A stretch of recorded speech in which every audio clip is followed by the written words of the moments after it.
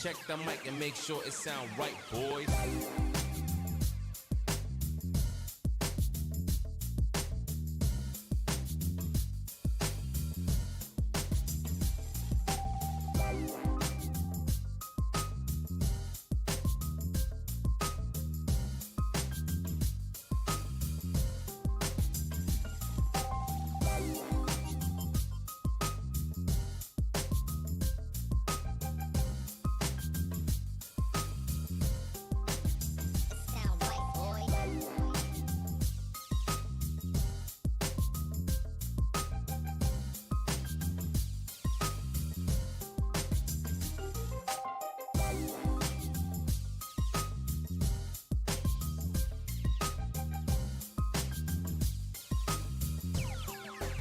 It sound right, boys.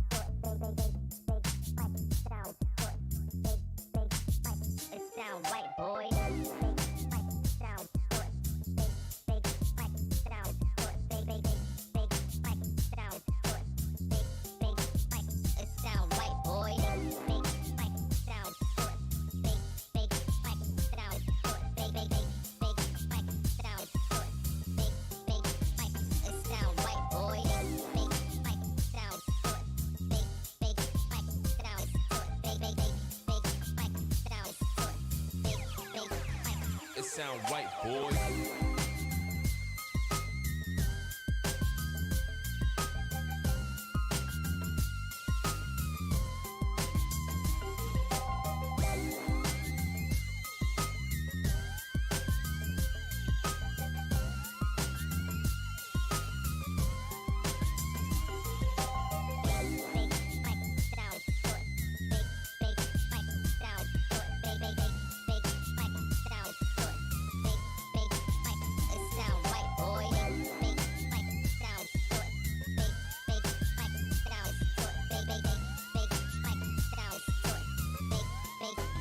It sound right, boy.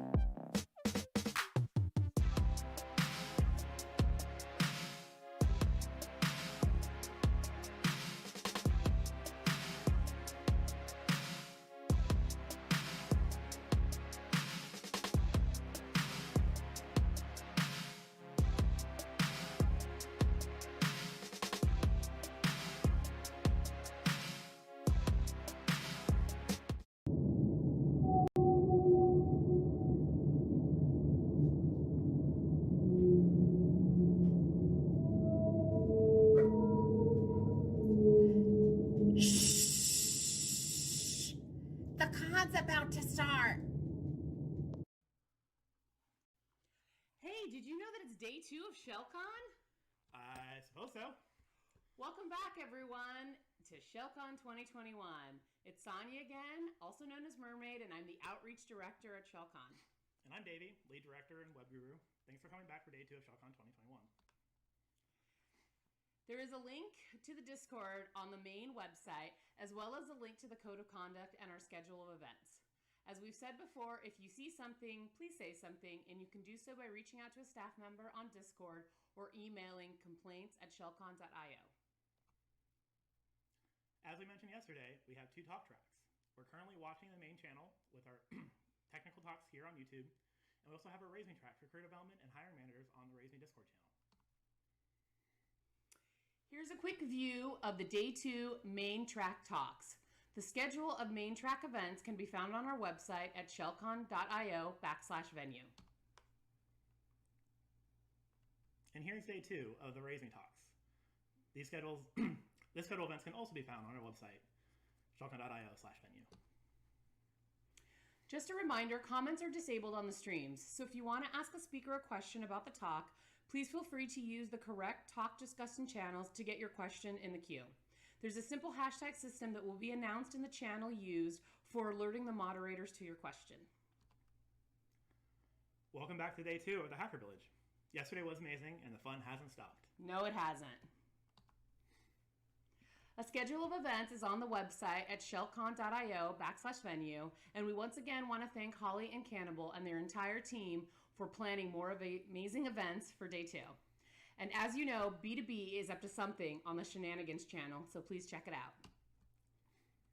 You can find more information on signing up in the CTF channels on Discord, and it's not too late to sign up. Teams are limited to a maximum of 5 people, and the prizes have been generously donated by Pentester Labs and No Search Press. Once we wrap up closing ceremonies at 4 p.m., ShellCon After Dark will begin at 7 p.m. PDT. We've got another amazing evening filled with DJs and a virtual bonfire. We hope that you can join. To find out more info about the DJs and for their play schedule, please visit shellcon.io/venue. Please note, you can also get a link to each DJ's SoundClouds on our website. We once again want to thank our gold sponsor, Teleport, our silver sponsor, Van Pelt Yee and James LLP, our pearl sponsors, SkySafe and B2B, our CTF sponsors, Pentester Labs and No Starch Press, our Saturday night bonfire stream sponsor, Escape, DJ Ice Train Normal for the intermission set, and BOD for the nighttime activities. And to all of our volunteers, we thank you again for always coming back to help out ShellCon. And don't forget that our old sponsor Teleport is running a raffle for a Sonos speaker. If you haven't signed up, don't miss out. On behalf of our entire team, thank you so much for returning to day 2 of ShellCon 2021. We really hope you've enjoyed the conference so far, and we can't wait to hear what you think about our day 2 events. From the entire ShellCon team, thank you. Let's go get some coffee. As your team and cloud infrastructure grow, it becomes difficult to manage access to so many virtual machines and cloud applications. You may need to run your applications on untrusted networks, on the edge, or even on IoT devices. Providing secure access to SSH nodes, Kubernetes clusters, and web applications means juggling multiple complex and proprietary tools that don't always play nicely together. It gets even more challenging if you consider a revolving door of engineers and contractors who need convenient and secure access. And as you grow, staying compliant with new and existing regulations can present its own set of problems. Sounds like you'll need to deploy an army of security engineers. Well, you don't have to. Already trusted by industry leaders, Teleport makes it easy to access your cloud infrastructure and applications, keeping track of your authorizations, and helping you ace your audit. Teleport makes it easy to give your engineers and users the right access for the right duration. Teleport authenticates through your identity provider, offering role-based access to your servers and applications that expires automatically. Teleport gives you activity logging, session recording, and role-based access control regardless of where your servers and applications are running. Plus, it's designed to be compliant with the toughest regulations.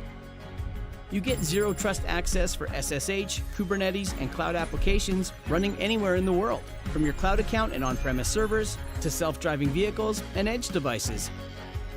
Find out how Teleport can secure your infrastructure, provide access to cloud applications, ensure visibility into user behavior, and cure your compliance headaches for good. Teleport is easy to install, and best of all, it's open source. Download it today. Teleport, zero trust security that doesn't get in the way.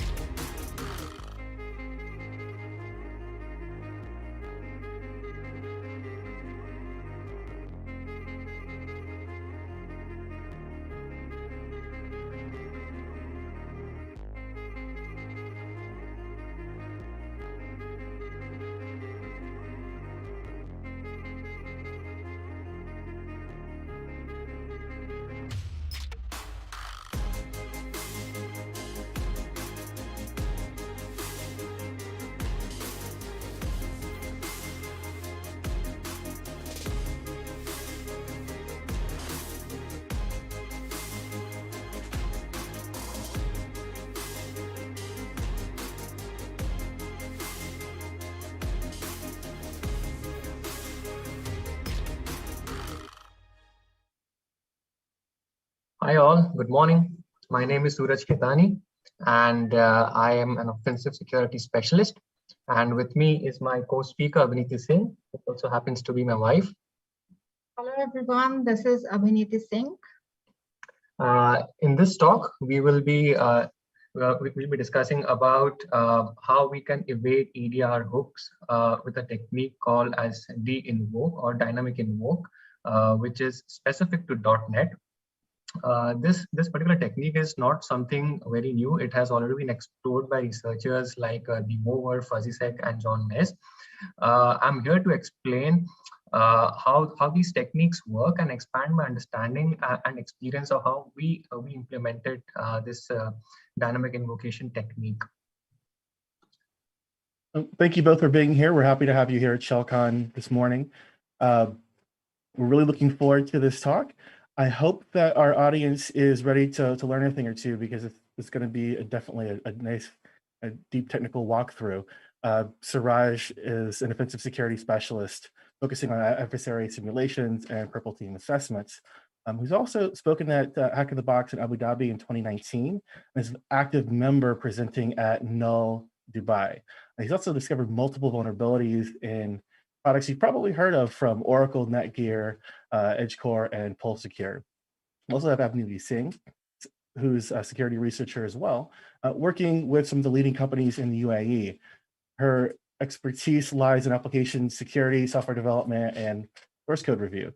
She's also been an acknowledged reporter of findings in Oracle, Microsoft, and Intel products, as well as Honeywell and the Netherlands CERT for vulnerability reporting. So we're happy to have you with us. We do hope that you stay with us here in the main channel. If you are looking for other things that ShellCon is has going on today, or long night with that ShellCon After Dark, the Lockpick Village will be open with talks shortly, as well as Raise Me.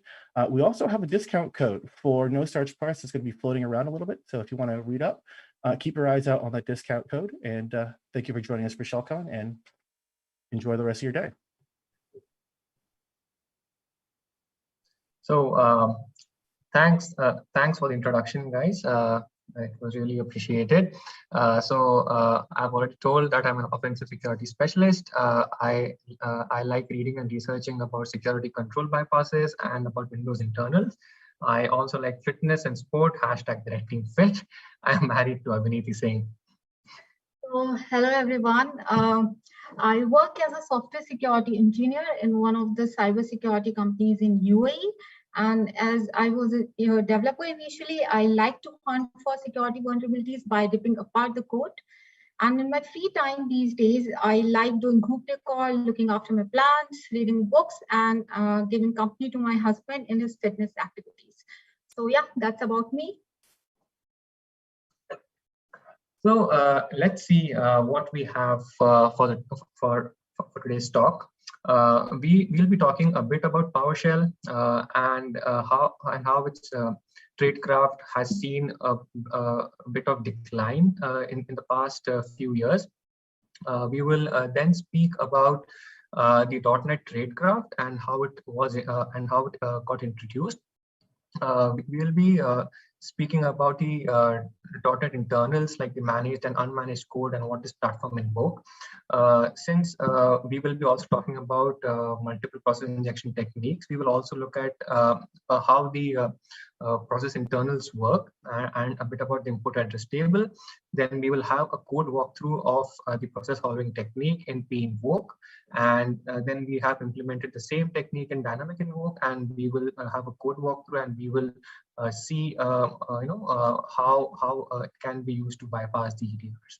And then towards the end, we will have something for the detections to help the blue teams, and how these techniques can be detected or prevented. So PowerShell has heavily been used by threat actors since its initial release. It is highly scriptable. It also leverages the .NET framework, and it is very extremely easy to use, which makes it very attractive for the attackers. It has brought with it a multitude of attack vectors. For example, if you see in the red section below, it is the IEX commandlet, which can be used to remotely run scripts, PowerShell scripts, and it can be used to gain foothold or run your tools as well. With it also came the PowerSploit framework, which helped attackers to use them in multiple phases of their red team assessments or pen tests. But as you see in the blue section, the defenders had access to multiple features which PowerShell introduced, which is the script logging, module logging, transcript logging, and so on, as well as AMSI. That helped them gain visibility on the PowerShell scripts that are being run. The attackers then moved to try to use the unmanaged PowerShell, which is the system automation DLL. They tried to invoke the PowerShell from this DLL, and even due to the enhanced logging which was then implemented, the even these techniques, the unmanaged PowerShell was also being detected, and hence the attacker started taking one level deep into .NET, and they started exploring .NET and used many Win32 APIs which are available in .NET to do their post exploitation or initial access activities. In the later part of our presentation, we will be talking about these terms managed and unmanaged code a lot. So let's see, what do we mean by these terms? So basically, the managed code is a code which is managed, controlled, and executed by the common language runtime in .NET. And it's basically written in high-level languages like C# or VB script, which is supported by .NET. Now this managed code is controlled by CLR. So the CLR also takes care of things like automatic memory management using garbage collector, exception handling, code access security. Whereas in case of unmanaged code, it's not managed by CLR. So it directly gets executed by the operating system. It's written in low-level languages like C, C++. So as you can see here on the slide, at the left-hand side, we have our managed code written in C#, which gets compiled by the compiler, gets converted into the intermediate language code, and then finally gets executed by the CLR. And at the right-hand side, we have our unmanaged code, which is written in low-level languages. Now, the example of this managed code could be any Windows libraries like kernel 32 DLL. Now, consider a scenario wherein malware wants to perform some in-memory operations by calling some kernel 32 DLL APIs like virtual alloc or read process memory. Now, these APIs are basically written in low-level languages. So the signature of these APIs would be different than the signature in C#. So if we want to call these unmanaged powerful Windows APIs from our C# code, we will have to take care of things like data type conversion. And this is taken care by a technique in .NET called marshalling. So when we call these unmanaged Windows APIs, the Windows loader creates a table which is called import address table. So let's first see what is an import address table and how does it look like. So whenever we load any executable, first the Windows loader loads all the DLLs required by that executable, and then it also lists all the functions or the APIs required by these DLLs. Now the addresses of these functions or the APIs are not static, which means it keeps changing. So there should be a way to call these functions or the APIs. And this is achieved through import address table. So basically, import address table is a memory region which stores the function pointers to these functions or APIs, and this table is basically filled in by the Windows loader when these DLLs are loaded. And then these function pointers can be used to directly jump to these functions or the APIs. So as you can see here on the screen, we have the import address table created for our executable. So these here you can see we have the kernel 32 DLL loaded in our executable. Then we have these functions and the APIs required by kernel 32 DLL. And then these addresses are basically the function pointers, which points to the address of these functions and the APIs. So this is about import address table. Now, at the later part of this talk, we will be talking about a lot of different techniques of process injection. And to get a better understanding of these techniques, we just wanted to first cover some basics of how a process life cycle looks like and how a process transits from one state to another. So a process starts from a new state wherein it's just been created but hasn't yet been submitted to the pool of executable processes. And then it gets admitted to the ready state where it's all prepared and waiting to be executed. Post that, it gets dispatched to the running state where it finally gets executed by the processor. Now, during this running state, if a process is waiting for some event to occur, for example, some input-output operation, it will go to a block state wherein it'll wait for that event to be completed. And when the event is completed, it'll go back to the ready state. So during this block state, the OS might also suspend some of the processes and send these processes to the secondary memory, which is disk. And there could be multiple reasons for the suspension. So for example, the OS wants to release some main memory so that it can call other processes which are waiting to be executed, or the OS might suspend some of the background processes or utility processes or some processes which are creating some issues. Now, these processes can also be suspended by a user explicitly to perform some debugging operations or operations like process injection that we will be covering next. And from the suspended state, the process resumes back to the ready state.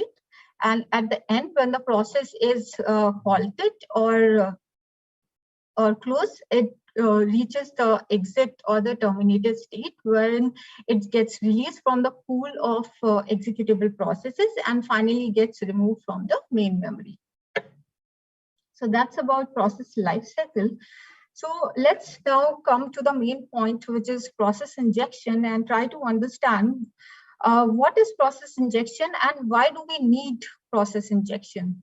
So as most of you might be aware of that there are multiple ways of getting the initial foothold on a system. For example, it could be either by injecting your malicious shellcode in applications like Word or Excel. However, if we are not injecting our shellcode in the longer running processes like Explorer.exe or svhost.exe, we might lose our foothold in case these applications are closed. Also, in modern in mature organizations, these system processes are also configured to be highly monitored by the security controls like EDRs or AVs installed on the machine. So as soon as a child process creation happens, or if these system processes are trying to communicate over the network, these network communications can also be flagged by these security controls as suspicious. So the process injection helps us to inject our shellcode into the context of a legitimate system process, as well as it provides us enough persistence on the system until the machine is finally turned off or the process is killed. So as you can see here on the screen, there are different techniques of doing process injection, and to perform the operations for process injection, there are different Windows unmanaged API that we can use in our program. So next is the technique that we will be diving deep into is process following, which is one of the process injection technique. So the process following is a technique wherein we first unmap or release the memory of the legitimate code in a target process, and then we write that released memory space with our shellcode. Now, to perform process following, a malware will have to call multiple Windows unmanaged API, which are listed here. So I'll just quickly cover these APIs. So the malware starts with creating a process by calling create process API and passing the create suspended flag to create the process in a suspended mode. Next, it calls either of these two APIs, ZW unmap view of section or NT unmap view of section APIs to unmap or release the memory of the legitimate code. Next, it calls the virtual alloc X API to allocate the new memory for our malicious payload. And after that, it calls the write process memory API to write the shellcode into the targeted process. And then it calls the set thread context API to point to the entry point of the injected shellcode we just injected in the targeted process. And finally, it calls the resume thread API to take the process out of the suspended state. So whenever the process resumes the execution, it will execute our injected shellcode. So we just talk about what is process following. Now let's see how we can actually implement process following in our code. So as we also spoke about that these unmanaged Windows APIs have a different signature or data types as compared to the C# code. Now, if we want to call these unmanaged API from the C# code, there is a .NET feature called Platform Invoke or P-Invoke, which basically provides the ability to call these external DLLs using the DLL import attribute, and then we can reference to these external functions inside these DLLs.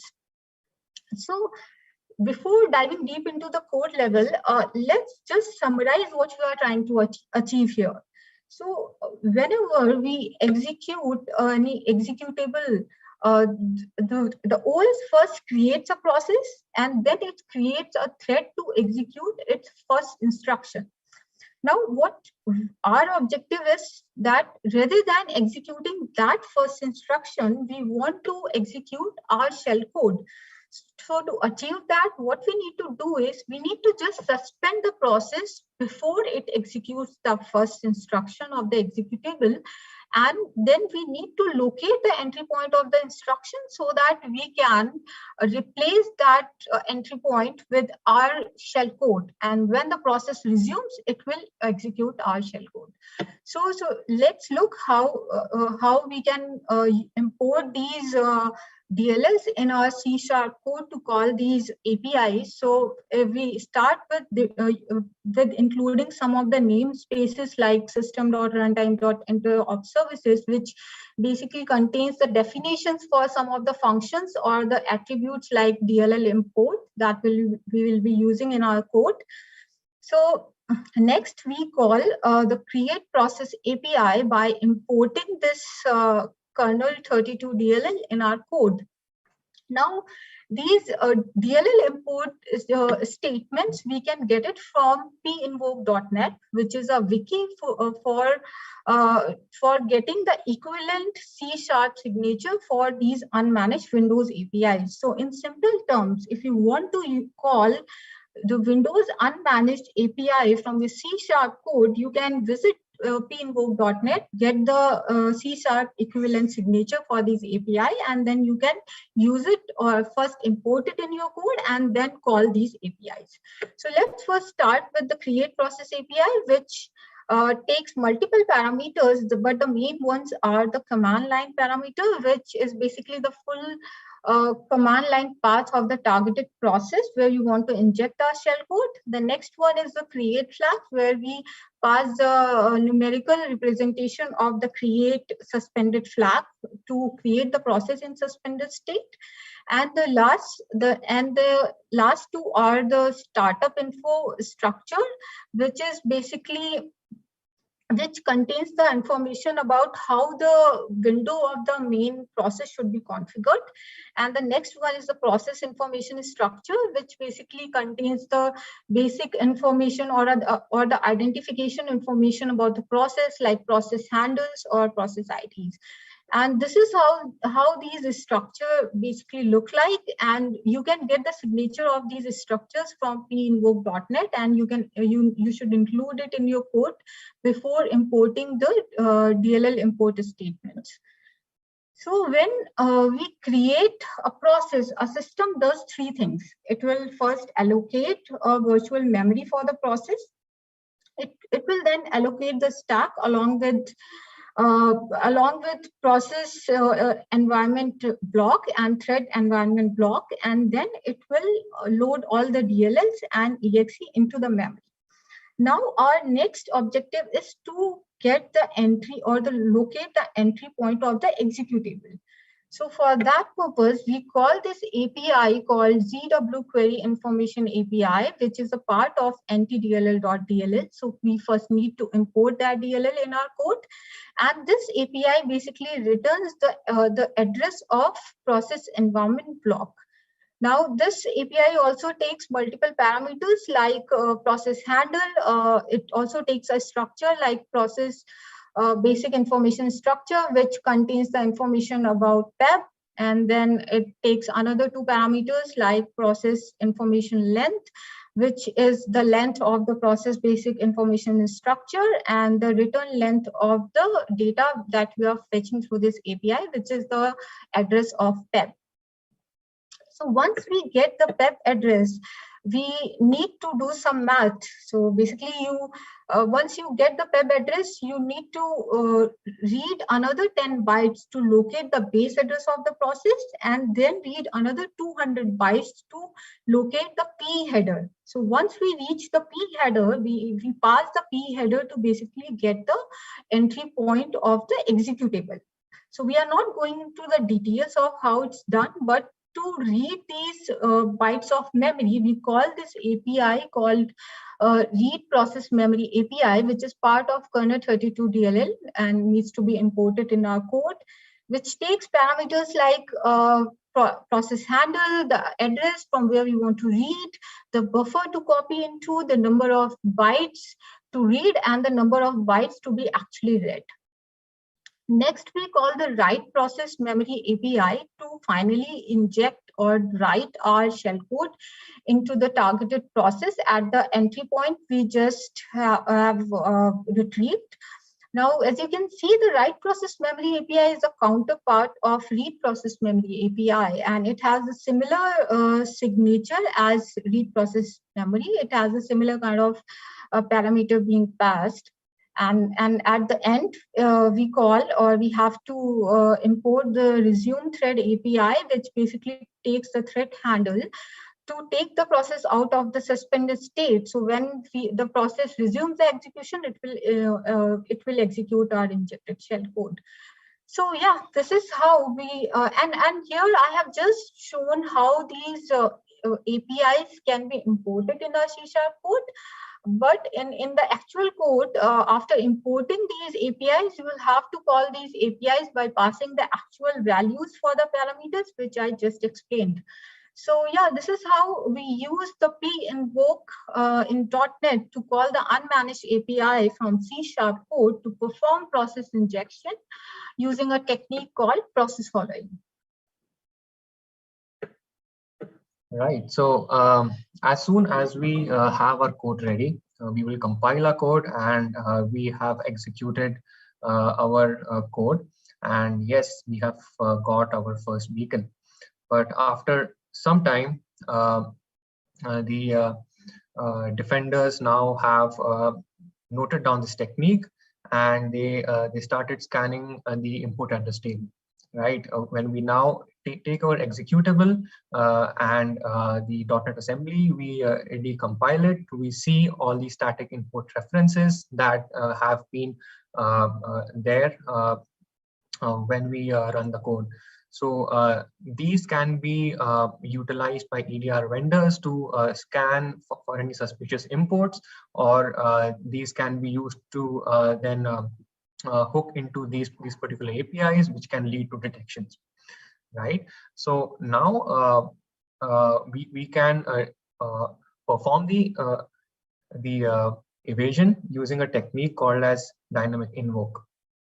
So with the help of dynamic invoke, we will ensure that we don't have any static references to any DLL imports in our input address table, and hence we will not be subject to any IIT-based hooking as well as any inline hooking. So what exactly entails the dynamic invoke? So it allows us to reflectively load the Win32 APIs without the use of these DLL imports that we have seen in the previous code. And how do we do it? It is with the help of the delegate API, as well as a method called as a get delegate for function pointer.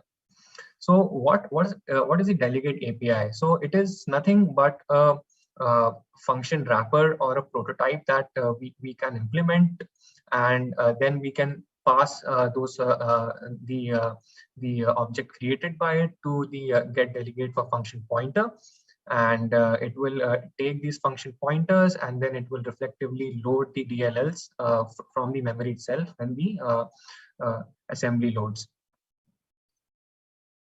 So I will just be showing this code section to you. Here we are basically defining how the delegate is created for the create process API. So it is only a look alike or a function prototype. It is not the real create process. We have just named it create process for sanity and for better understanding. So we have defined all the data types that the create process and the read process API calls would take. And then we have created an object for the delegate, and we have used the get delegate for function pointer that accepts the function pointer with the managed code which we have written, which is the get library address, and the type as well, and its type, right? So how does the get library address reflectively load the DLL and the Windows API? So it takes two parameters with it, which is the kernel32.dll. The kernel32.dll helps to dynamically find the base address of the DLL that we're looking at, right? And then after that, we pass the base address to one more function that that is implemented, which is the get export address. And with the help of get export address, it does some good magic with mathematics, and passes this DLL to get the function pointers of the required Windows API calls that we want to call in our program. This is a short code that what I've explained. This code is taken from the deinvoke subset from Sharpsploit.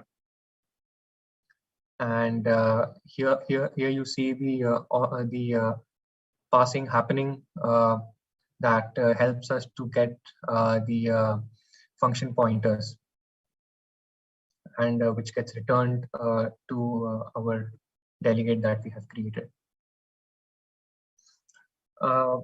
We can now easily use these delegates that we have created as though we are calling our Win32 APIs that we normally do. As you see, it takes down the parameters as the create process API would take in.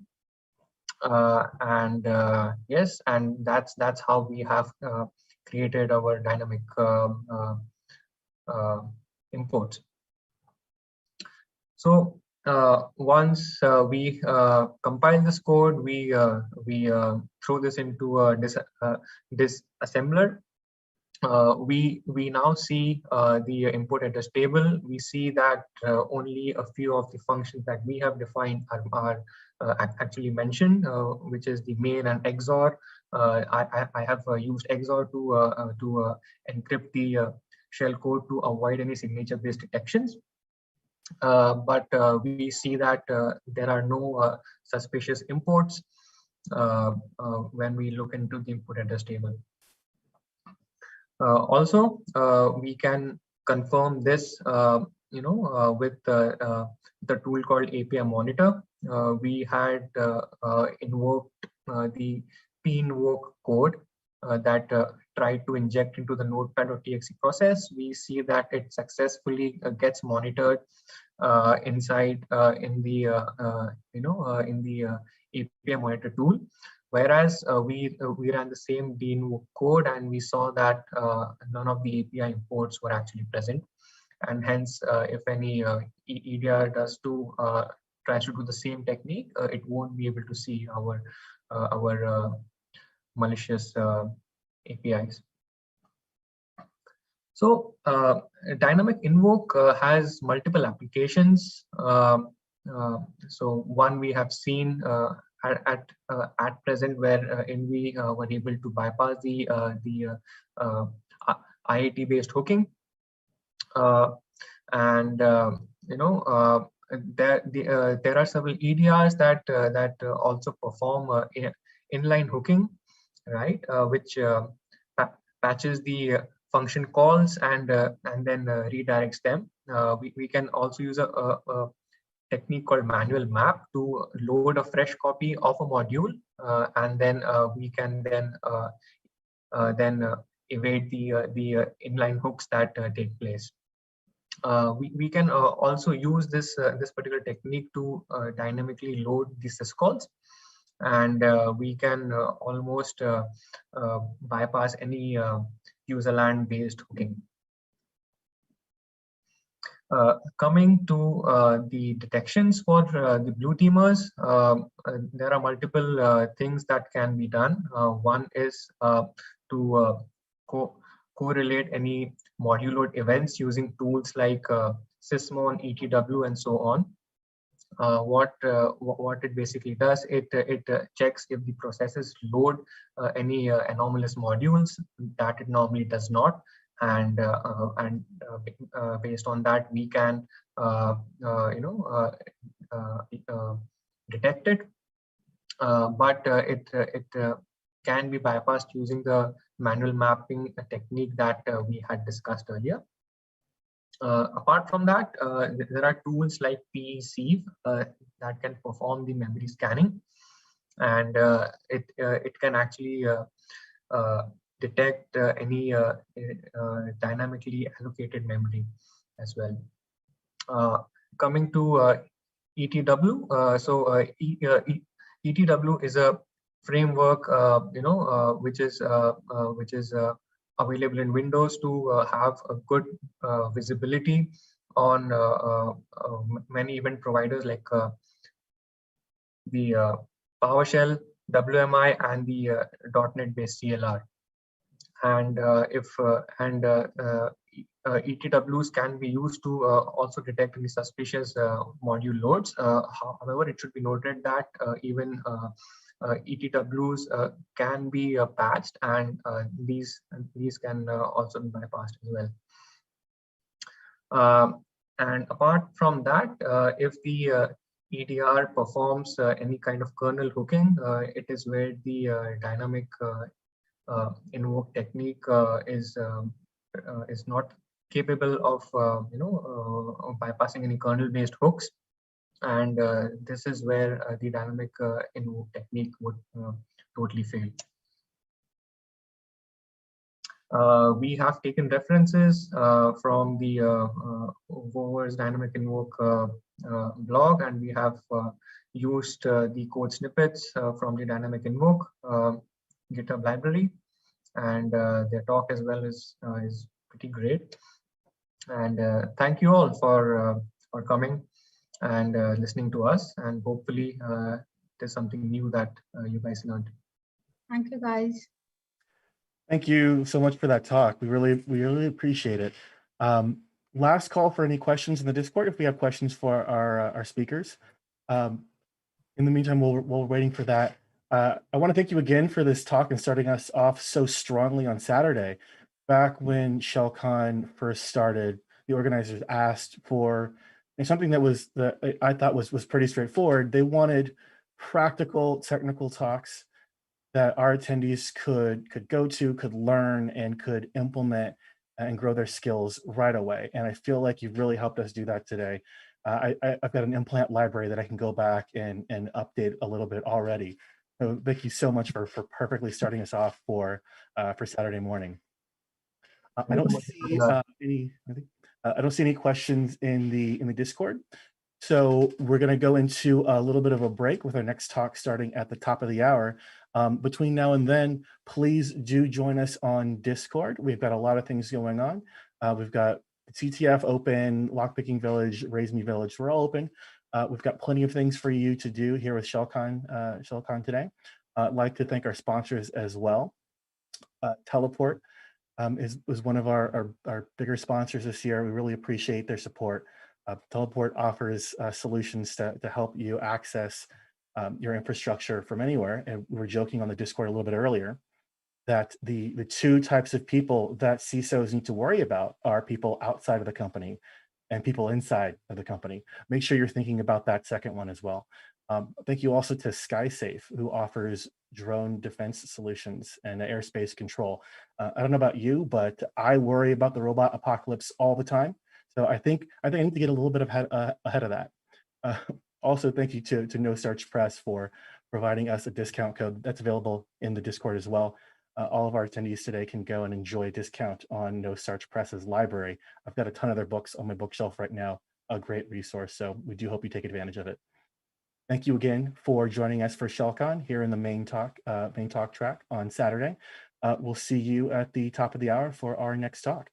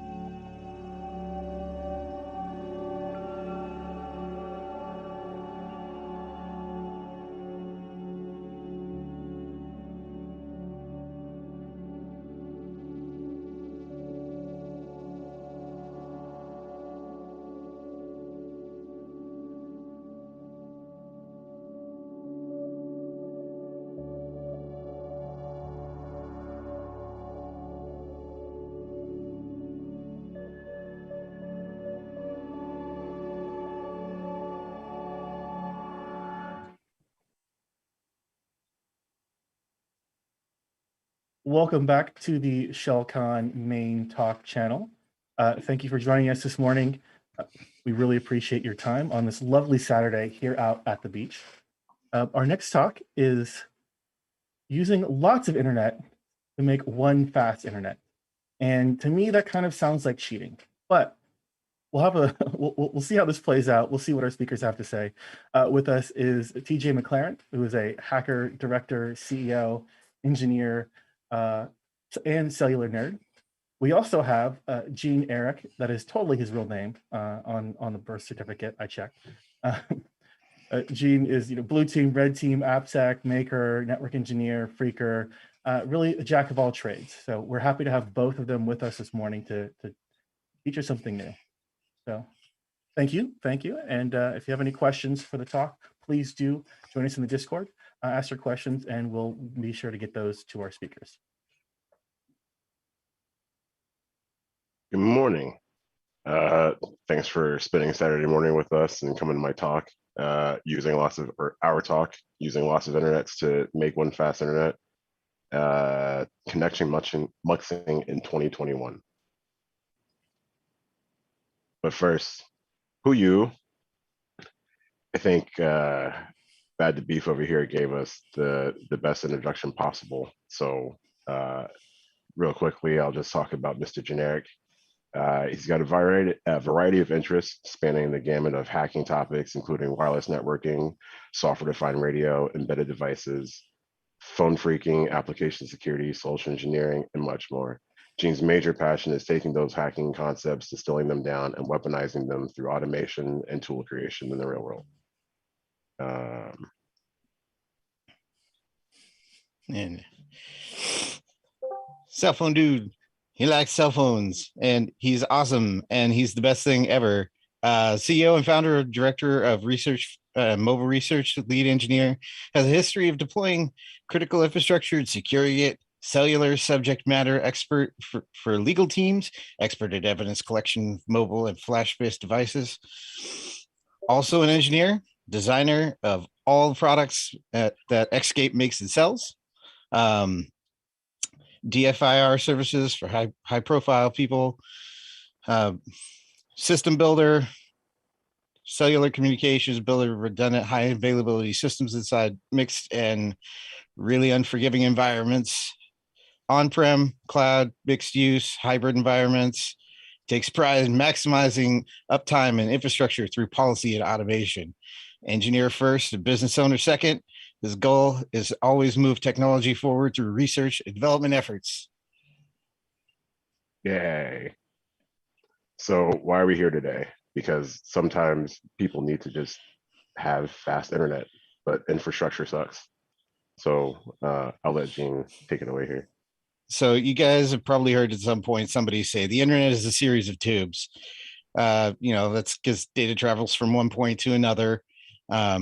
Over a connection, kind of like a pipe, water's running through. If the pipe gets clogged or the pipe breaks or something, then the data doesn't get where it's supposed to go. You can resend the data, but sometimes, that is not an option, or it's at a great cost, or the data gets invalidated due to whatever the protocol is that you're trying to transmit over the wire or over the air. It's certainly going to make the connection suck when you have to do that. So if you're in a rural area, you're running off mobile networks, or you're not in a place where great infrastructure exists, you're going to have even a harder time with that stuff. Long links and high and variable latency and lost packets and stuff make the internet really hard to use in those kinds of environments. So, okay, well, what do? Do you just live with the problem? Is there a way you can fix it? Can you work around it? What do you do when you just have shitty uplinks and the infrastructure for a decent network doesn't exist? So if you could clicky. Nope, not that one. Oh, sorry, animation. Yes, somewhere on the screen. Ooh, look, animation. Ooh, so pretty. Enter MPTCP. So MPTCP is basically a way to take a whole shit ton of network connections and make them look like one. Multipath TCP, example of using multiple internets for one application or service. Okay, so why would you want to do that? Well, so the ability to use multiple connections at once sounds cool, except that there are a lot of technological problems actually making that work. If you got two mobile links, it's going to look like you're coming from two different places. So you can't, in a network sense, maintain one communication session across both of them unless you're using something like MPTCP. And that kind of solves this problem for you. It's now a tool that's built into the modern Linux kernel. It does some interesting stuff to tag bits and bobs of the connection so that they can go across the wire with some resilience and be able to kind of spread its spectrum across more than one link. And then in an intelligent way, manage when individual pieces of that link fail. So when you can't get more than one pipe, this whole MPTCP thing just falls back to being a normal TCP over IP connection.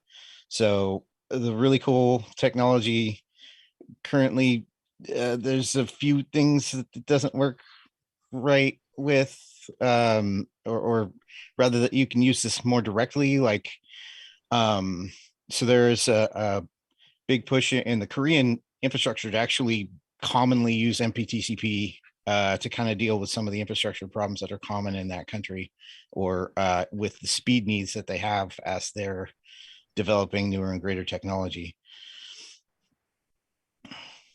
So when we use MPTCP, we get to use both the Wi-Fi and the LTE and Ethernet or fiber and whatever else we can get our hands on all at the same time. All looks like one connection. So what you get out of the other end totally depends upon what you put in, but generally speaking, it just makes a really shitty connection look awesome. And you know, we've been able to prove that a few times through actual applications of this in interesting fields. And I'm sure Cell Phone Dude will tell you about that a little bit later. So why do you actually want to use it for like real enterprise type stuff? You get the failover, you get redundancy, you get to make sure that stuff actually keeps working with consistency. And as I mentioned, it is built into the Linux kernel so that you can take a couple of crappy connections and just make one that's really solid. And you know, the internet is no longer a series of tubes. It is now actually a dump truck. So yeah, enjoy those fast pipes where fast pipes don't exist.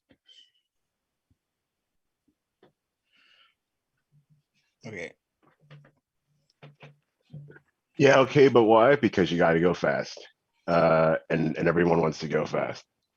So the main reason that multipath TCP is cool is you can use multiple links, but the limitation is the requirement that on the other end, something also has to be running the multipath TCP kernel, whether for web browser applications or mail, VPN, you name it. It has to be configured on both ends. So people ask me all the time, like, how can you take multiple connections and add them together and really effectively add them instead of, you know, traditional bonding, which usually limits you to the fastest link that you have available to you. So with a project that we found scoping around the internet, it's called OpenMPTCP router. And so with that, you can use OpenMPTCP, a lot of acronyms and a lot of letters, it's really annoying. OpenMPTCP as a router, and for web application and web services that don't support MPTCP on their side, where traditionally the protocol fails back to traditional TCP and uses one link, to establish a connection. With Open MPTCP router, we have the router that's set up with Open MPTCP in the kernel, using all the available connections in the router, and then a VPS in the cloud with the kernel modules enabled to also do Open MPTCP. With that, we've got VPN links going back and forth across, all three connections. So in our example here, we've got Google Fiber, Spectrum for, Spectrum Home Internet, and then a last link for LTE. This example, is the point here is that in most situations, again, in traditional network bonding, the throughput is based on the fastest link in the bond. Because MPTCP at the kernel level treats the entire interface stack as a TCP connection, then delegating the responsibility of packet transmission down to each individual interface. Each interface is then scheduling packets in sequence to effectively balance the load by MPTCP because of each interface is operating at full speed. So in the next slide, I'll kind of sort of go over how we add all these internet connections together like Voltron and make them one, right? How does it move traffic? So in order to be fast, you have to actually go fast. So what Open MPTCP router does, instead of doing retransmission on every link for every packet, it splits the load up deterministically across your connections. And so it sends packet A, B, C, D, E, F, G down the wire at the same time, versus a traditional bond where it'll send packet A over both links, then packet B over both links, then packet C over both links. On the other end, the MPTCP router kernel, with the information that's tagged for the sequence on all the packets that get sent out, even if it receives stuff sort of out of order, it'll put everything back in order on the other side. So on the other side, you get packets in order that you would expect, and then out to the internet. And so by splitting the traffic across all these interfaces evenly, you're able to move more packets at the same time, which also means that there's no single route that has all the packets from any session. So this being a security conference, tying this all into security, the interesting part of Open MPTCP as a router means that, let's say you're in a situation where you're behind, let's say, the Great Wall of China, and you only have, indiscriminate access out to the internet. If you can find a good VPS that you have access to from there, you can actually build yourself a free and open internet connection that skips the Great Wall of China. And that's sort of why this project even exists, to kind of mitigate that. With a VPN connection out, you get to the endpoints of the VPS without dealing with any of the IDS mitigation that happens inside the Great Wall, which then allows people over there to do stuff like access the internet freely without having to deal with all the state-run, firewalls and stuff like that. The other advantage is speed. So we were talking earlier about rural communities. A lot of times what happens is that their infrastructure suffers from having stuff like high-speed fiber. A lot of those places are still on Ethernet over copper and are still muxing connections themselves just to provide high-speed internet to their local constituents. And so with something like this, everyone can kind of sort of take high-speed internet into their own hands. So if you have access to multiple connections, whether that's multiple telephone lines for multiplexing DSL, or you have multiple Ethernet connections, or you have multiple cellular connections, you're able to add all those connections together and make one huge fast pipe. And so how does it actually work? What's the big sauce? The TLDR from this talk is that you'll see a lot of products on the internet that do high-speed bonding, and bonding in a traditional sense is just that, it's bonding. Bonding and load balancing are not muxing, and so this protocol allows us the ability to implement a router implementation that skips the necessity for people who run websites, people who run infrastructure, to deploy multipath TCP and get it working inside their infrastructure, so that newer devices that are coming out that have it enabled by default have access to and can utilize that as a pathway to utilizing services. So now every device behind our client network on our multipath TCP router has access to that multipath TCP speed. And that's sort of our talk. Got to go fast. Special shout outs to the multipath TCP guys and the open MPTCP router guys. Both of those projects basically led us to being able to build stuff, and so it's been a fun kind of path. We do appreciate you going fast. Next time we may give you a smaller talk slot, but that's okay. We do have some questions from our audience over in Discord. So Jared asks, if we're hosting a TCP service publicly, is there any reason that you might want to not enable MP TCP, and what's involved in doing so?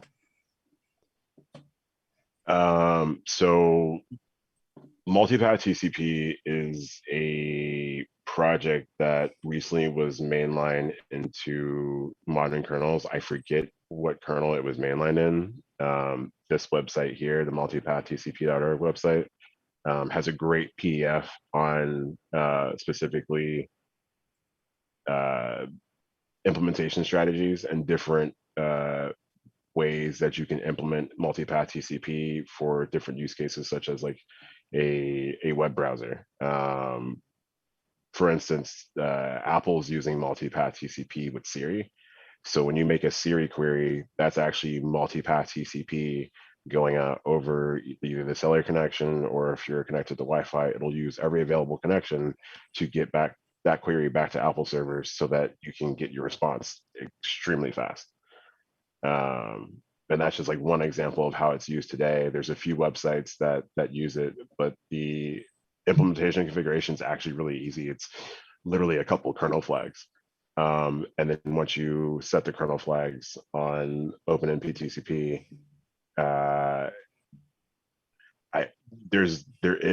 there's a bunch of configs for it, and so I won't say that it's easy, but it's not terribly difficult to implement if you follow the implementation strategy guide on the multipath-tcp.org website. So what are the implications on application latency over multipath TCP? So that's one of the reasons why I really like it. So the latency is subject to all your individual links. And so what happens is the packet scheduler basically deterministically, the multipath kernel on both sides deterministically uses the weight of or rather the statistics of the connection to determine which path it's going to order packets in. So on its own, it'll figure out what's the least latent path to get to the other destination and use that as a route, but constantly it evaluates this. So as the quality of the links change, it also will change the route metric on paths as traffic is tagged to go out. And then what happens on the other end, you still have things that you expect for resiliency in TCP. So like packet retransmission is still there. It works pretty much the exact same way, with the exception of like I said, instead of sending each packet more than once across multiple links, it sends each packet one time. If the other side doesn't respond that it got it, it will tell the kernel on the other side, hey, I never got this packet, so I need you to retransmit it over a different link. And in that instant, we'll decide whether or not that link is broken or not, and then decide to repath over the available links that's there to deliver traffic to both ends. We have one additional question here as well. Apparently a sea otter found us on the beach, came right out of the surf, and asked us, where did you get these sick animations for your slides? That was Mr. Generic. I don't know. They just appeared one day in the slide deck, and I was like, those are dope.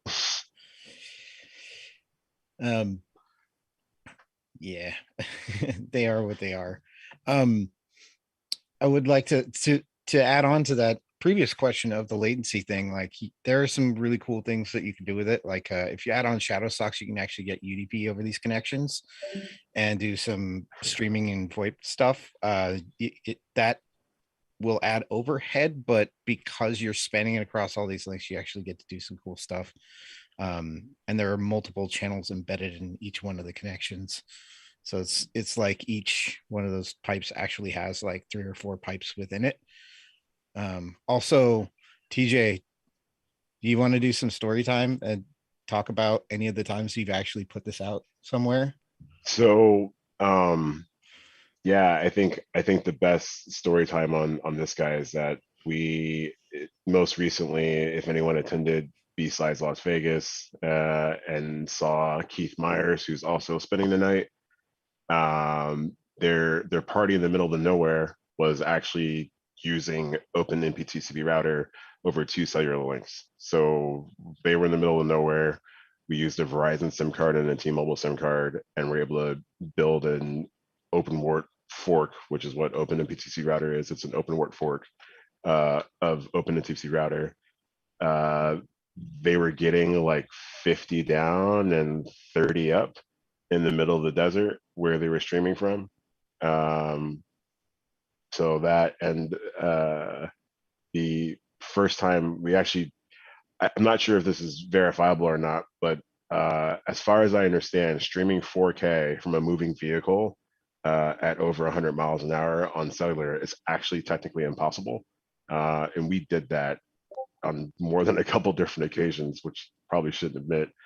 But doing so using multipath TCP, we were able to use the combination of that plus LTE carrier aggregation to maintain a connection while we were bouncing through towers, moving down an undisclosed road while we were testing 4K streaming. And I'm pretty sure we're the only ones that can stream 4K footage over LTE, especially at speed.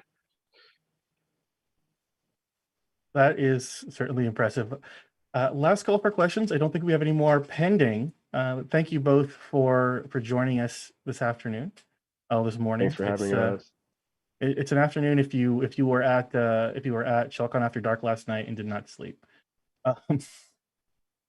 For all of you out there joining us on the stream, we'll have our next talk here on the main channel at 12 o'clock. In the meantime, please, what do they call it? The doobly-doo down here? Yeah, right down there. Please do find additional information about our venue, our sponsors, and our schedule. We'll be in Discord until 12 o'clock. We currently have the Lockpicking Village up, the Raise Me Village, as well as the CTF. It's still running. You have a chance to continue to play the CTF for the next several hours. So thank you all for joining us, and we'll see you 12 o'clock. Thanks for having us. Yep, thank you.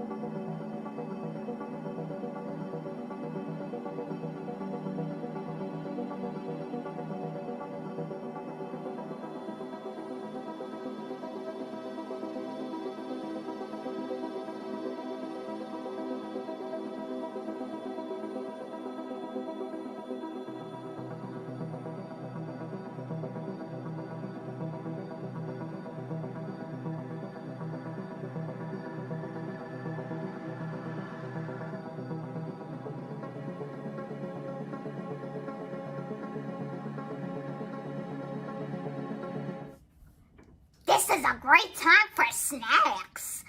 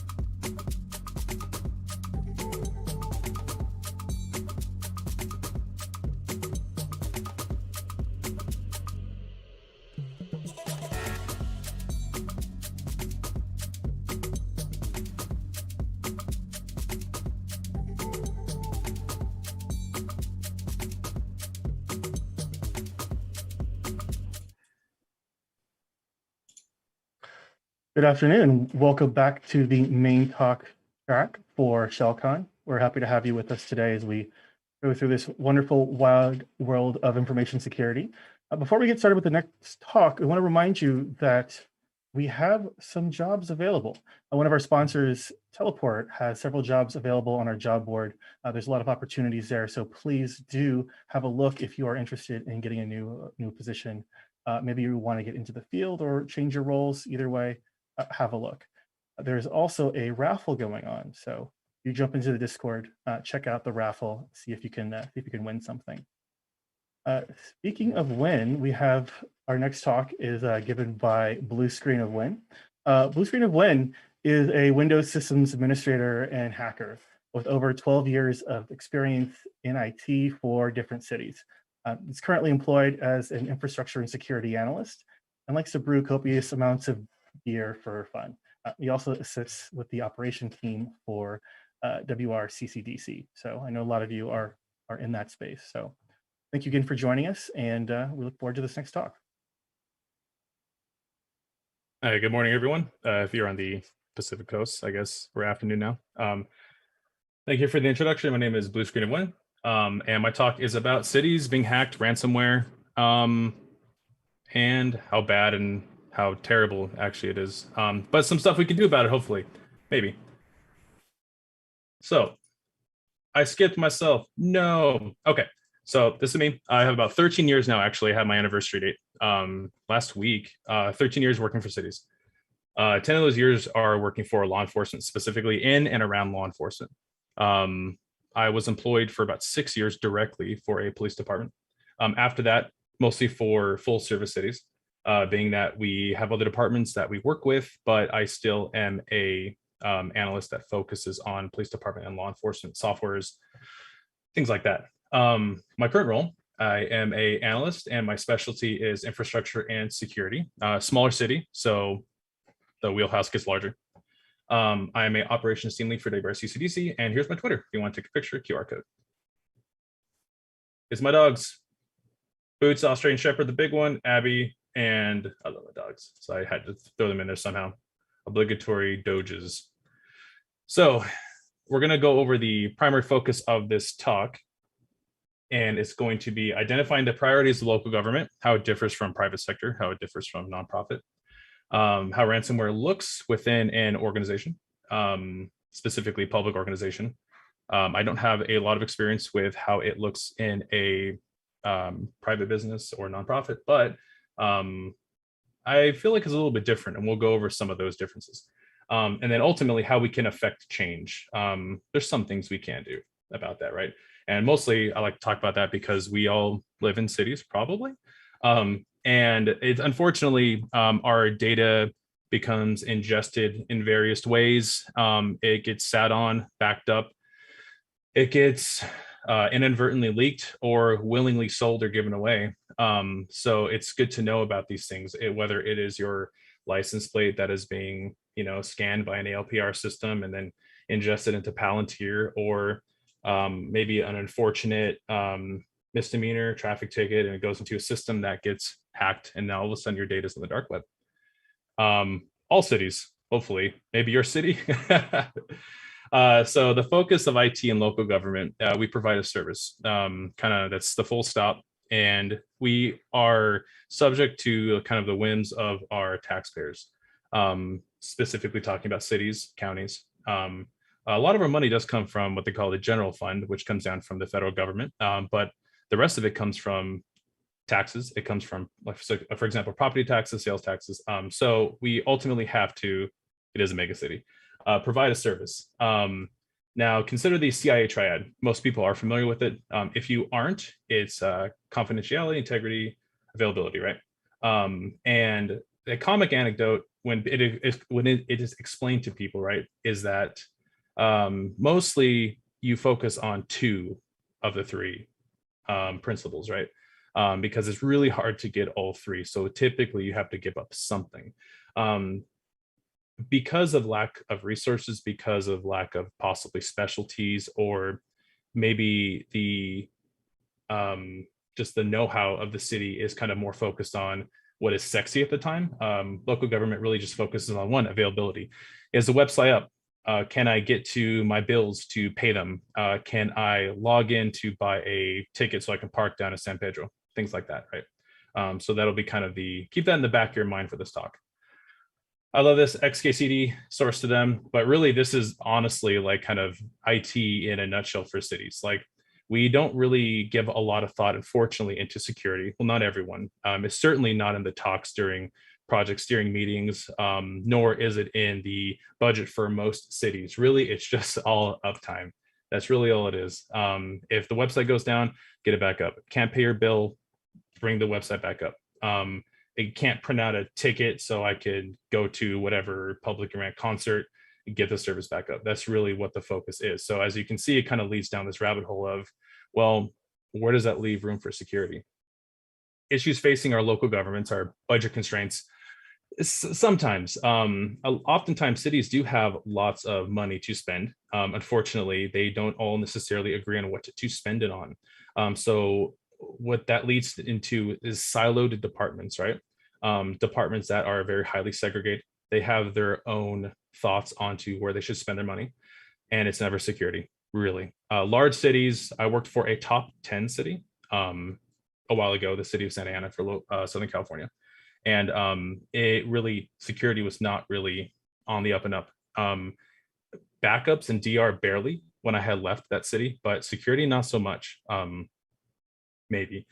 And honestly, we are an attractive hacking target. Due to those above issues, we are kind of low-hanging fruit. We have oftentimes sysadmins aren't even familiar with really simple services like Shodan, things to kind of understand what the threat landscape of your organization looks like. What does my city or my local government or county look like to the public? And it really leads to this interesting situation where they'll have a web server that they forgot to spin down, but the NAT's still up, so you can get to it. That might be an old IIS server, and that might become a point of attack that leads to a ransom event or some type of maybe operational technology event where they'll take down, like for example, the Colonial Pipeline, things like that. So this one I really like. So I'll get into some ransom attacks in a few minutes here, but city responses to cyber attacks. This is my favorite, right? Okay, so how in a city do we detect or how we respond to cyber attacks? Do we have complex SIMs that look at logs and, through queries will alert us if it detects any type of anomalies, right? No. Maybe in larger cities, but even then, no. Tied ingress egress controls, where any type of change in network traffic or behavior lends us to think, oh, there's something going on here. Quick, we have to call the whole team in, throw them up on the big monitor. We're going to minority report this. No. Typically, when things change from the norm is when we are alerted to some type of security event, unfortunately, right? So I know we're not in person, but if you can guess, this is a fun one. But this is an example of how people get alerted to cyber attacks. So this is an example of, I don't know if anyone notices, but these file names are way too long. I got called in to a potential ransom event where, because they couldn't open these files and rename them, that was it. They sounded the horn. We need to get together. We need to figure out what this ransomware is, how we can stop it. What does it look like? The behavior, this and that. And ended up just being the file names are too long. So we oftentimes are kind of very simple in that regard. For the particular city I work for, we do have some pretty decent software, some pretty decent people working around the clock to kind of make sure people are secure. But this is kind of pretty normal for the city. They see a very minor change in the day-to-day life, and sometimes it's too late. So we'll talk about a first ransomware attack, codenamed Snallygaster. This was a ransomware event that I helped remediate back in like between 2016 and 2018. This happened to a local police department that is to Southern California. And it took down the entire police department. It took down their CAD RMS system, which is how police officers are dispatched and how records are put into their computer. It took down the operations center, where people can, pay their bills, this is that. So the point of origin for this ransomware attack ended up being an email from the Cal OES, which is the California Emergency Operations Center. And what they do is they work with police departments to kind of provide funding for them to upgrade their dispatch centers and stuff. But the attribution, it looked like it was likely Russian in origin, and the demand was 4 Bitcoins at the time, about like $100,000, something like that.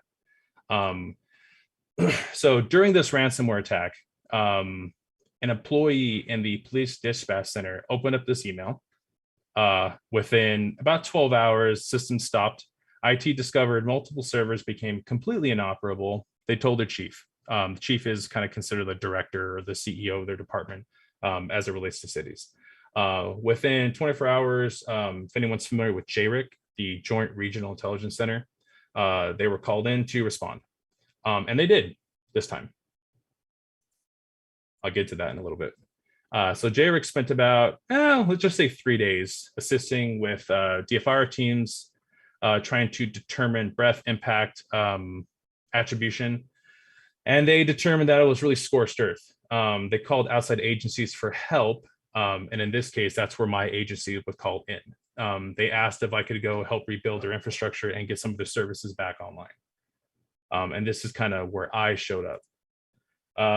So everything was not fine. When I showed up to this particular police department, everything was stopped. They had no access to their evidence system. They had no access to their CAD RMS system. They could not dispatch officers. Officers cannot log into their cars. It was full stop. They went back to pen and paper reports. They went back to dispatching off of radio with no computers whatsoever. Everything was encrypted and turned off.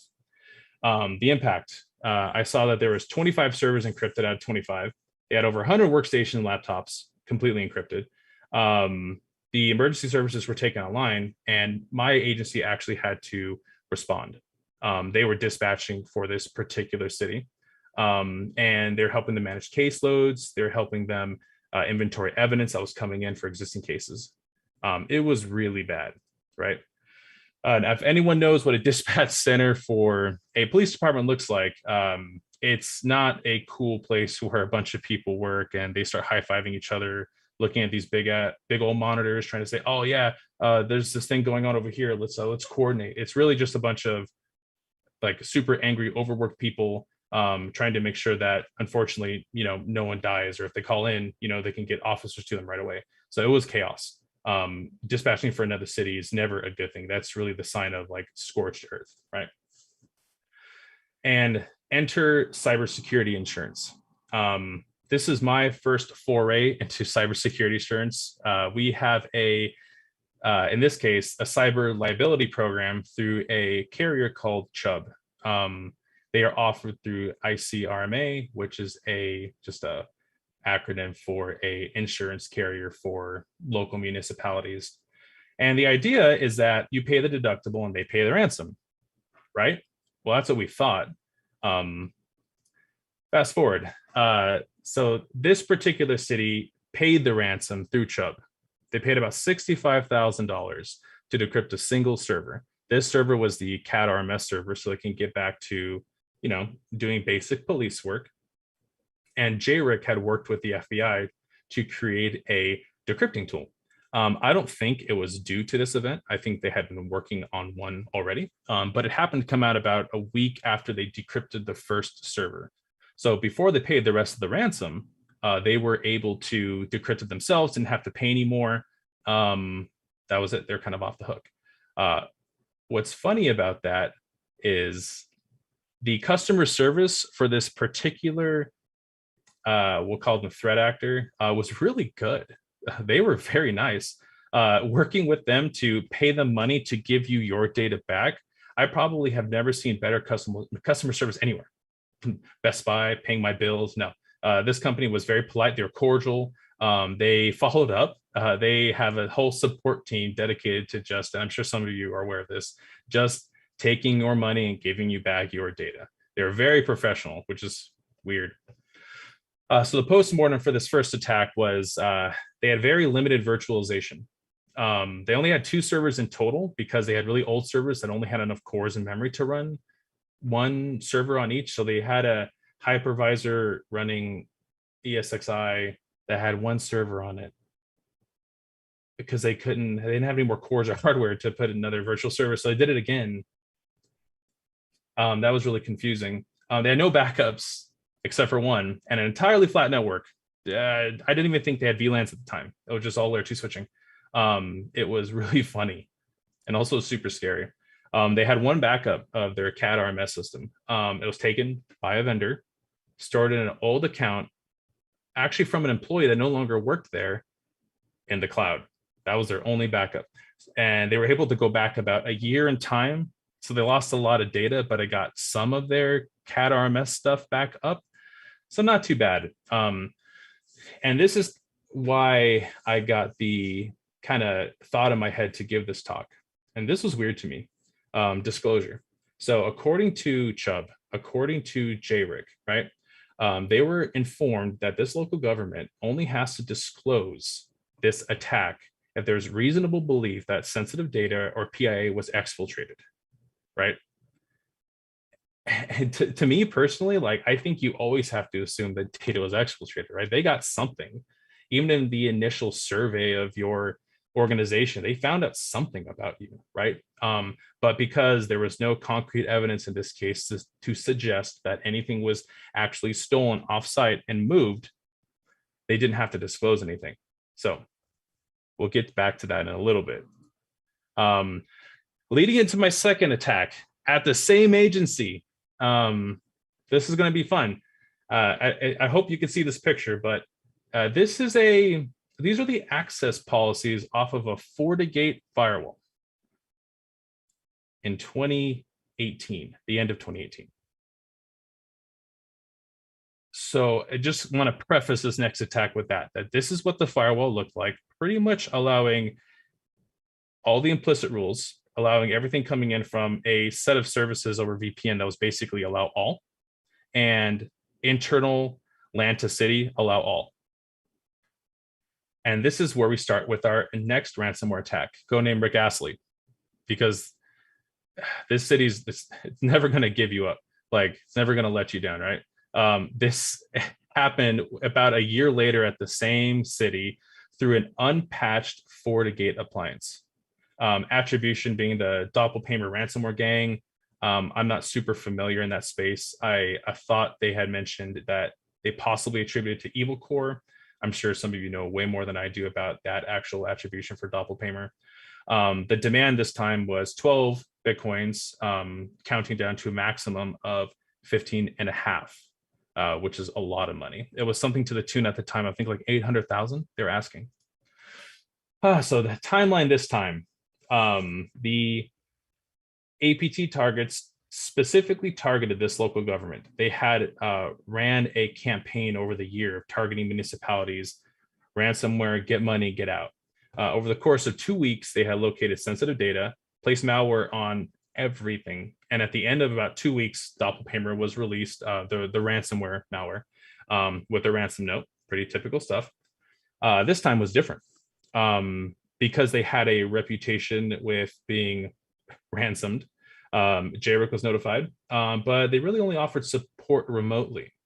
What the chief decided to do was they contacted a third-party security company. They performed a root cause analysis, survey damage, and they had a little bit of another agenda that I'll talk about. This third-party agency, they also assisted with making sure other cities could help this police department perform their policing duties once more. It was a mess. So the pre-mortem to this was when I had returned to this same city. It was still a flat network. All they did was they moved everything to a VLAN. Okay, they moved everything to this VLAN. Everything was the same VLAN. All they did was make another flat network. Like, I was like, are you kidding me? You just did it again. They're like, well, we purchased all the Cisco equipment.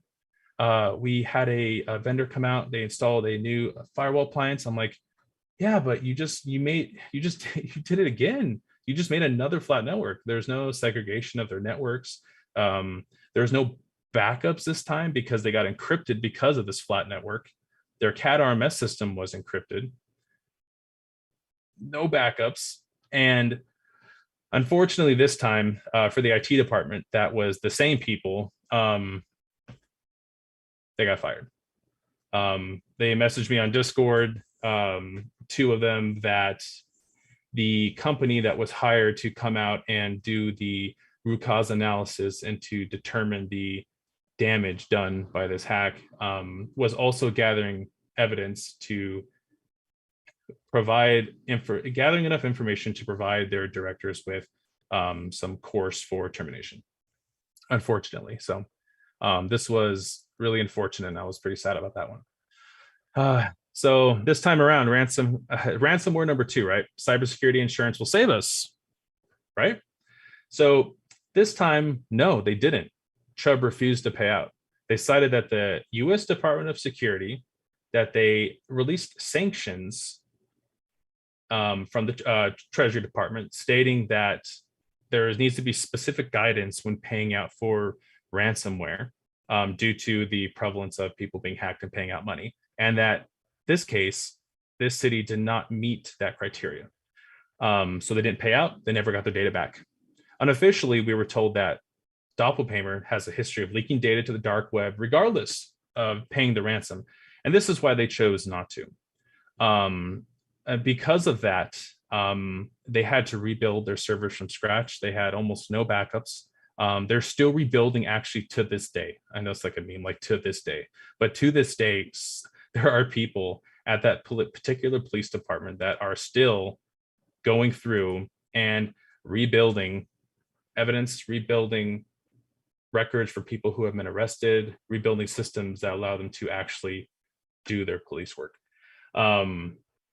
Over 6 gigabytes of data was leaked.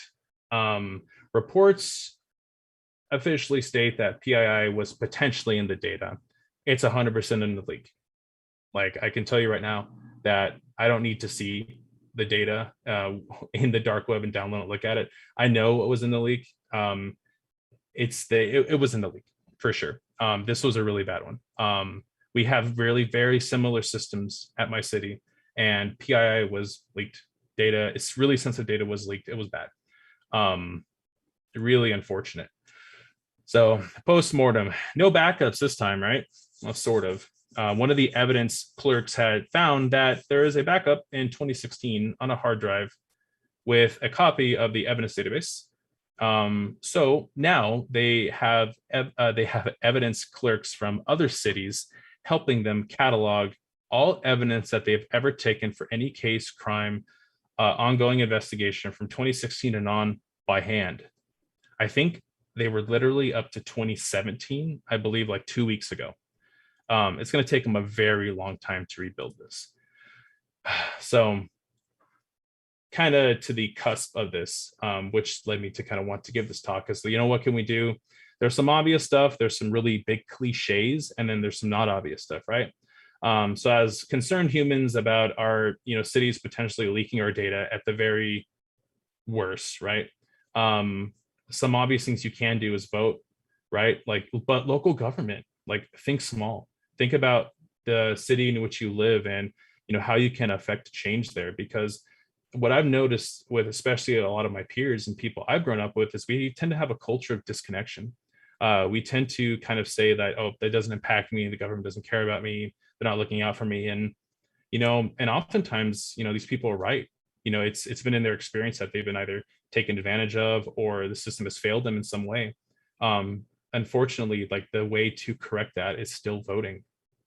You can attend your local city council meetings. Many are online, super boring, but what better way to learn what's going on in your city, right? Seriously, from new eateries to, what things are being purchased to something that might concern us in the security group is, you may want to know that your local police department is coming out with body cameras, flock cameras that are installed in every single intersection, constantly taking pictures of your license plate, being put into a database that's being then sent to Palantir.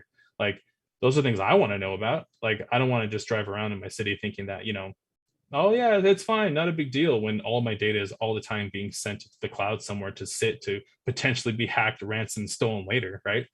It's just gives us some more. It gives us some more leverage to kind of say, hey, like, we are security experts, we can help. Especially when, in my case, how I thought I could help is by giving this talk, kind of spreading this information, talking about cybersecurity insurance, talk about how it's kind of a racket, but kind of not, and talking about some of the things that are really transparent to us as cities, as people in cities, right? For as much as like we like to complain about the roads being broken, the IT in cities are often broken too, unfortunately.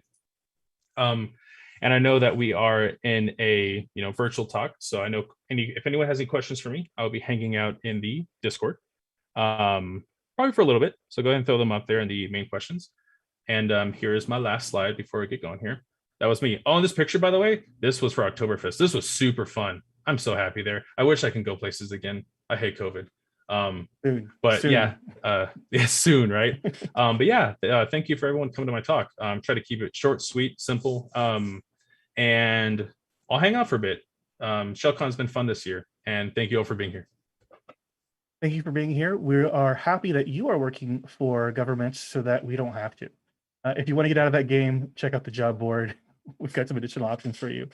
We're going to take a very brief break. We'll be back in just a couple of minutes with our next talk. So maybe call the cabana boy to order any drink, and we'll be back at just 3 or 4 minutes. That was a great talk.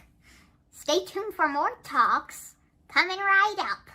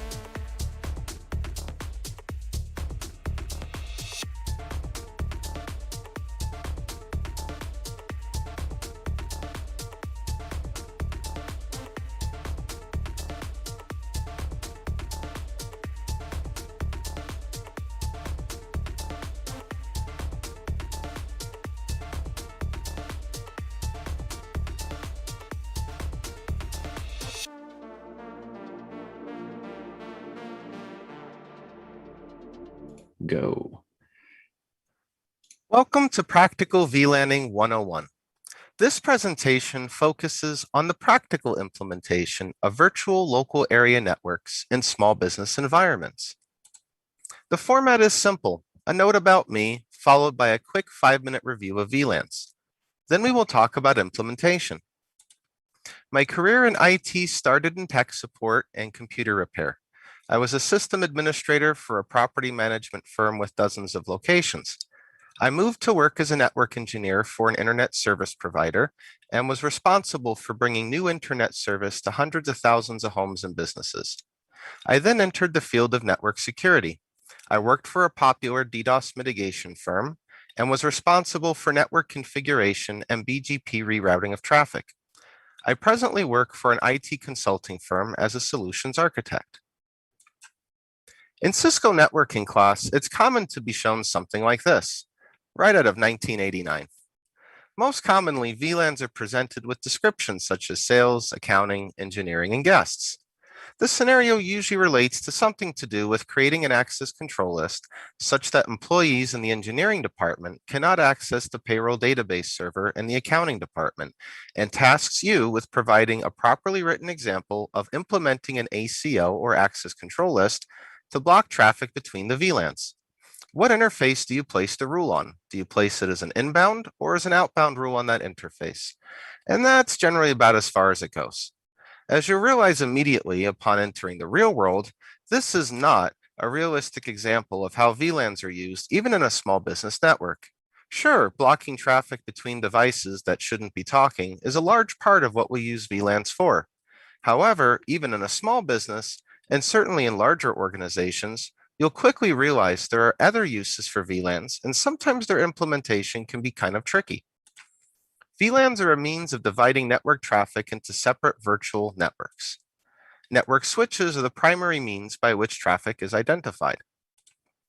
A port on a managed switch can be configured as either access or trunk.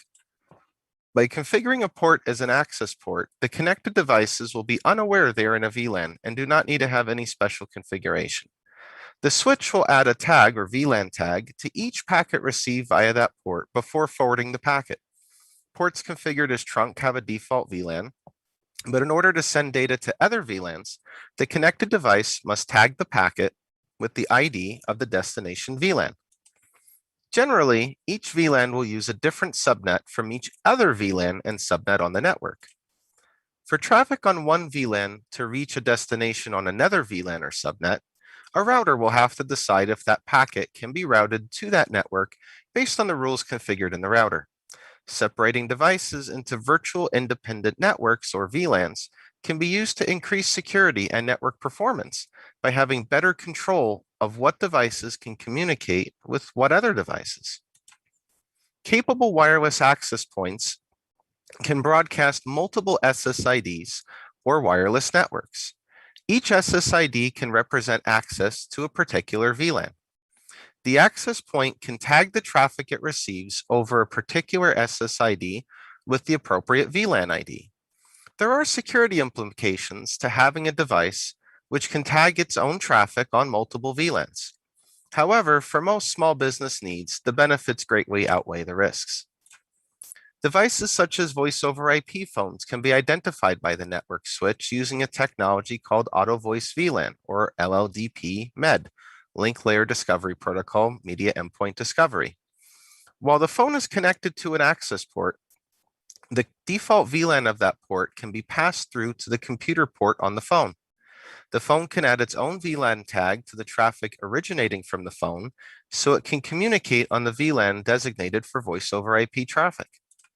This can enable use of a single Ethernet drop to connect both a phone and computer on separate VLANs. While popular, there are arguably drawbacks to this implementation from both a security and performance perspective.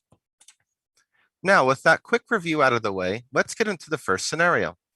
You are hired to work as a consultant for a small professional office. The office network consists mainly of the following: 20 computers, 20 phones, 1 file storage server, 1 music streaming device for background music, 4 printers, and a camera system. Most devices are to be hardwired. However, the business wants wireless for employees, visitors, IoT devices, and other internal network equipment. Up until now, everything has been plugged into a consumer-grade Wi-Fi router with multiple inexpensive Ethernet switches daisy-chained together. The business owner complains, the calls break up, the background music starts and stops, and things are slow. You discover the neighbors are using the guest Wi-Fi to run their entire office for free, and various employees are using a lot of bandwidth for non-work related purposes. So you decide to start off by implementing a business-grade router. Not the sort of thing they sell at a local retail store, but something more suited for business use. Perhaps you implement a server running pfSense, or something a bit more approachable, such as offerings from Ubiquiti or Cisco Meraki. One of the first things you'll want to do is start separating the network into VLANs. What should you make for VLANs? What devices should go in what VLAN? First, you'll want a management VLAN. This is the default untagged VLAN. It's where you'll assign IP addresses to network devices, such as a managed switch, and wireless access points. It's okay to use the default VLAN of 1. The perspective we are looking at today is getting started without getting overly complicated. Next, you'll want to put all the voice over IP phones into their own VLAN and all the PCs into another VLAN. Already the situation is improved. Although quality of service tagging can help, it's easy to specify priority and reserve bandwidth for the voice over IP VLAN over the PC workstation VLAN. Also, the computers and the phones don't need to talk to each other, so now there is some separation. This might surprise you. Single device VLANs. Yes, it's okay to make a VLAN for one single device. I do it all the time. A good example is the camera system. Incoming traffic from the internet needs to be forwarded to the recorder so the cameras can be accessed from off-site. Placing the recorder in its own VLAN allows that device to receive traffic, but inter-VLAN routing rules can block the recorder from trying to talk to other devices on the LAN in the case that the recorder is compromised. Some recorders already have support for 2 separate networks built in. Some have 2 Ethernet ports. One connects to the main network for user access to the recorder, while the other port is specifically for the cameras. The main network can't see the cameras through the recorder, as it does not provide routing between the interfaces. So therefore, the recorder on its own LAN port becomes a single device VLAN. Other recorders have a built-in power over Ethernet switch with ports equaling the number of cameras supported and keeps this network separate from the LAN interface that the recorder communicates to the LAN with. For recorders without this functionality, a managed PoE switch can be used to keep the traffic isolated, while the router can be configured to only allow traffic from the recorder to the LAN/internet. Another place VLANs are very helpful is with wireless networks. Not all devices that need to be on a wireless network should be able to talk to each other or other devices on the LAN.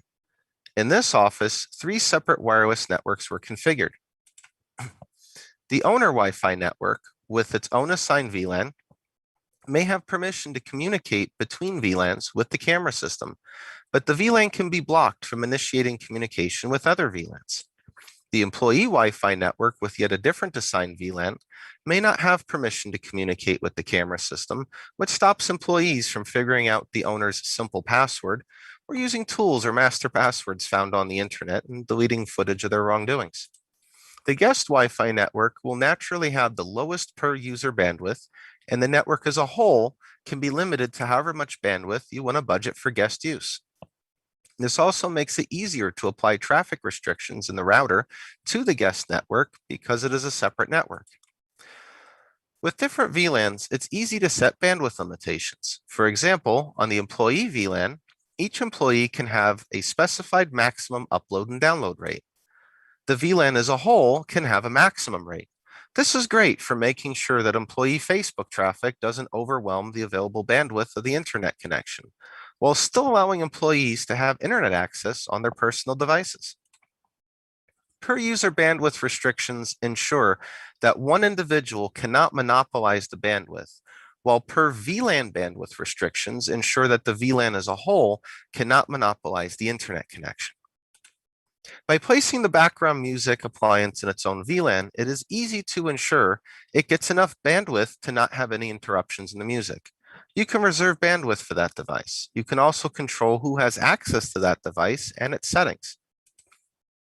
VLANs can help you allow external inbound connections to devices while helping to reduce the chances that if the device is compromised, that it will not be used as a door to the rest of the network. VLANs can also help you ensure that everyone gets a fair slice of the available bandwidth pie. VLANs can also be used to make sure both employees and guests cannot access devices they should not have access to.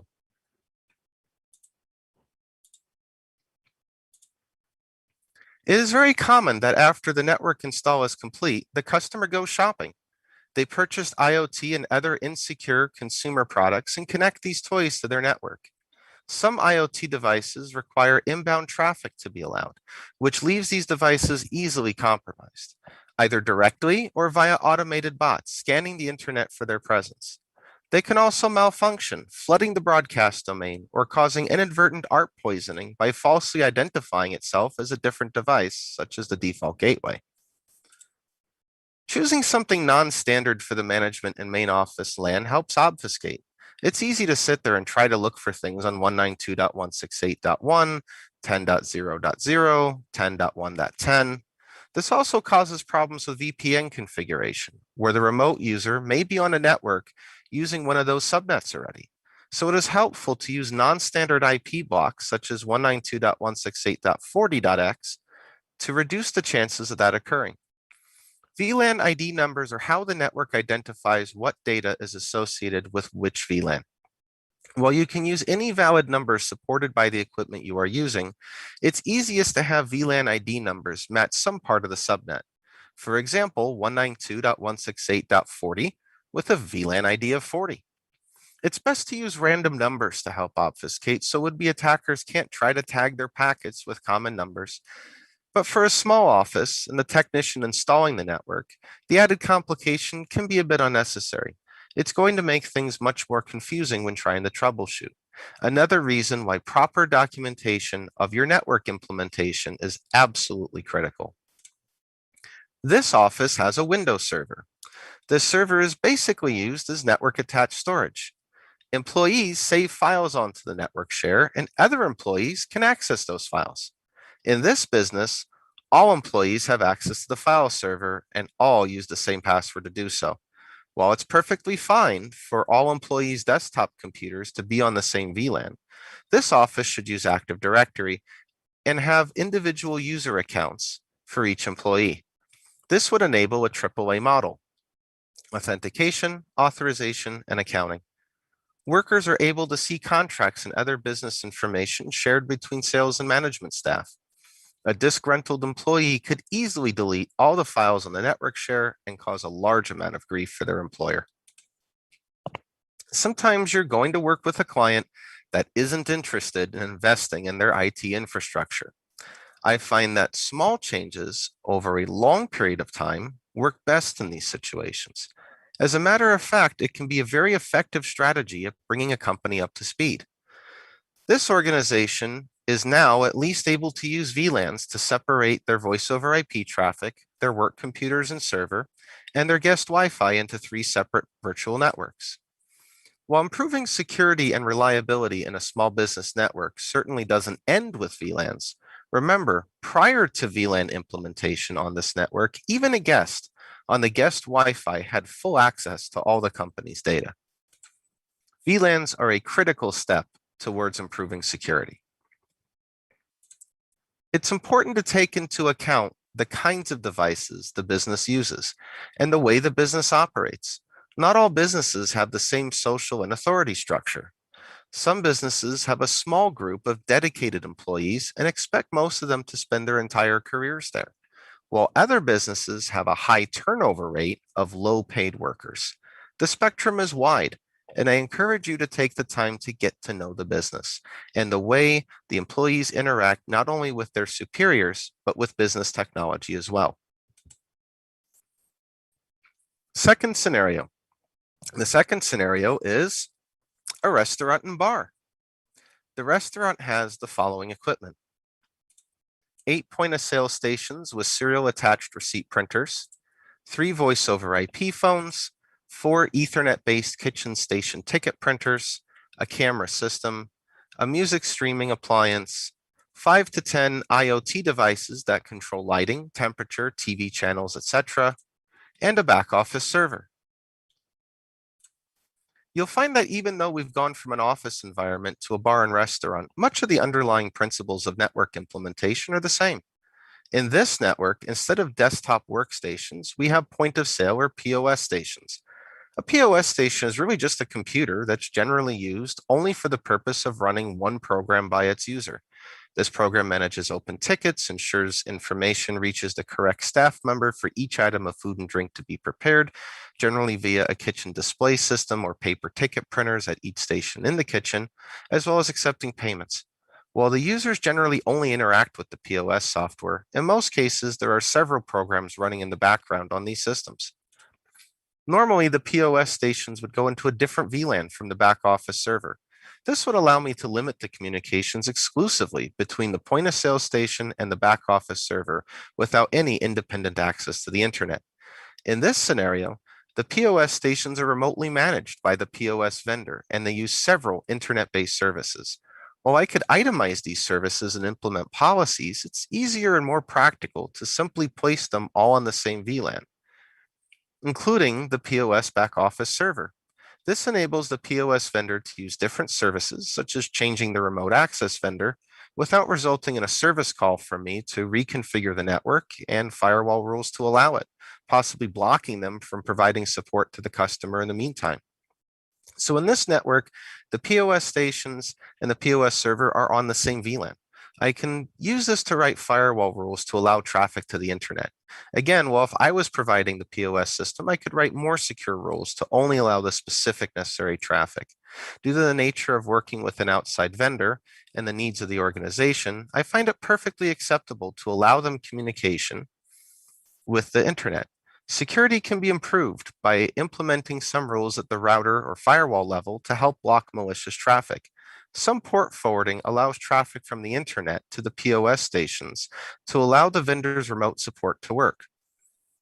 This vendor maintains that they have a full live backup of all the data and can easily reimage all the machines and server in the event of a security breach. This network has other concerns as well. They have wireless point of sale stations that the staff can walk around with.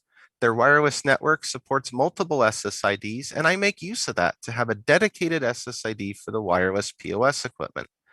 Devices connecting to this network can have their packets tagged with the POS VLAN ID automatically by the access point.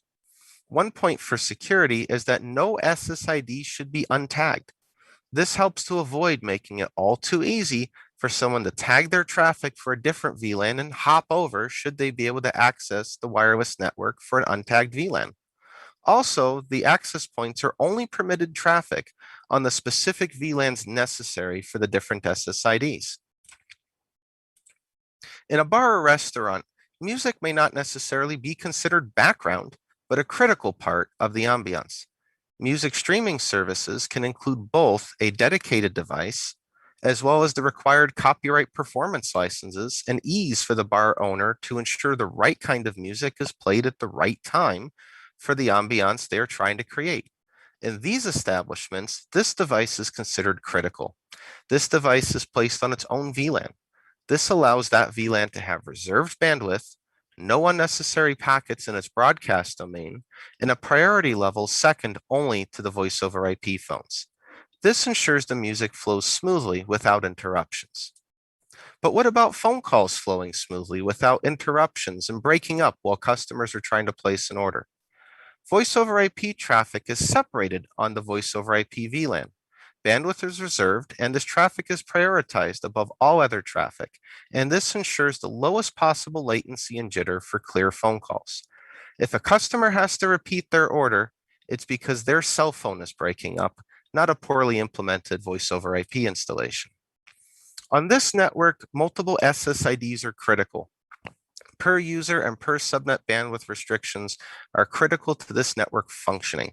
With only 50 megabits down and 15 megabits up of bandwidth, there can be 250 users on the guest Wi-Fi multiple voice over IP calls for to-go orders, entertaining music, and of course, credit card transactions. Without VLANs and the features they enable, this simply would not be possible. We live in an era of inexpensive offshore-made novelties. Business owners and employees are all too eager to connect these devices to their network, oblivious to the security implications, the consequences, and the likelihood of those consequences, as well as the downtime and flat-out cost of recovering from being hacked, or even just a well-meaning but malfunctioning device. VLANs can help separate the network to reduce the impact. Implementing VLANs is by no means a solution in itself. However, it is a massive step in the right direction. Both security and performance start with separating the network into VLANs, as this opens up a world of possibilities, from traffic shaping to improve performance, to routing policies to start improving security. Thank you so much for listening to my talk. If you'd like to reach out, here are some ways to do that. I'll also be available on Discord. Thank you, Stu, for that talk. We really appreciate you coming on and walking us through that. It sounds like there are several cities in our very own backyards that really need to look at network segmentation and building that out. It's almost like we plan to talk about problems and solutions back to back. Fantastic. Oh, thank you for having me. So we're very happy to have you. We look forward to seeing you on the Discord for further questions and answers. Everyone else out there who's part of ShellCon, thank you for being here. We have our next talk starting in just a couple of minutes, so don't go anywhere. In the meantime, we'll be on Discord. Check out the rest of the venue, our website, vendors, job boards, everything right down there. Actually, we do have one question coming in. Linux Girl's asking about possibly a missed part there. Did you say that an untagged SSID was not good? I don't like leaving an untagged, an SSID or a wireless network that is in an untagged VLAN. The tagging, again, is done by the access point, not the end device.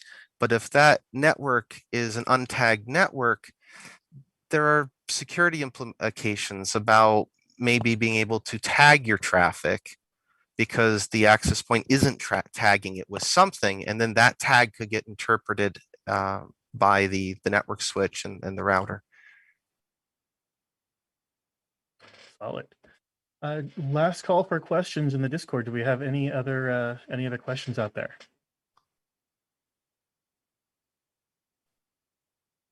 Well, thank you, Stu. Thank you very much. Thank you. We'll see you on the Discord, and everyone else out there, we'll see you in just a couple minutes. I'll be here. Thanks.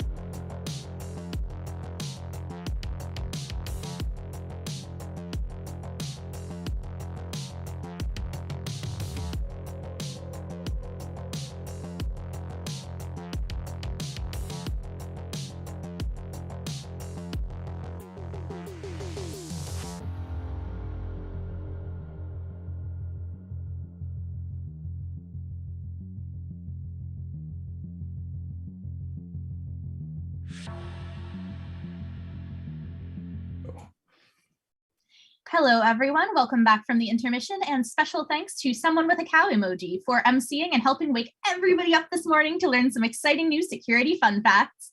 My name is Margaret, and I'm here for the rest of the day as your MC, so I'm here to help you get hype all the way up to closing ceremonies at the end of the conference this afternoon.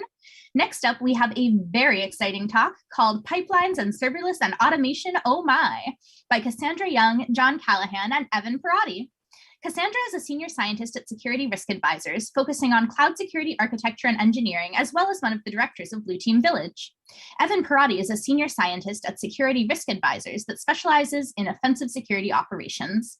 Last but definitely not least, John is a lead scientist. Oh no. Oh, there we go. Lead scientist at Security Risk Advisors, focusing on AppSec secure development, cloud architecture, and containerization. That is not an oh no for John's position. That is an oh no because I lost my place in my script. Sorry, everyone. They are here to share the basics of dev-focused tools and tech and their security implications, and we have been forewarned that this is going to be a talk full of buzzwords. So get ready to learn how to sell your next security goals to your executive team. Take it away, Cassandra. Thank you very much. And your oh no just reminded me exactly why I do not do scripts. I'm very ad hoc, so yeah, try to keep it as free flowing as possible. So I hope you can see my slides. Should be able to. So I'm going to go ahead and kick this off. I realize I've actually seen a lot of different talks with this like oh my theme, but it really does get to be quite a lot of different scary things when you toss buzzwords around like we're about to do in this talk. So bear with us. I'm going to start with the API serverless of microservices. And this part is a bit more of laying a bit of groundwork and just highlighting these things. And then I'm going to hand it off afterwards to John to go into a little bit more in depth with CI/CD pipelines. And then Evan will round us out with a nice deep dive into automation in the form of Terraform. So that's kind of the breakdown for how this talk is going to work. I'm going to set my timer and hope I don't run over too much. So I'm Cassandra. I'm known as Muteki. So if you recognize my icon, probably maybe see me on Twitter or whatever. I like mentioned, I'm one of the leads of Blue Team Village. So kind of get to do a lot with introducing new concepts to people and vetting talks as well. So very excited to be doing this. Yep, I'm cloud security focused. I'm actually a bit more on the academic side. So I'm getting a master's in computer science. So I'm definitely, I thought about doing this talk specifically because in coming from the context of computer science, a lot of the concepts behind some of these technologies just feel very natural to me because I have that experience. But in conversations with people who are more on the maybe systems administration side or just did a program in cybersecurity that doesn't get into depth with code, it just kind of became obvious that a lot of people need a little bit more of an understanding about what these things are and what their implications are. So the first thing we're going to talk about is APIs. So I'm sure that you've worked with APIs, whether you realize it or not. But an API essentially provides a standardized programmatic method for services to talk to each other. This is kind of opposed to the to like a user interface that's graphical. And APIs can be made available to any number of different services. So you might have a web app communicating with an API. You might have some plugin that has to call to an API to collect some information and then do something else with it. Mobile apps will also use APIs to retrieve information and do something with that information. And what it really is a layer of abstraction. So a lot of times, you have someone who created an application or some other infrastructure, and it's a very complex mechanism. And what the API is intended to do is kind of simplify that and present it in a way that is kind of standardized. So when an external service comes, they have a simple way of just asking for information without needing to know the entirety of what's on the back end of that service. So common functionality, it's over HTTPS. So you'll have like post requests, get, put, delete. And it kind of mirrors this like CRUD functionality of databases, just like the create, update, delete, etc. I forget what that R is, maybe replace or something like that. But really the idea is that It is essentially this service that simplifies something complex on the back end and presents it in a more accessible way to other services. A couple different kinds. There's like SOAP APIs, if you've ever heard of that, REST APIs. REST APIs are definitely more common. They use JSON, which is shown in this example here. It's kind of this standardized format. If you haven't seen it, you'll definitely see it in the future. So it's kind of a good thing to be familiar with. So APIs connect, or you connect to an API with over HTTP, or preferably HTTPS. It'd be a little weird if you're just using HTTP. And you can pretty much connect in any programming language that has a library that supports it. So on the right, I have this example that's just the Python requests library. So this endpoint has kind of this URL that points to a specific resource. In this case, it's Earl Grey tea, probably hot because Star Trek nerd. You can send in headers with that request. And that's where things can get interesting, because a lot of times you can specify pretty much whatever you want. So user agent, maybe this Borg app. So the Borg are requesting Jean-Luc Picard's Earl Grey tea, and that probably is a little bit suspicious. But it's kind of interesting, because if they seem like this kind of abstract thing that, how they work on the back end, it's all just a bunch of text you cobble together and send over HTTP. So this, I just wanted to kind of highlight that and give some syntax for what that looks like. And then you can see this request library also has a method for that .get. So that's submitting a GET request to the endpoint and sending along headers, which can also include, for example, authentication, either basic authentication or something more secure like OAuth tokens. Yeah, and then not shown in here also, you can include some data, which can be a payload. So if you're posting information, you can do that programmatically by sending a body of text, usually like JSON, that maybe adds an element or does some other like updates an object, for example. So I'm being a bit brief on APIs. So I wanted to also call out that there's actually another talk here at ShellCon. It's at 2:30 Pacific time, and it's on API security. So if you got a little bit tempted by this and want to know more, stay tuned for that talk. There's also some great resources out there as well.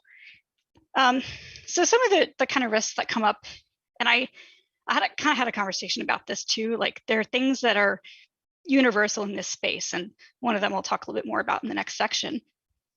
But string injection is definitely one of them. So and I'll show an example of that later. But basically, it means just you can send in any information you want. You can customize that endpoint string to be whatever you want, and that means that you have kind of control over what goes in, which means you can use that to your advantage if you want to break something epically, especially. So another thing is unauthorized data access. When you design an API, you can design in permissions, or you can completely forget design in permissions and let anyone who requests any object get access to it. So you'll see that come up a lot as well. And then there are some other more complex attacks, DDoS, man-in-the-middle attacks, that can be mitigated with web application firewalls, making sure you're using TLS, and also like rate limiting requests and things like that. But again, check out resources and definitely stay tuned for that talk coming up later on. So now on to the serverless piece. And spoiler alert, this is actually my favorite part. I love serverless. It's my favorite thing. So serverless, this is a great buzzword. So it is essentially an execution model that abstracts away infrastructure. And if that sounds like a lot, well, if you take a look on the right side, this is kind of an example of what an AWS Lambda function is. And it is essentially that blue box of function code is all that the developer has to put inside that Lambda function. A micro VM is run in your account, and the AWS infrastructure hosts it. So basically everything kind of outside of that function code is actually the responsibility of AWS. So essentially, there's still a server. It's not really serverless, but it sounds cooler when you say it like that.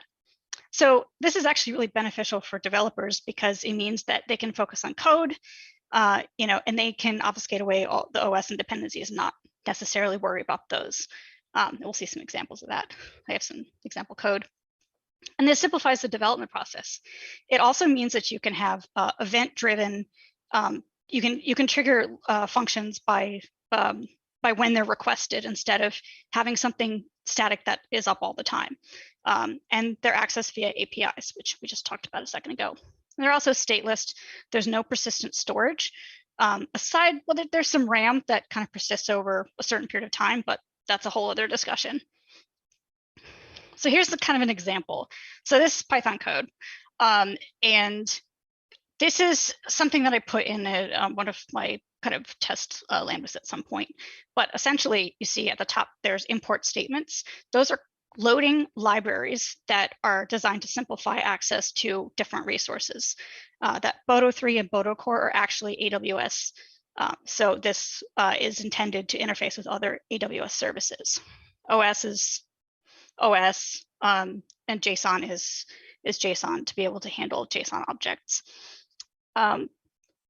So the one thing I'll call out here is that there's an event and then there's a context. And these are kind of like pre-formatted things. Well, context is handled by Lambda that you can utilize in the context of this code, but you don't have to do things like install the libraries.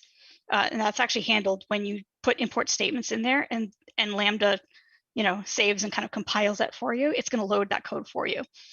This is kind of an opportunity for a little bit of danger zone because you can import all kinds of insecure libraries. And, just because AWS is going to handle that for you doesn't mean it's vetting it for you. So that's definitely something to think about. And program logic is completely up to the developer. So, you can put code in here and you can make it as secure or insecure as you want to. And that's where you'll see a lot of issues with people thinking that just because, they don't have to worry about the OS, that what they're doing is completely secure. And that's, we kind of know that that's not the case at all. So another example I have in here. So this is essentially one AWS Lambda function calling another. So it's actually using AWS's internal API to do this. And what it does is it uses the Boto3 library. It kind of sets a destination. I kind of put that like it's an ARN, which is like a kind of a URL that points to the resource. And it just we put some headers in so it kind of knows what to do. It's loading a payload to deliver to that other Lambda. And then it's requesting response in the form of this response equals. And then you can actually go ahead and load the response and list it. So one important thing here, we're always going to talk about, what permissions everything has. So a Lambda can only be invoked if you give it permission or if you assign a policy that allows it to be invoked by another service. And that's definitely an important thing to keep in mind. So this is a quick example of what that policy looks like. If you've ever worked in AWS, and I definitely suggest playing around with free tier if you get the chance to, it's very helpful. You essentially can enumerate all the things that a service is allowed to do. So this one says, I want my Lambda to connect to DynamoDB, which is a serverless database service. Again, it's interfacing with the AWS internal APIs. So I'm allowing it to do these actions, list, describe, describe, describe. And under resource, I'm allowing it to only access very specific things. So this part's important because if you're a lazy developer, you might say access blah, blah, blah, blah, star. Don't do that. Star is bad. I actually had another slide, another talk that goes into that a little bit more, but suffice it to say star is bad. And you should always be scoping down because just because it's serverless does not mean that it's secure. And IAM and permissions is essentially the serverless security boundary or security perimeter. The last thing, so going back to us, this also kind of applies to APIs as well. And there's a link in the bottom if you don't want to like try to read this blob of text. But essentially, you can perform string injection if the code loaded in a Lambda or another serverless function is insecure. So you start with string injection. You can access that underlying environment. In the previous slide, it was that micro VM hosted in in a client's account. Once you do that, you can actually get a list of all the other things that the Lambda has access to. So if you have a Lambda that does 3 different things and it follows a path saying, if it's this function, do this. If it's this, do this. If you break out of the flow of the code, then you can actually access and enumerate and see what else it has access to. And if it has access to too much, then you can perform privilege escalation. You can access resources that were not intended to be accessed by a user outside of just some internal process for that Lambda. And at that point, the only thing that's going to limit how far you can get with privilege escalation is going to be those permissions in that security boundary. And then the last thing I'm going to touch on, about 2 minutes to spare, is actually microservices. So microservices, this is kind of a fun term. It's actually a design pattern. It's not a set of specific resources, or it's not a specific implementation. So it's really this idea that previously most of development was focused on this monolithic architecture, this kind of section on the left-hand side here, where you built all of your logic into like one compiled program. It's hosted in one place. There's probably one server running it or something similar. And you may have a part that interfaces with a separate database or maybe multiple databases, things like that. In microservices architecture, you have you've taken all of the logic and broken it up into smaller pieces. Most of the time, these pieces are, for example, you can use containers and have these connections between containers. It can be, on-prem versus cloud, doesn't really matter. It's really more the idea that you have these services split up. And the security risk with that actually comes into play when you look at how all the services connect to each other. And, what do they have access to? Do all of the microservices have access to the same things? So it's kind of interesting knowing that, you can break out of one and then you have access to everything that it has access to, just like we talked about in the serverless section. So oftentimes, APIs connect these. You can use serverless functions in a microservices architecture. So, instead of containers, each of those microservices would actually be serverless functions. So security considerations are always about these kind of connections between all the pieces. And that, I think there's just a lot to explore there, more than I can get into in the time that I have. But I think the thing to leave you with is really this idea of like, you're kind of abstracting away OSs, simplifying interfaces with different pieces of the architecture. And from a development perspective, that can be great. It's great if you secure it properly, but the concern is always going to be, how are all these pieces connected to each other and what do they have access to? And that is it for my section. So I'm going to hand off to John to talk about CI/CD. Thank you much.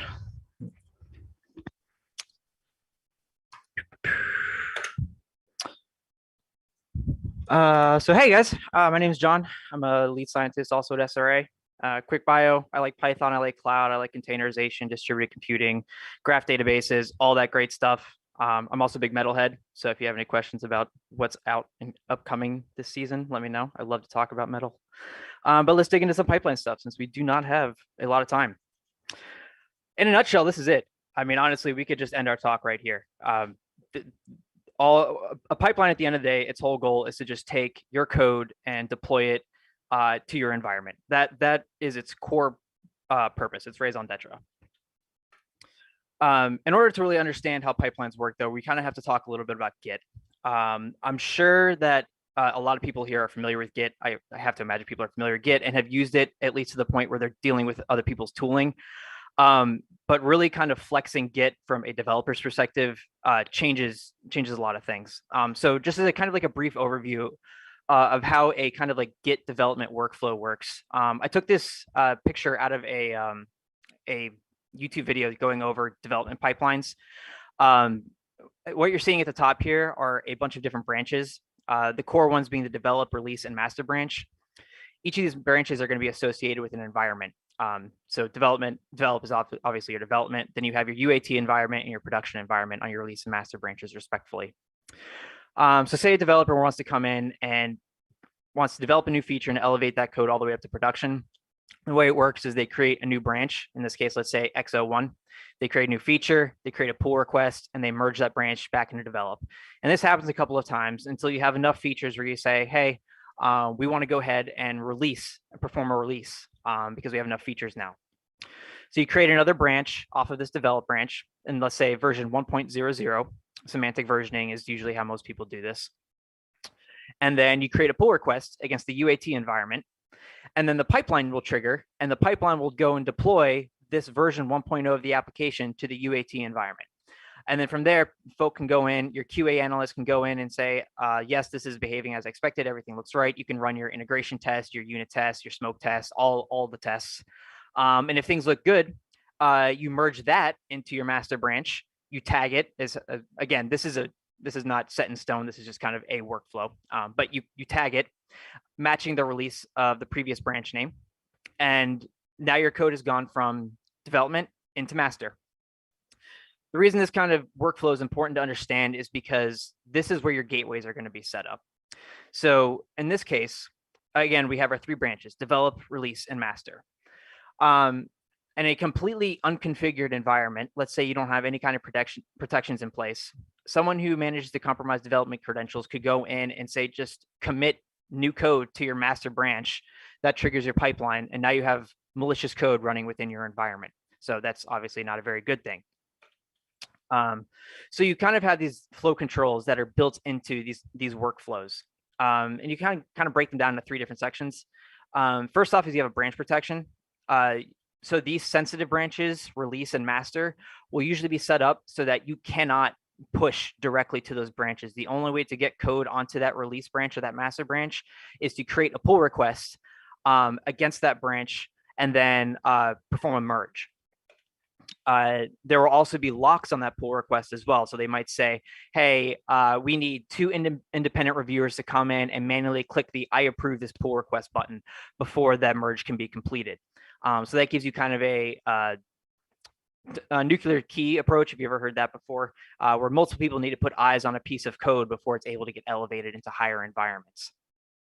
You may also have limits like on the type of files that can be included in there. Like you may have some set configuration files that are set in stone and should never be touched.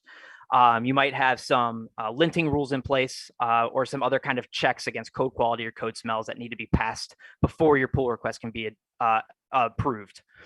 So that kind of fits into the automated test as well as the manual improvement gateways here.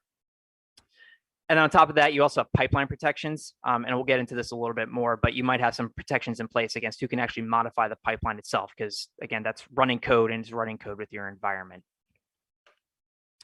As a kind of like an alternative look from the previous screen, going from the top down is a timeline. So on the left, you have your developer who's going to check out the dev branch, and then they're going to create a new version 1.0 branch and then create a pull request into the release branch. Oh, that's a typo. That should be pull request version 1.0 into release.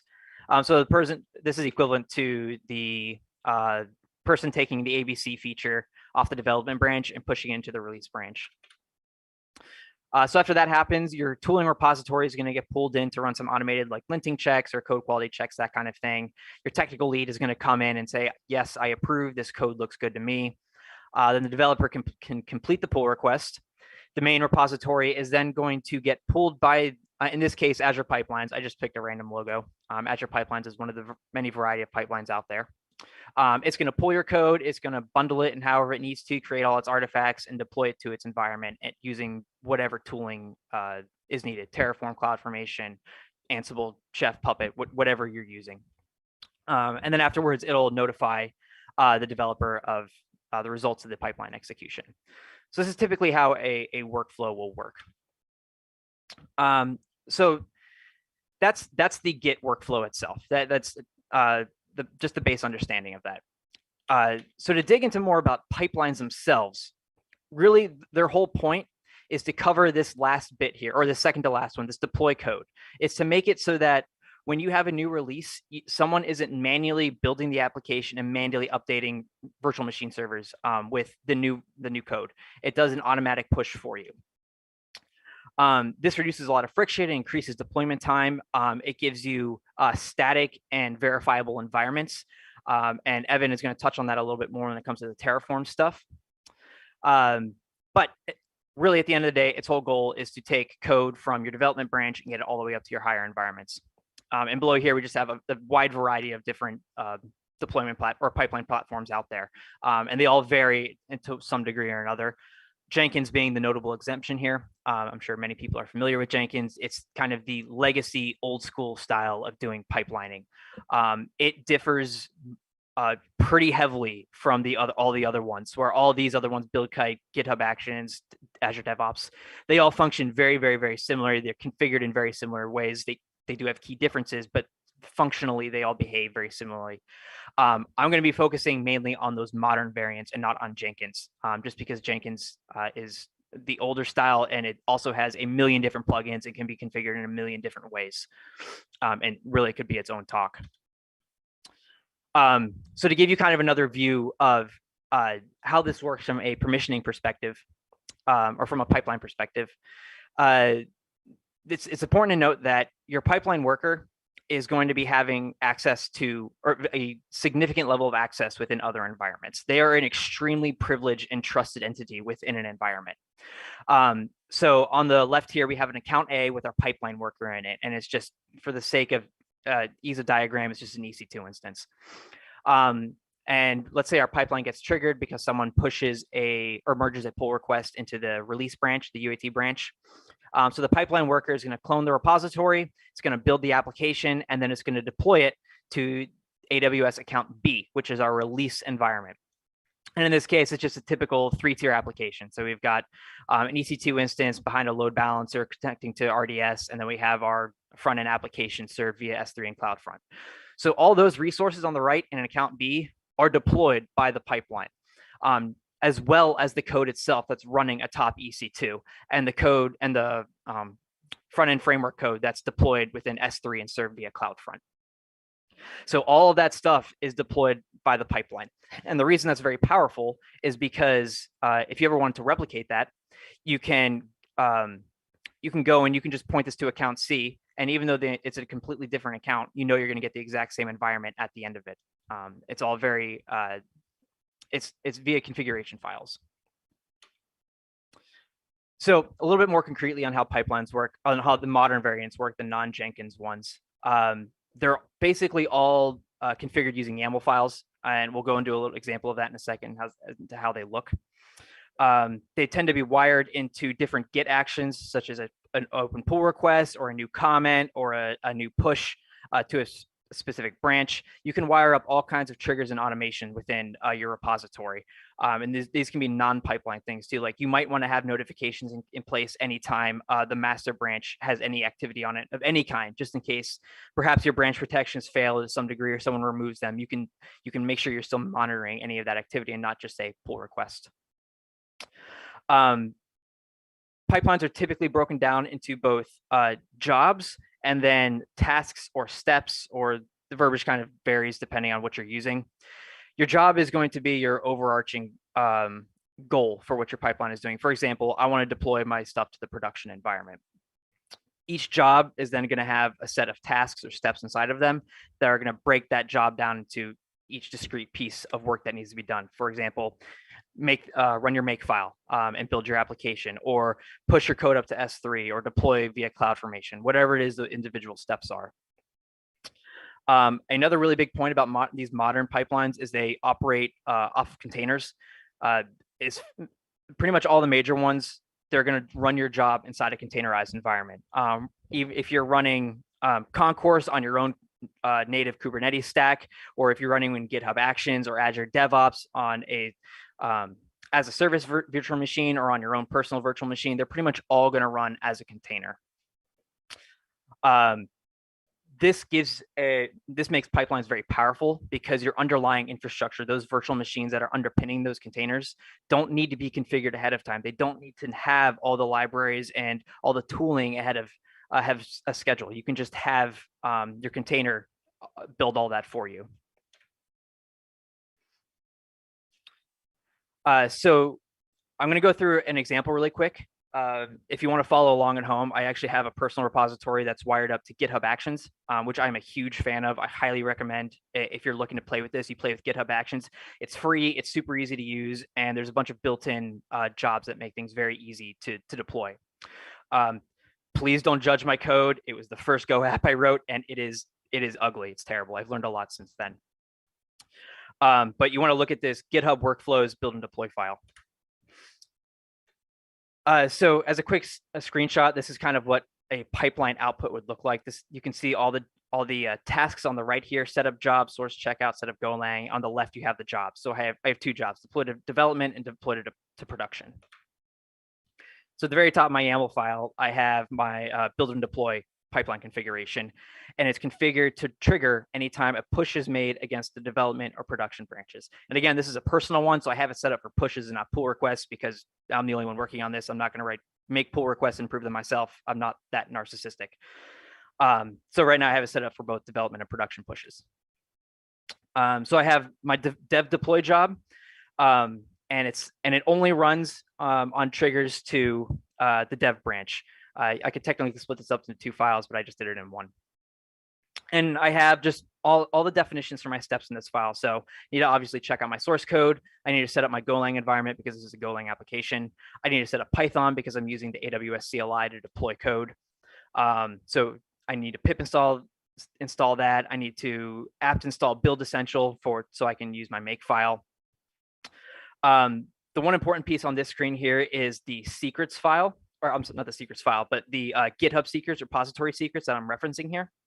This is a big piece of pipeline security, is making sure that your secrets are configured in a way that they are, you have proper authorization and authentication controls around them. Well, you'll have authentication controls, but authorization controls. So in this case here, you can see I'm referencing my AWS access key and secret key so that down when I do my deployment, I can SAM package and SAM deploy my code up into my AWS environment. Oops. And you can see here, I've got my repository secrets configured. How you configure secrets in the pipeline really comes down to what kind of pipeline you're using. GitHub Actions has a couple of different tiers. You can have organizational secrets, repository secrets, and environment secrets. And that just kind of gives you granularity of exposure.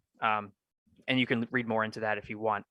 Suffice to say, these are obviously very sensitive pieces of information. I mean, you have credentials to the environment, you have database tokens, you have JOT secrets, you have my Git pat, which I actually need to pull out of here because this was just for a test.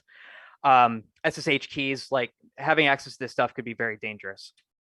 One very easy way to check is to see if any of these secret data is being leaked within the output of your pipeline execution. So I just took a quick screenshot here of the actual SAM deployment that happens, and you can see I've got some parameter overrides down at the bottom.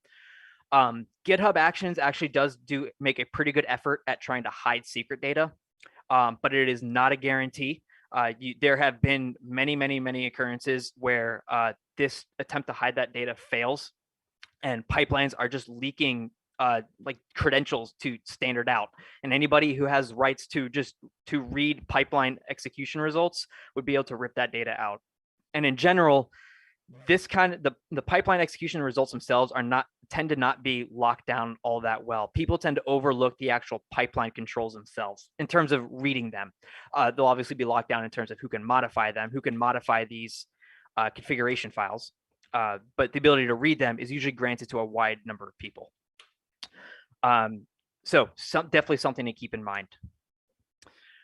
So to touch on a couple of abuse cases here, the obvious one is introduce malicious code into your Git repository and then elevate it up, either directly committed to master, which is never going to happen. At least in a modern application, people have branch protection set up. That's just standard. But maybe you can commit to the development branch and smuggle some code in there if you've compromised the developer machine. Compromising the pipeline itself is really where you'll see a lot of return on investment. Again, I don't want to touch on Jenkins really at all. Suffice to say, if you're familiar with red teaming or offensive security at all, when you see a Jenkins box, the lights go off because it's pretty good odds you just found your way into your environment or a elevation throughout your environment. They're pretty regularly misconfigured and just lead to straight command execution. You could also poison the automated check tooling. For example, like the linting tools or anything you would happen on these on this pull request stage where you're running the automated tooling. When someone makes a pull request against UAT and you want to like lint your stuff or do any kind of security scanning, anything like that, if you have any kind of bespoke stuff, you could poison that repository so it gets pulled in and run within the context of a pull request on top of your pipeline. And from there, you could probably do a lot of things from messing with the code itself to container breakouts and gaining access to the underlying host node. And probably Kubernetes. I mean, it's what everybody uses these days. You could also poison the pipeline configuration of the file itself. I mean, this is just straight bash for most of this here. I do have a couple of pre-built jobs that GitHub has provided. They're open source. For example, just setting up my AWS access keys. This is just a pre-built job that runs. I feed it in my data and it automatically configures my environment for it. But a lot of this is just raw shell commands. So if you have access to that, you can do a lot of damage from there too. And then you can also steal pipeline credentials and steal secrets. So I want to make a differentiate here. The pipeline credentials itself, what I mean by that is the credentials the pipeline uses when they assume role within account B and begin deploying all of these resources within account B. That's an extremely privileged role. It is very hard to granularly lock that down in such a manner that it isn't basically at full admin rights, especially if you need to do any kind of IAM deployments, which you pretty much always need to do. So the role used by the pipeline itself is a very, very, very high value target. Beyond that, again, you could also gain access to the underlying containerization nodes or the virtual machines, whatever's running on top of it. And that's about it. I am running a little bit late on time. I don't want to butt out Evan. If you have any questions, feel free to ping me on Discord and we can address them afterwards. Linux Girl, I did see your question from you, and we can get to that at the end of the talk. I'll jump to Evan first, though.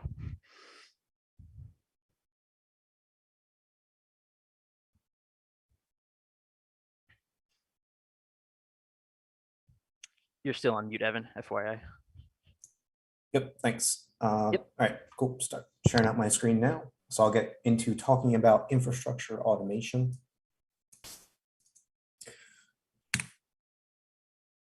So just a quick intro. I'm Evan. I work at SRA. I like things.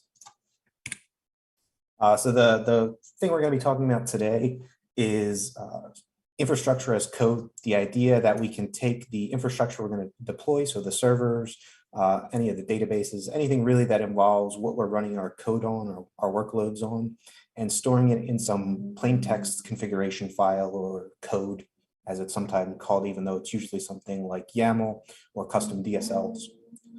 And the benefits of this are pretty wide. You can get things like centralization and version control because it's a plain text file. You can version control it. You can keep track of what changes are made. You can lock down who's allowed to make changes to those, as well as auditability of who's making those changes and when those changes occur. It's centralized, so people have a single place they can go to refer to these infrastructure definitions. You can get standardization through things like module systems where you can provide a single way of deploying a VM so that everyone deploying a VM is using the same method and you know it's secure and as expected. And then you get the portability aspect where you have all of your configuration stored in a single place so that if you need to deploy this to a different provider or a different platform, you at least know what those configurations are and what needs to deploy for that change to be made. Specifically within the infrastructure as code space, there's something called Terraform. It is one of the most popular tools used for infrastructure as code. It is platform agnostic. It supports most major platforms. And while there are other IAC tools specific to providers, like things like CloudFormation for AWS or other types of more general applicable tools like Pulumi, Terraform is definitely the most mature and the most popular, and it's likely what you'll be using if you get into infrastructure automation. It uses a custom DSL called HashiCorp configuration language, and it supports both write operations, so things like deploying resources or modifying configurations, as well as data sources, so pulling in information from your already deployed infrastructure. It supports modules, so you can extend and or you can provide additional capabilities to Terraform that follow its interface, as well as standard methods of deploying specific types of infrastructure. And it has this idea of state management so that after you have deployed your infrastructure, it keeps track of what you've deployed through itself, so that if you make incremental changes to the infrastructure definition files, then your state only needs to make those incremental changes to your production infrastructure rather than redeploy everything from scratch. And while this is specific to Terraform, there are other tools that do this type of thing. So a lot of what we're going to be talking about today, even though it's Terraform specific, is generally applicable to other infrastructure as code tools. And then specifically within security, there's an idea of shifting left, this paradigm where you can move your security controls earlier in the deployment stage, and we'll get to that later in this talk. But what I want to do first is go through an example of how to use Terraform so you get an idea of what kind of capabilities it has. We can start then discussing the security implications of those features. So here we have an example of Terraform to create a SSH private key, and then we're going to import that private key into our cloud service provider, in this case, AWS. So we use two resource modules, like I said, the write-based operations to create the private key and then import it. So the things to note here are with the resource, we have the specific type of resource, the TLS private key, followed by the identifier for this. So we could have 10 different versions of this block, each with different identifiers, but they all use the same resource type. And then with the AWS version, we have the AWS key pair, again, with a friendly name next to it. And then the sections below the resource line are the specific configurations for that resource. So for example, with the TLS private key, we want an RSA key and we want this many bits of entropy. Another thing to note is within the AWS configuration specifically, we have this $ brackets to identify a variable. So not all values in our file have to be static. They can refer to dynamic values that we provide at runtime. So in this case, we're naming our key some dynamic value based on the input we've given it from our Terraform input configurations, which can be provided either through things like a file or environment variables, as well as a definition for what this value is allowed to be, so we can validate it against a regex, provide type information, etc. Also, in our file, we have a break. We can see that in our AWS key pair, we refer to values from our TLS key pair. So obviously, we generate the key, and then we want to import the OpenSSH key so that we can use it for SSH access to our VMs. So if we look in the AWS portion of our block, we can see that the public key we're providing to upload is referring to the TLS private key resource, and specifically the RSA key identifier. So this specific identifier, we want the output from that. And then we're referring to a specific output value from that resource block that we've created, which you can find in the module definitions. And also in doing this reference that we have here, it creates a dependency. So when Terraform initially runs, it tries to deploy all your resources at once if possible. But if there are dependencies like this, where one resource depends on another, it can build that dependency graph and deploy what needs to be deployed first, so that other future resources can deploy based on those values. And then lastly here, while I mentioned the module system within Terraform, so here we have this AWS key pair isn't actually part of this Terraform standard library. It's brought in through the AWS provider, which we've defined in another part of our Terraform code. And this tells Terraform to pull from the public Terraform registry, the AWS provider, and then we can refer to the modules in that provider when we're defining our infrastructure. And again, refer to the documentation for how to use these modules. Within infrastructure as code, so Clearly, we have some method of defining infrastructure. So a natural occurrence with this within security is this paradigm of shifting left.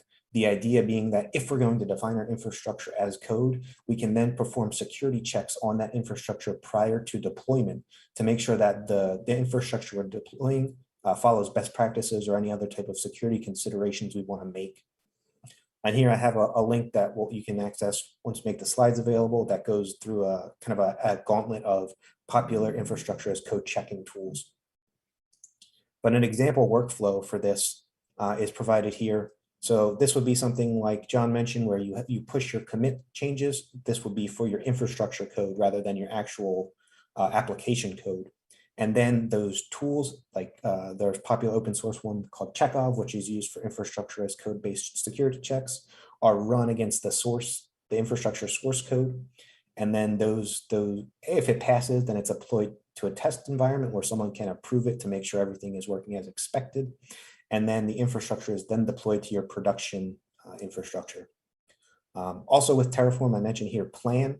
Within Terraform, there's this idea of a plan where during the deployment stage prior to actually deploying things, you can get a plan of what's to be deployed. And this is a special format for Terraform. So you can apply your checks based on the source code or the plan. And the benefit of doing it against the plan is then you get to any type of interpreted or dynamic value get set at the plan step. So you know what those are and you can apply checks based on that generated data. So an example we have here is let's make a security group with Terraform that will allow in SSH access to a virtual machine. So on the left here, we have creating the AWS security group with an inbound rule to allow SSH on port 22 from all destinations. That's what this 0000/0 is. If we were to commit this to our infrastructure as code pipeline, it would be denied because this is an overly permissive inbound network rule.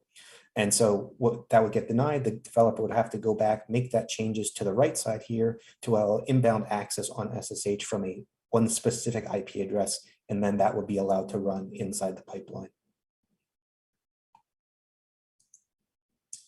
Naturally, with this type of automation comes areas for abuse. But to preface that, I will say that within Terraform, the idea of code execution is a feature, not a bug, and that is by design. Terraform can do all types of various types of code execution on an endpoint.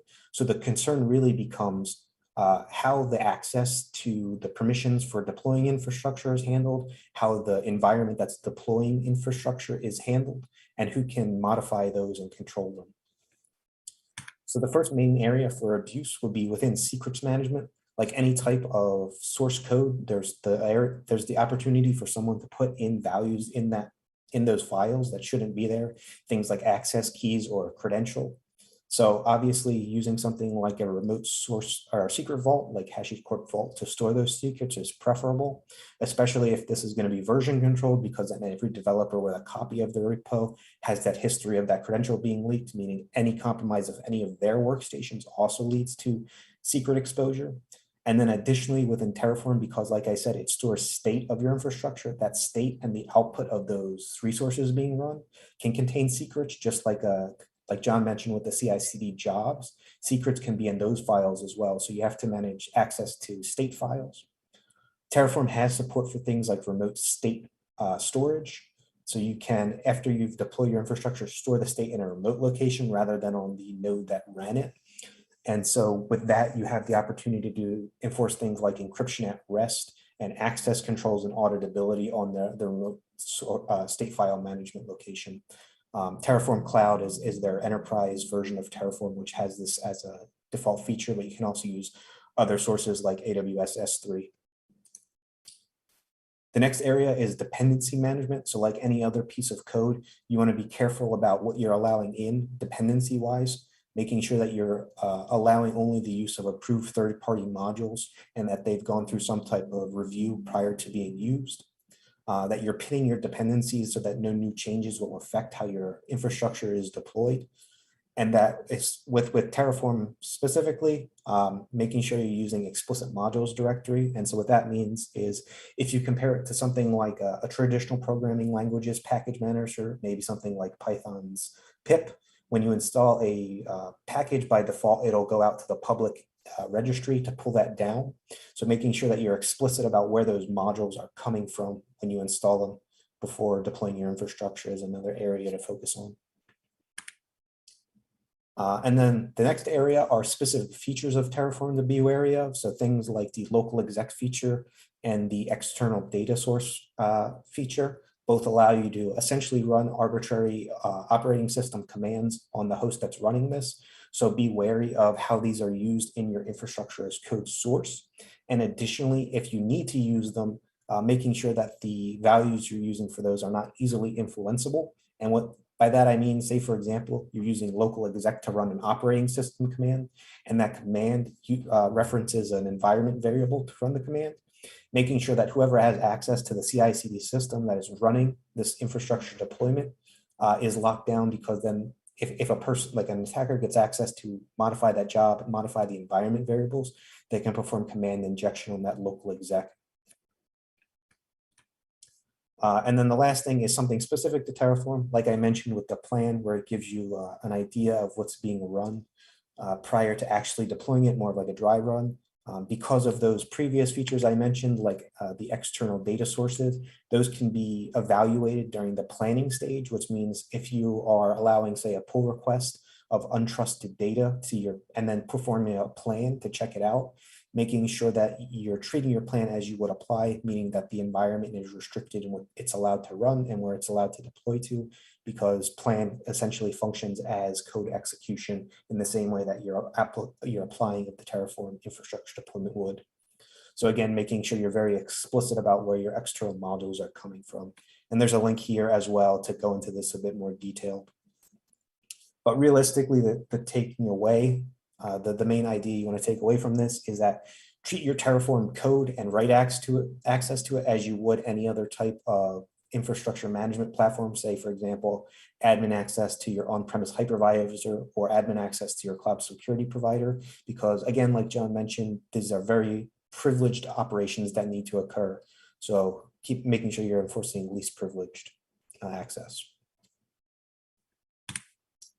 So that's all I have for now. So I'm going to stop my share and we can get into any questions you guys have for any of the 3 areas we discussed. Thank you all. That was excellent.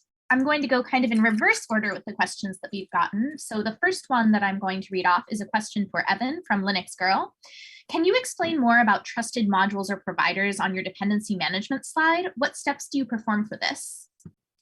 So depending on how, I'm going to interpret that question a few different ways, but one would be that if you're going to use a third-party module, make sure that you have maybe someone from your security team or maybe a senior developer review it so that it is not doing anything unexpected for what you expect it to perform, that access to that repository, if it's, say, a public resource, it has strict controls around it so that there's not a chance of something like a supply chain attack, right?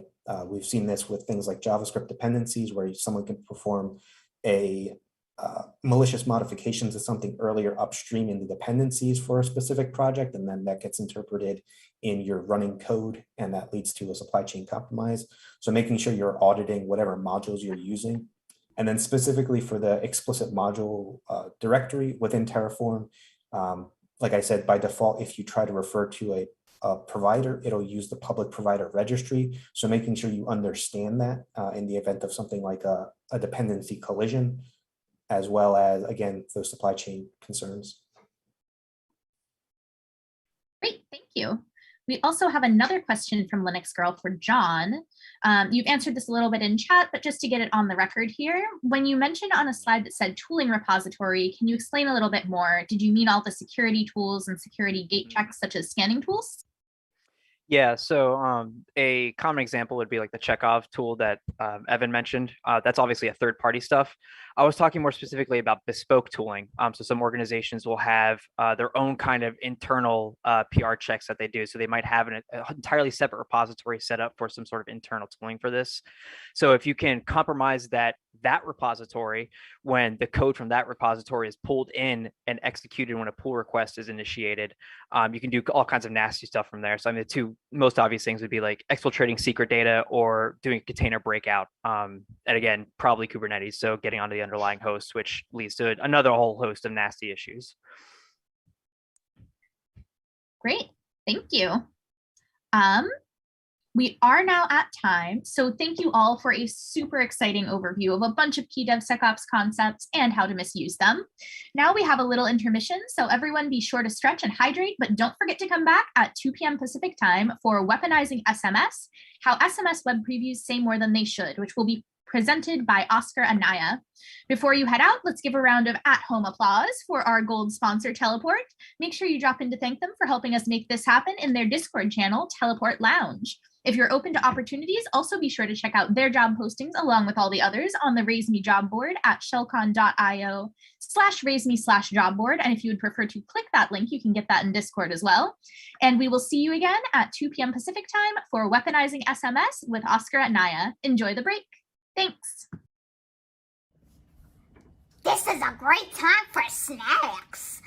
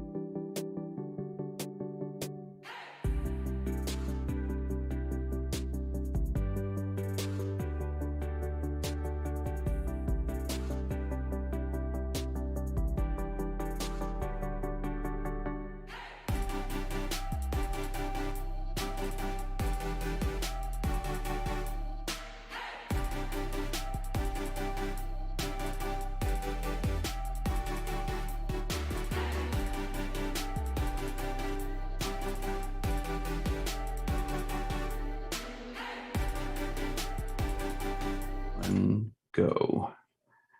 Hey everyone, my name is Oscar. I'm a hardware hacker for IBM X-Force Red. What was that? 1 second.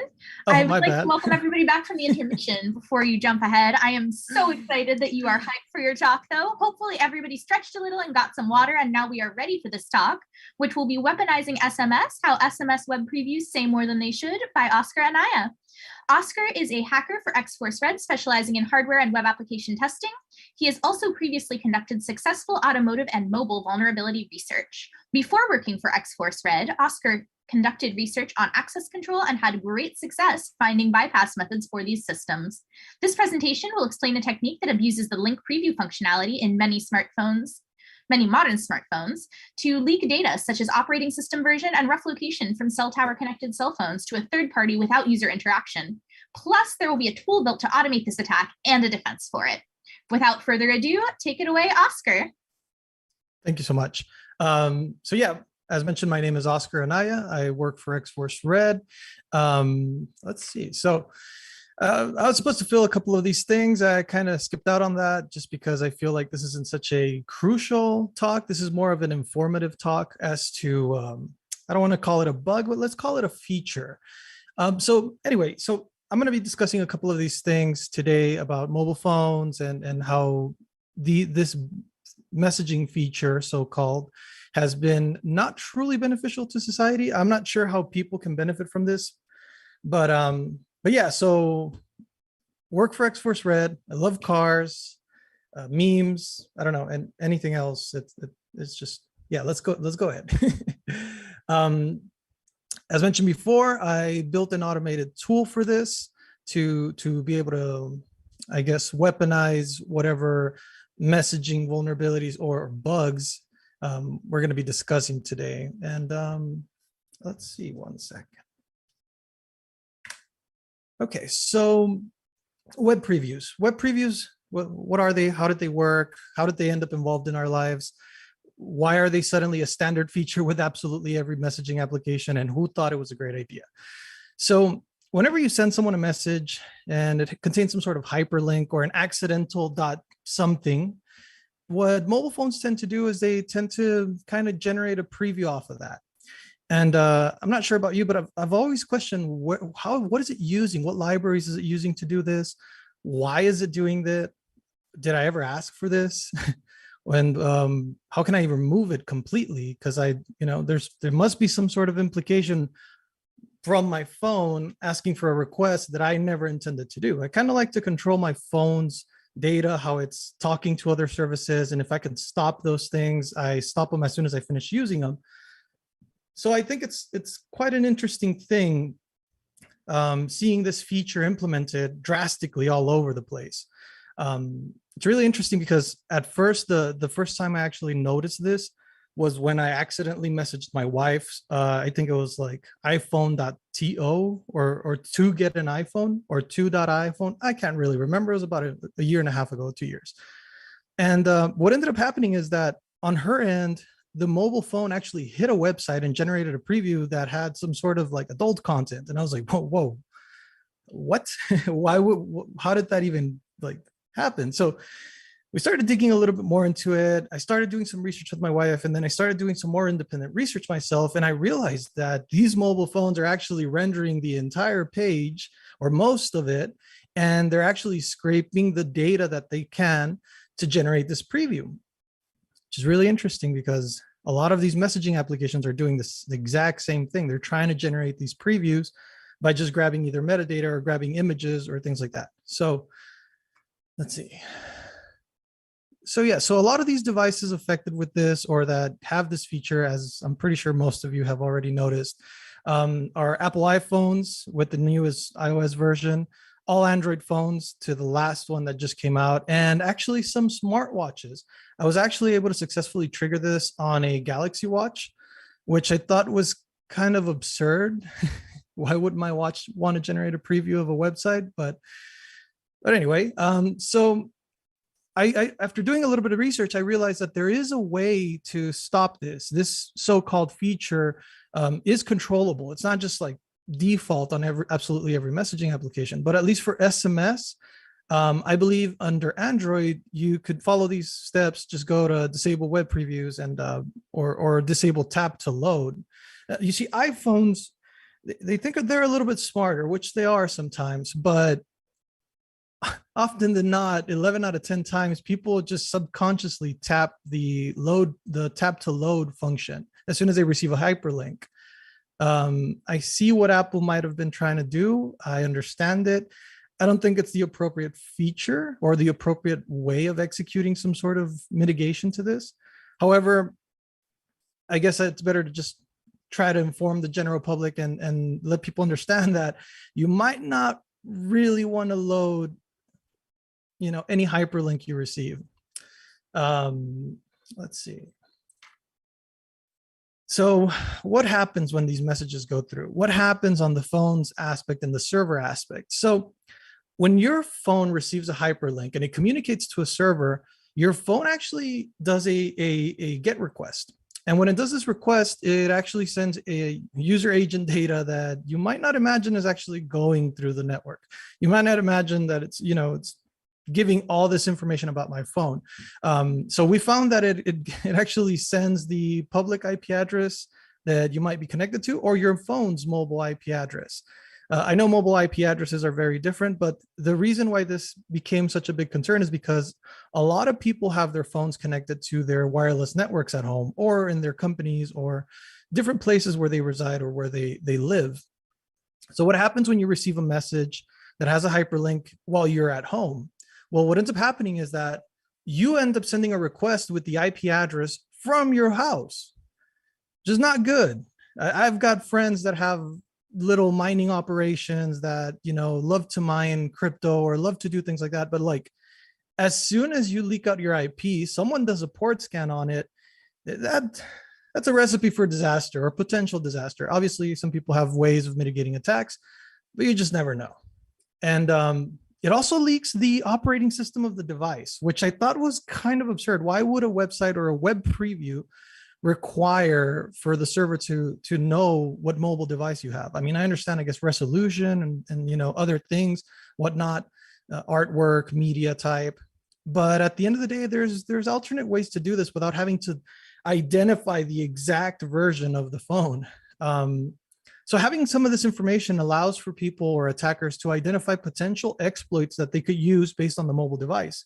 I know recently in these couple of years, a lot of mobile attacks have been coming out, and as easy as it might seem to just swap a phone, it's not nice when your phone was the product of an attack, or your phone ends up getting compromised and you've got to explain to your employer how you have absolutely shitty security at your house. It's not really that good. So let's see. So yeah, so after doing some research about this, I realized, well, how can I use this? What can I build to try to really grab hold of all the information that this phone or these mobile devices are leaking? And then I realized, okay, so I can grab the logs, I can scrape the user agent, and then I don't know, maybe build a table that has all these phones. Maybe I'm an attacker and I want to scan an entire company. I just got this company directory full of numbers and I want to try all of them. And I want to know what all these mobile devices are. I want to know what all these devices, where these devices are. And I want to know what version they could be to see if I can, I don't know, potentially attack them. So what I built is this SMS information gathering framework that basically sends a message using ADB from Android. And what it does is it sends the message with a hyperlink, and that hyperlink is pointing directly back at that server. The server grabs a hold of that information and then displays it in an elegant form to be able to, I don't know, just do whatever you will with it. It also, I was like, how far can I push this? What could I do with this information besides just knowing these things? So I was like, you know what? ExploitDB has a really good search engine. Why not try to figure out what vulnerabilities I could use on that exact device and load them in a list? So I decided to add that. And that seemed to be one of the most useful features in this whole thing. I also decided to generate a map of the United States, or at least for this specific part while we were testing, a dynamic map of the United States with GeoPandas to be able to track the position of that IP and be able to plot it in a map. And I don't know, maybe plot all the phones that are in the list to, I don't know, potentially, you know, attack those people, or I guess just basically follow them until you can get any information from them. I also decided to link one of our X-Force Red internal vulnerability management systems. We have a ranking API that basically ranks the vulnerabilities and feeds you the weaponized exploits that you could potentially use with this specific device or this specific signature. I believe I have a quick demo of this. Sorry if most of this stuff is blurred out. Some of these numbers were real and they were from employees, so good luck with that. But let's see. Okay, so right here we can see that it's identifying that ADB as your phone is disconnected. So we're going to go ahead and plug the actual phone in and wait for it to be picked up. Okay, so we're plugging in the phone and the phone is now connected. We refresh and it shows us it is now connected. So now we're good to go. We're good to send and receive messages. It also shows you what type of phone it is that you have connected, the serial number, and the USB in case you want to use multiple phones. You know, if you want to blast 1 million messages in a month through 5 or 6 phones, then it allows you to do that. Right here, we're just opening a simple list of phone numbers. We're going to load it. We've got 4 numbers right here, and we're going to decide to test one of them. So we open up a new tab just for that one. As you can see, it also has a kind of semi-clean way of showing you what devices were Android, what devices were Apple, and maybe other. So right here, we're waiting for the portal for this framework to get the response from the phone. And it's going to refresh it, I believe, another time or another 2 times.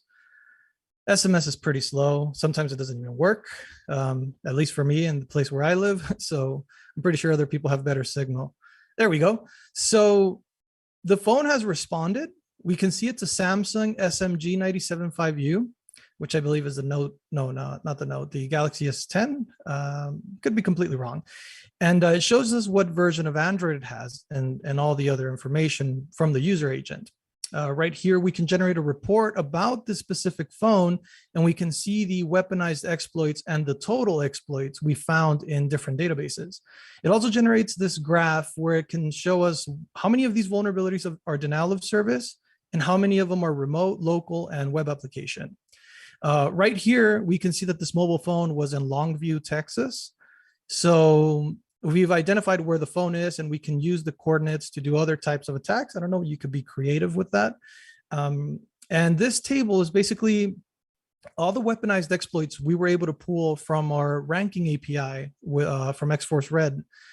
So we can see here which vulnerabilities, which CVEs we could potentially use to attack this phone.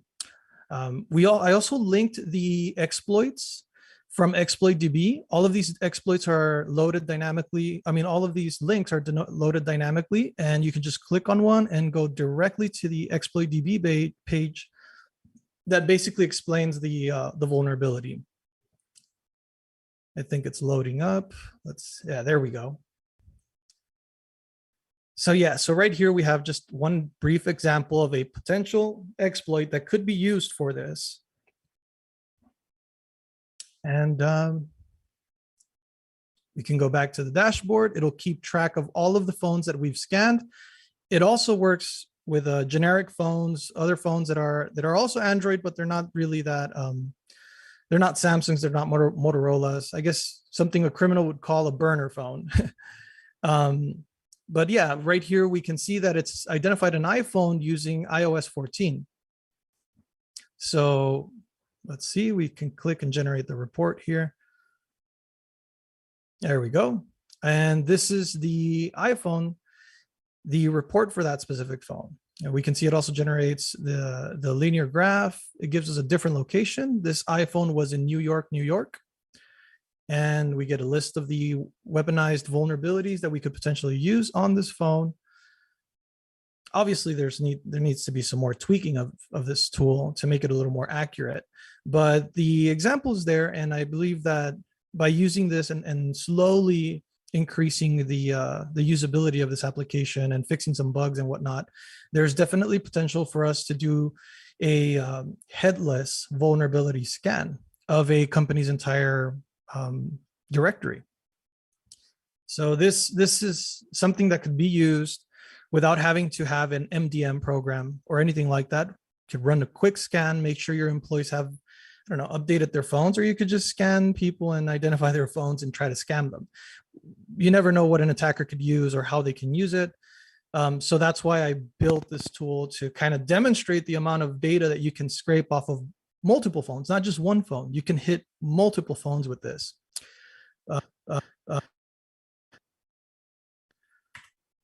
Okay, so some future implementations. So at some point I figured, you know what, maybe I can actually implement some sort of OMA CPA exploit, some stage fright, something that loads up images and kind of crashes them and executes code, because that's also something you could send via SMS as a payload.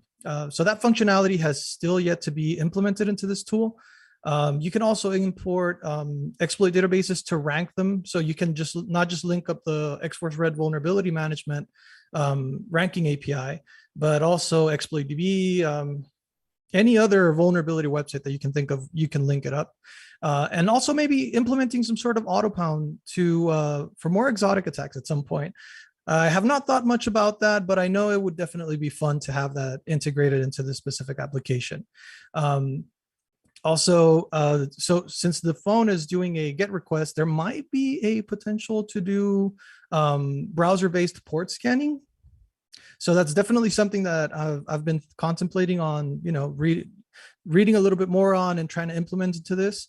And this definitely helps with social engineering attacks, where you can grab the phone's information and contact them, basically saying, okay, so I've identified that these phones are using this specific carrier and that these phones are the specific model. So that means I could send that person a message saying, your AT&T account your AT&T purchase has been approved. Please click this link to view it. That sounds more realistic. That sounds more solid than all these other attacks I've been seeing. And especially if it has your phone and your carrier and all the data about your phone. So I feel like that could be used in a social engineering aspect to sharpen those type of attacks.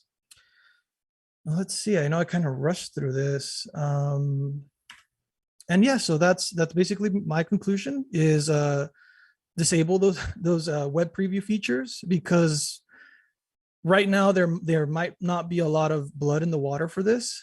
However, I feel like in the future, someone's going to find a way to crash that browser-based extension and do some damage to a phone, or potentially gain some code execution. We never know. There's a lot of talent out there, but the point of this conversation is to basically inform the public that this is not a good idea, and that it's not really the best thing to do. So yeah. Any questions? Thank you, Oscar, for this terrifying but enlightening talk. I am not seeing any questions in the chat. You already answered all the questions that I was going to ask you, so thank you for that. I think we will move on to intermission. Thank you very much. We have a short intermission this time because our next talk, API Security by Sean Reed, will be starting on the half hour. So don't forget to say hi to our gold sponsor Teleport in Discord. You probably still have time to do a little bit of a stretch, get a little bit of water, but don't linger too long. And we will see you at 2:30 p.m. Pacific time for API Security with Sean Reed. Enjoy the break. This is a great time for... Okay, we should be back. Thank you.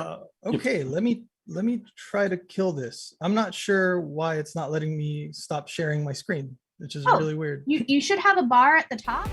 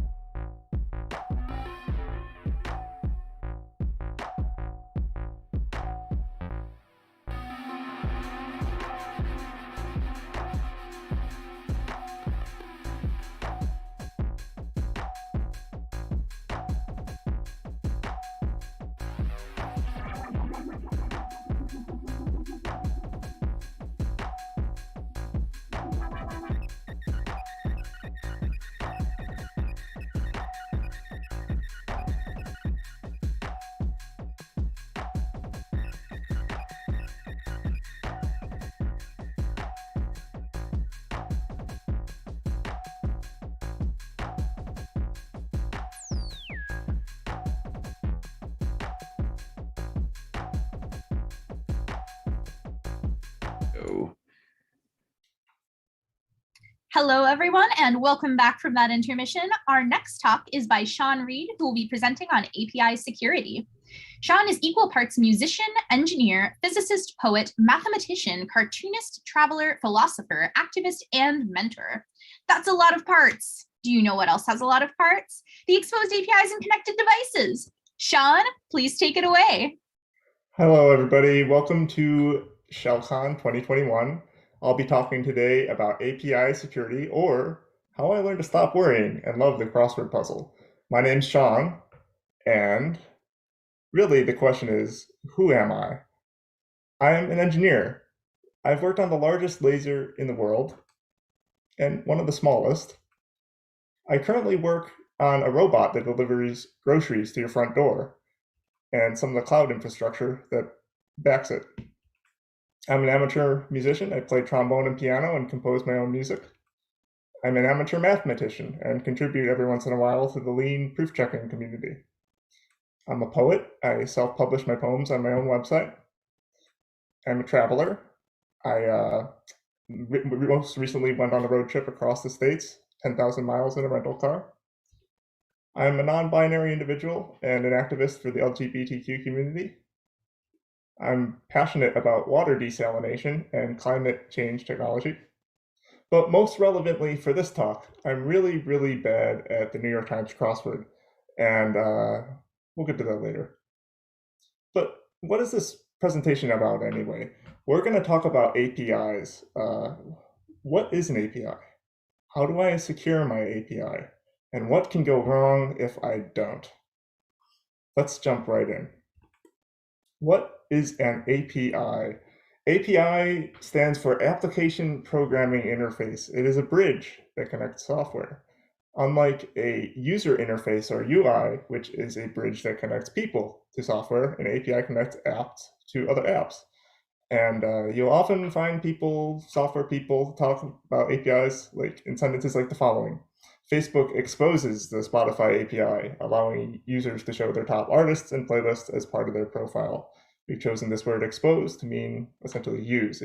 Facebook uses the API as a user would use the app. I found some of my favorite APIs in the wild. Here's the Spotify API again, exposed in Google Maps. You can open up Google Maps, and much as a user would use Spotify, Google Maps is using Spotify in the app. Apple Pay JavaScript API exposed in some app. All the power of Apple's payment system used in this app. And then one of my personal favorites, Google Single Sign-In, used in some toy app somebody made in their Medium page. But it's a simple application, but again, this powerful tool that is the API allows you to access. A little more technically, you might hear APIs referred to as RESTful. And this is not a standard. This is more just a collection of similar properties that APIs have, that you can have. A RESTful API will have three main things. First, a base URI like HTTP, api.example.com, and then the suffix to this base URI will determine the behavior of what the API does. An implementation of standard HTTP methods like GET, which obtains data from the API, POST and PUT, which set and modify data, and delete, which, as you might expect, deletes data. Finally, definitions of media state transitions and state manipulations in an app or a URI. This is like how the routing behavior of the API is determined. You can try this for yourself. I've given a little example here using curl in the terminal with numbersapi.com. And in this example, we're getting a random Wikipedia fact about the date October 9th, which is today, ShellCon day. And an application exposing this API could make the same request and print the response with the UI. So how do I really secure my API? In this section, we're going to go into more detail and go into more depth for the top 5 most common security vulnerabilities for APIs, as determined by OWASP.org. You can find the full list down at the bottom of the link on the page. For each example, we're going to really explore how a attacker might exploit the vulnerability, and then what you can do to fix it. So let's jump right in here. Number 1, broken object level authorization. What does that mean? Let's give an example. An attacker, just a normal user, logs in, and in the browser request for this app, notices a custom HTTP header with his user ID 3496. That's a lot of information for this attacker. Now he can just increment the user ID to 3497, and now is another. You can essentially spoof the API as another user. Since it's a successful request, they can just post data with the new ID and modify data on behalf of someone else, which is bad. So to fix this, we can use authorization tokens like OAuth2, giving some example of what that might look like with the curl request below. All right, so that's for broken object level authorization. I have another example here for the same thing. Scenario number 2, a request sent to sporting goods chain website for an inventory information includes the location name in the URI. So this is quite common that you'll find APIs will include things like the location or the user ID even in the URI, which is pretty telling. What the attacker can do now is replace the location name with another location, or a user ID with another ID, something like that. They can just iterate through all the locations with a simple script and obtain all the inventory for the store, and pretty easily. And even though they shouldn't have access to all of those things. To fix this, rather than including that sensitive information in the URI, use random values in that suffix. And in this example, I've given some example of how you could just like hash the suffix, and it's a little more difficult for an attacker to figure out what to do. All right, number 2, broken user authentication. An attacker finds a list of millions of leaked passwords online from a data breach. They proceed to use a script and iterate through the passwords to authenticate with your API. So this is known as brute force attack. And if it eventually works, you know that your API is not incorporating rate limits. Rate limits are very important to prevent this kind of thing. They can make it more difficult for an attacker to just churn through passwords until they find the one that works. While you're at it, enforce strong passwords and password rotations, and you'll be better off. Your passwords will be hard to guess, and be more difficult to guess them at a quick speed. Other important things to remember: you can implement CAPTCHAs when needed to make it more difficult for this kind of spoofing to occur. Don't send authentication information in the URI. We just talked about this with broken object level authorization. And finally, you could log the user out of the application after some period of time. For example, if the user uses like a public computer, then walks away, you don't want some attacker logging in as them. All right, number 3, excessive data exposure. In this scenario, the attacker gets some data about a user displayed on a bio page. Here's the response. It's a little bio of me, and there's 3 things the attacker finds in there that we don't really need them to find. They've got my phone number. They can call me. They've got my address. They can track me down. But even worse, they've got the API token. Now they can do this for other components of the API. They can do this with other users. They have a lot more privilege. So this is pretty bad. What do? We have to be really thoughtful with how we reveal data with our APIs.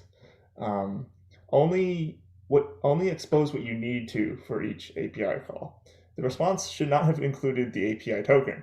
shouldn't have included my phone number, shouldn't have included my address. It should have just included what is necessary for that little summary bio page or whatever this is being consumed for. All right, number 4, lack of resources and rate limiting. In this scenario, an attacker repeatedly makes the same request through your API so quickly that the servers serving your API become so overloaded they run out of memory. All the legitimate consumers of your API now are unable to make requests. This is a successful denial of service request attack, and you can prevent this with some throttling for anonymous and logged in users. I've given some examples in the fix-it box in Django and Python of how that might look for anonymous and logged in users. And you can notice like the user field has more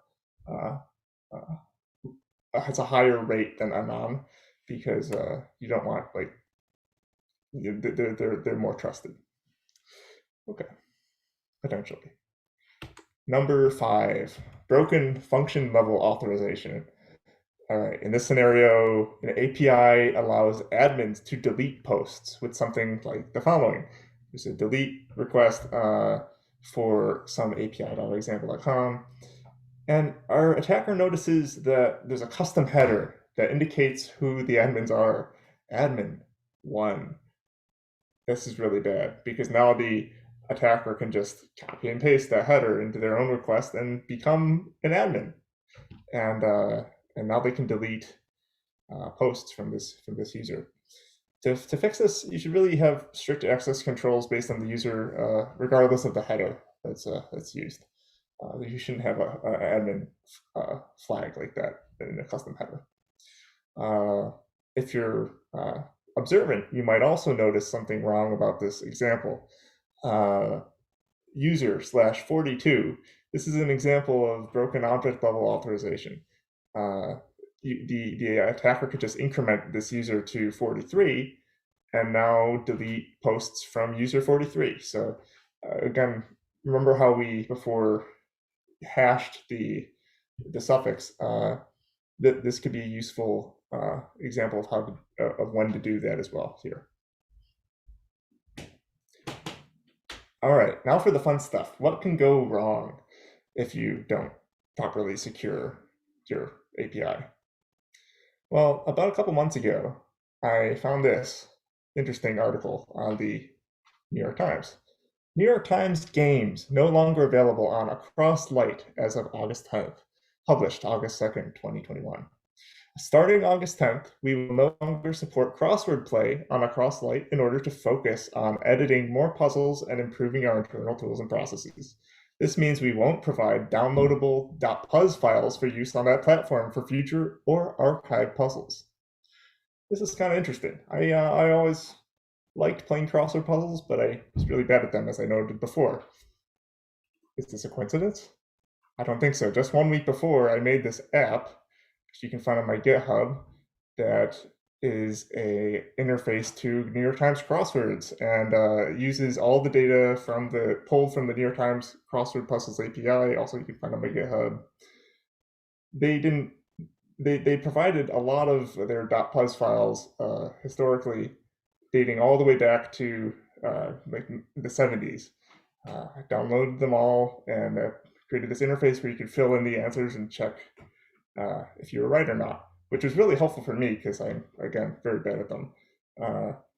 In any case, you can check it out. I'll dump the link in the Discord later. But yeah, there's a couple weaknesses I noticed about the New York Times API. Excessive data exposure. All the historical .puzz files were downloadable through the API, which they probably didn't intend. And lack of resources and rate limiting, you could download them fairly quickly. From the Times perspective, what they might have wanted to do was restrict how many puzzles you could download as a user or how far back you could look, but now you can't download them at all. So, whoops.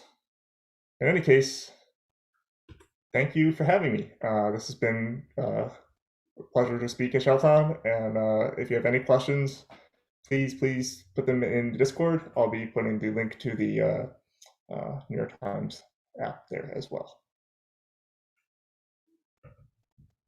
Thank you, Sean.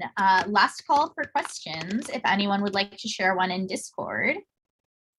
Thank you, Sean, for that really interesting overview of a lot of common vulnerability classes in APIs. Yes, no worries. Oh, thank you. I am seeing that someone has shared a link to your GitHub repo on crosswords. Is that you? That is me. Oh, okay. So I see that you have shared a link to your GitHub repo on the crosswords. Sorry about that. The avatar threw me off.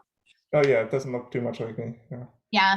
Seeing no other questions though, thank you, Sean, for sharing what you've learned about API security. At this time, I want to thank our gold sponsor, Teleport. They create a bastion host security and identity tool for secure access to multi-vendor clouds. They are also hiring, so make sure you check out the Raise Me job board for these and other postings. You can also get in touch with them in the Teleport Lounge Discord channel, where they are raffling off a Sonos speaker. In case you missed it, also take a look at the discount code from No Starch Press, which was shared in the book club channel on Discord yesterday. That code is good for 25% off at No Starch Press until midnight on October 21st, so be sure you grab it while the conference is still going.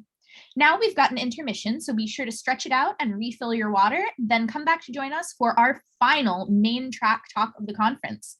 That will be Signed, Sealed, Delivered, Abusing Trust in Software Supply Chain Attacks with Cheryl Biswas, which will be starting at 3 p.m. Pacific time. Enjoy the break. That was a great talk.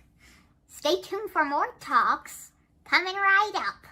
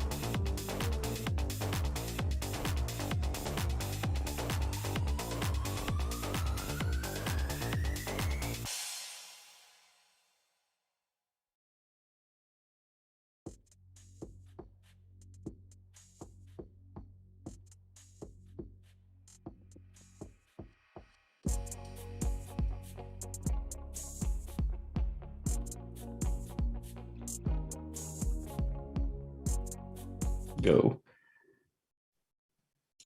Hello, Hey there. everyone, and welcome back from the break. Our next talk is also our final main track talk of this year's ShellCon. Wow, it has gone by so fast. Thank you again for joining us here, and special thanks to our gold sponsor, Teleport, who have helped to make all of this possible. This next and final talk is Signed, Sealed, Delivered, Abusing Trust in Software Supply Chain Attacks by Cheryl Biswas.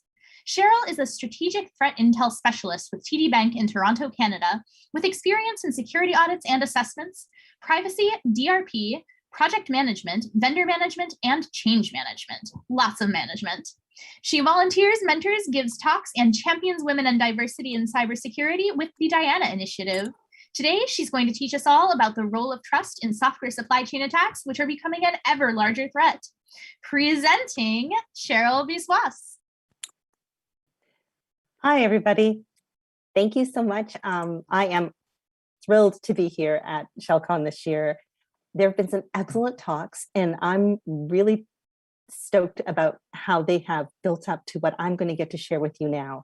You may know me as Encrypted Online, and welcome to my talk today, Signed, Sealed, Delivered, Abusing Trust in Software Supply Chain Attacks, and I hope you enjoy. So that was a great bio about me. I do work as a threat intel specialist at TD Bank here in Canada, and I just want to give a shout out to my awesome team, whom I'm really lucky to work with. Yes, I'm a founding member of the Diana Initiative, and I am really grateful to our staff, our volunteers and supporters, and our sponsors who helped to make a wonderful event happen again this year virtually, and I'm hoping we can all meet next year in real life. So, obligatory disclaimer time. The views expressed here today are mine alone and not those of my employer. So in this talk, I want to explain what software supply chain attacks are and the growing threat that they pose. We're going to look at how code dependency is a factor, how that's compounded by mistakes and misconfigurations. And then we're going to take a look at a brief history of some major attacks and the state-sponsored actors involved to talk about who's been watching and what they are leveraging. And finally, we'll wrap up with what we can do better and some suggestions. We don't fully appreciate just how interconnected we are and how that translates into software code dependencies. It took an event like the SolarWinds Orion attack to rattle the bars on that cage and to wake us up to what's been going on for some time. The reality is that software supply chain attacks aren't something new. They've been around for many years, and we've been watching that check engine light, but not really addressing the issues. So my hope is that the knowledge I share here today gives you some new insight and awareness so that you can go back and better secure your projects. What a year. Even before we got out of the gate, the tone was set. SolarWinds was truly unprecedented. It's the kind of event that we talk about for decades. We build off of it and we learn from it. However, as you're going to see, there have been a lot of other software supply chain shenanigans across 2021.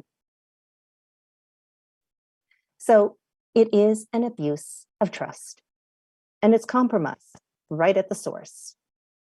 It's the insertion of malicious code into legitimate software that gets distributed en masse.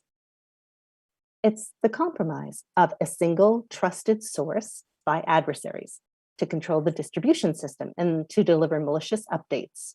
And this can create access points into the networks of those customers.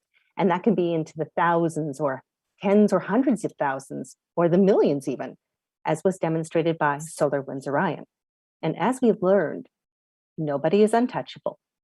Everyone is a potential target. And the impact? They can incapacitate or disrupt or sabotage your operations. Per MITRE ATT&CK framework, this is T1195 for initial access. Software supply chain attacks take time, resources, and skill to plan. And this is the purview of state-sponsored threat actors, notably Russian or Chinese-backed groups. sorry, but both cybercriminal and state-sponsored groups will target the technology industry because these companies are relied on by so many other organizations and individuals, and this can have a wide-ranging impact. Now, attacks on tech companies can enable third-party compromise of enterprise customers via software supply chain updates. China has actively targeted tech companies in Taiwan with supply chain attacks because they see Taiwan as major competition. Now, another important disclaimer. I'm sorry, but I'm not a coder or a developer, and I'm not going to pretend to be. I'm presenting this talk from my experience as a threat intel researcher, and I really love what I do. And what I do plays a key role because we watch the geopolitics play out, and then we reach back for historical context on patterns of behavior, because history repeats and actions have consequences. Ian Pratt, who's the global head of security for personal systems at HP, had this to say, quote, "Whether they are a direct target or a stepping stone to gain access to bigger targets, as we have seen with the upstream supply chain attack against SolarWinds, organizations of all sizes need to be cognizant of this risk." So let's take a look at this timeline because there's nothing like getting some historical context. In 2009, we had Operation Aurora. And in 2017, we had NotPetya and CCleaner. In 2018, we had Shadowpad and NetSerang. And in 2019, there was Operation Shadowhammer. In 2009, Operation Aurora was a wake-up call when a Chinese state-sponsored group, APT-17 or the Elderwood variation of that one, targeted Google and Adobe, among at least 34 other major organizations, a lot of them technology. Now, they went after them for their source code management systems to alter the source code. When we talk about digital crown jewels, we need to be talking about this, because this is at the heart of a software supply chain attack. If you control the source code, well, imagine what you can do.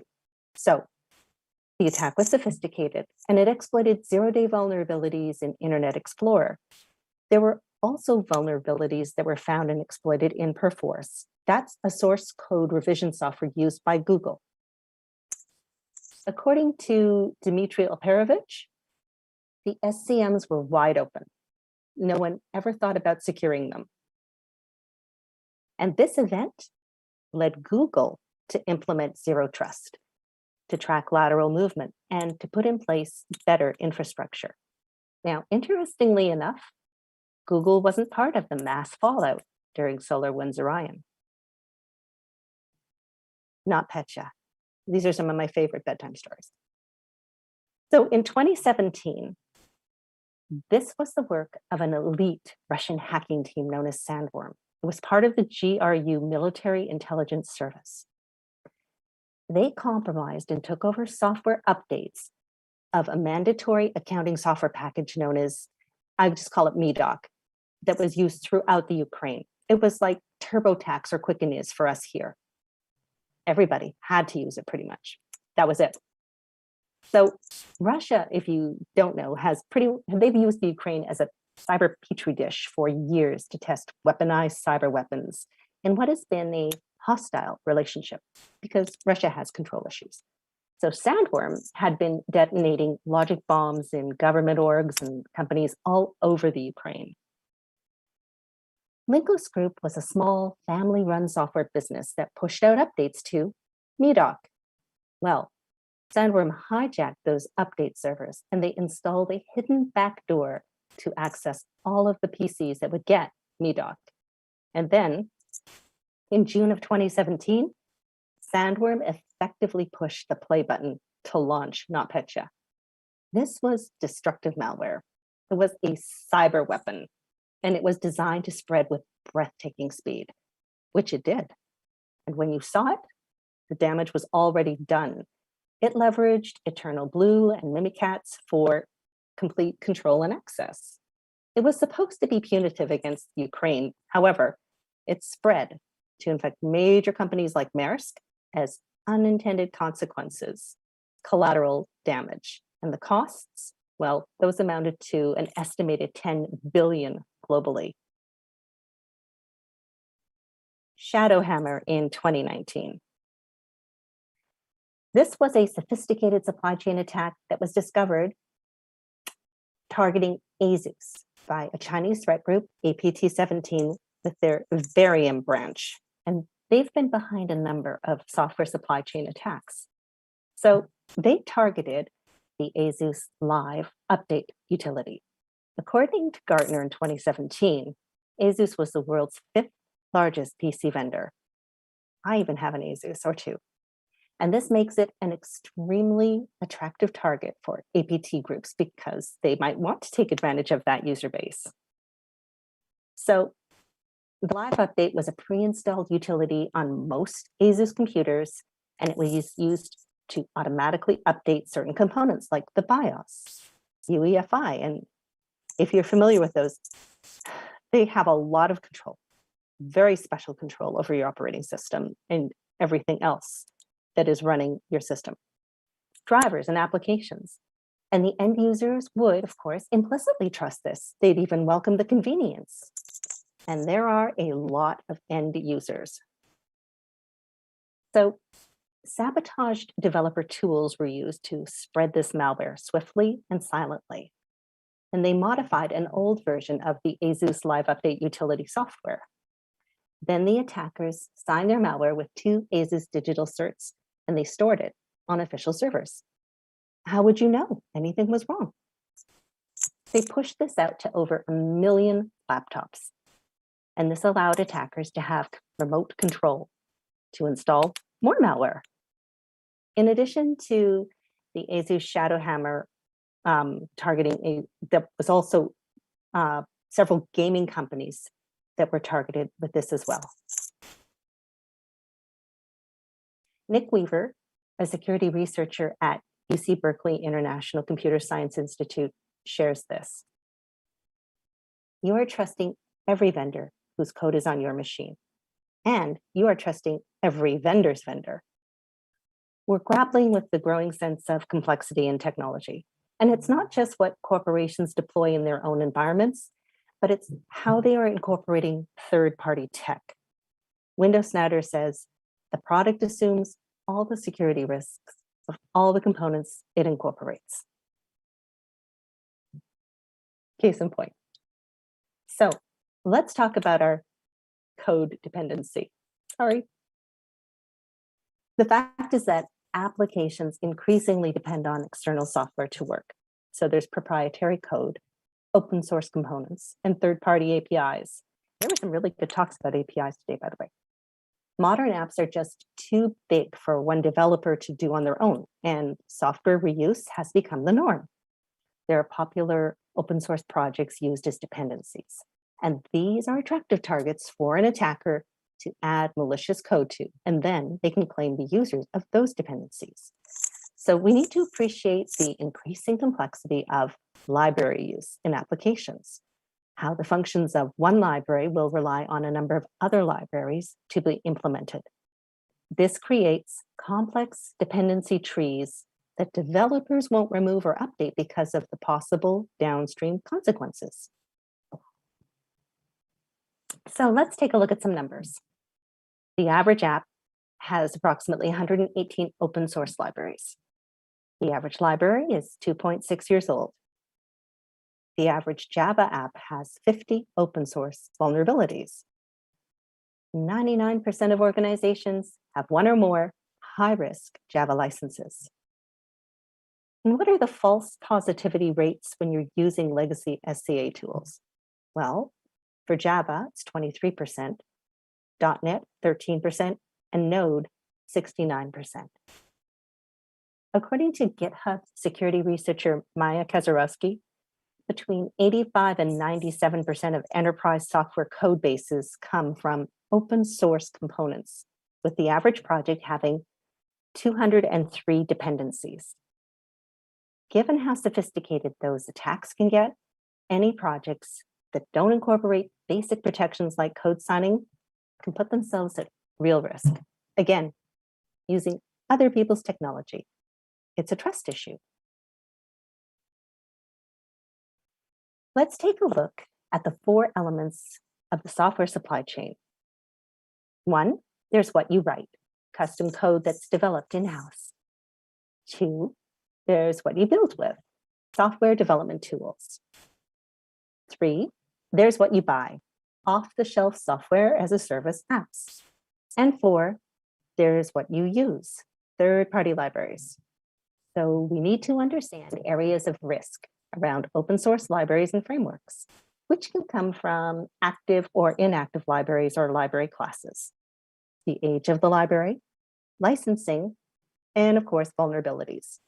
But that's hard to do when you don't have visibility into which libraries and classes are used by the software, or when you're only relying on static scans from legacy security code analysis tools that are out of date once that library changes or updates. This is from the 2021 Contrast Labs Open Source Security Report. There's a lot to take in here, but the key points are these. 1, if you're using open source code, you need to be paying more attention than you have been. 2, what we have been doing to identify and remediate risks, it's not comprehensive. We're missing stuff. And 3, the legacy security tools in use aren't really securing us. We have to level up. So this is a timeline of software package repositories that have been in supply chain attacks. And it's really easy to just get code from various projects online and then to incorporate that into other software. Here is the risk. Some of those open source projects are widely used, but not well maintained, or they've even been abandoned. So if we take a quick look at this, you may not be familiar with some of these and you may know some of them, but dating back to 2017, we have Node.js. In May of 2018, Ubuntu's Snap Store. In July of 2018, Arch Linux. In November of 2018, EventStream NPM. Then in July of 2019, we had Ruby Gems and Python. I hope I said that correctly. Sorry, not a developer. But threat researcher. Code reuse is a deliberate strategy, and it's seen as a key differentiator for efficiency, innovation, and speed in application development. But it comes with a cost. It can be vulnerable to compromised off-the-shelf components. And some repurposed code comes from internal repos, but a lot of it comes from open source libraries, third parties. So for an attacker, compromising a software supply chain can be through the manipulation of application source code, manipulating updates and distribution methods, or by replacing compiled releases with a modified version. And the targets can range from a very specific limited group to a wide number. Stuff happens, right? So that brings us here, the continuous integration, continuous development pipeline. It's a best practice for DevOps to deliver code change frequently and reliably. CI is a coding philosophy. It's a set of practices to drive development teams to implement small changes and check in code at version control repositories frequently. A consistent and automated way to build, package, and test applications, which all sounds terrific, collaborative, and efficient. The thing is, you're using other people's technology. This is about trust, right? And mistakes will be made. So let's look at what happened with SonarQube in November of 2020. The FBI issued a flash alert warning that threat actors had been actively targeting vulnerable SonarQube instances since April to access the source code repos and exfiltrate proprietary code of US government agencies and private organizations. The FBI found multiple potential computer intrusions corresponding with leaks that were associated with SonarQube configuration vulnerabilities that had been exploited since April of 2020. And in August of 2020, unknown threat actors leaked internal data from 2 organizations through a public lifecycle repo tool. As you can see here, this is something that's widely used because it is this open source platform. It's found in all levels of business, right up through enterprise. And if you'll notice at the bottom, default admin credentials were hard-coded in there. So attackers scanned online for exposure via that default port 9000. It was a publicly accessible IP address with those default admin creds. And several of the source code repositories also contained hard-coded credentials. And this opened the door to accessing other resources and expanding the breach. Per Sekar Sarakai, who was writing in the McAfee blog back in July of 2020, this is what he had to say about the SonarQube source code leak. Because mistakes will be made. And I'll leave you with this. So let's talk about several major software supply chain attacks from the past and about lessons that perhaps went unlearned. If that looks busy, it is. The Identity Theft Resource Center, or ITRC, stated that 137 organizations reported they were impacted by supply chain attacks at 27 different third-party vendors, which was an increase of 42% from the last quarter of 2020. And we can revisit that a little bit later. Attackers will manipulate software dependencies and development tools to compromise data or systems before they reach the recipient. And as we've seen, they go after source code or source code management. In the case of SolarWinds, Microsoft said that attackers gained access to some of the source code for Exchange, Azure, and Intune. Having that source code gives adversaries the advantage because then they can look for undiscovered vulnerabilities and be the first to exploit. Attackers also go after certificates. Stolen code signing certs let them evade detection and deliver malware payloads as though they come from a legitimate source. And certificate abuse is an ongoing component in all kinds of attacks. So if you look at this timeline, back in December 2020, we have SolarWinds Orion. We had another targeted attack on major players through the Big Knox player in February. It was very interesting, but it was also very sophisticated in terms of how it was able to pinpoint these people and attack them. Centrion went after a defense arm in France. That's concerning. Dependency confusion we'll talk about later. It's fascinating. The same with Xcode Spy in March. Gigaset, CodeCov, we'll cover that one in April. Password State was another one. And then Kaseya, we'll talk about that one in July. Pretty busy stuff. So what are attacks? What consists of attacks? Well, there's vendor compromise. This is the most sophisticated. There's exploiting third-party applications. So finding and exploiting vulnerabilities, especially 0 days. And these bugs can enable an attacker to manipulate the software and make it do things that it was never intended for, like credential theft or accessing information. Exploiting open source libraries. These can also have vulnerabilities to exploit, but unlike software packages, it's harder to update and maintain open source code. So because the source code is openly available, attackers can easily study and practice on it. Like the Apache Struts 2 framework, it's had 13 critical 0-day disclosures in 5 years. And then there's dependency confusion, which we'll cover later. Hostile takeover, an example is from 2018. This was Event Stream and Node.js. So when the original owner was approached by another community member who was willing to take over management of their project, they handed it over in good faith. They transferred control. And in a few weeks, malicious code was being downloaded via automated build tools and deployed in numerous software applications. This code was designed to steal credentials from Copay Bitcoin wallets, and it used encryption to hide its functionality. Now, the stolen credential data was sent to a remote server. Fortunately, some mistakes caught the attention of the managers of that Node.js repo, and they just thought it was a bug in the package at the time. This is an abuse of trust lesson.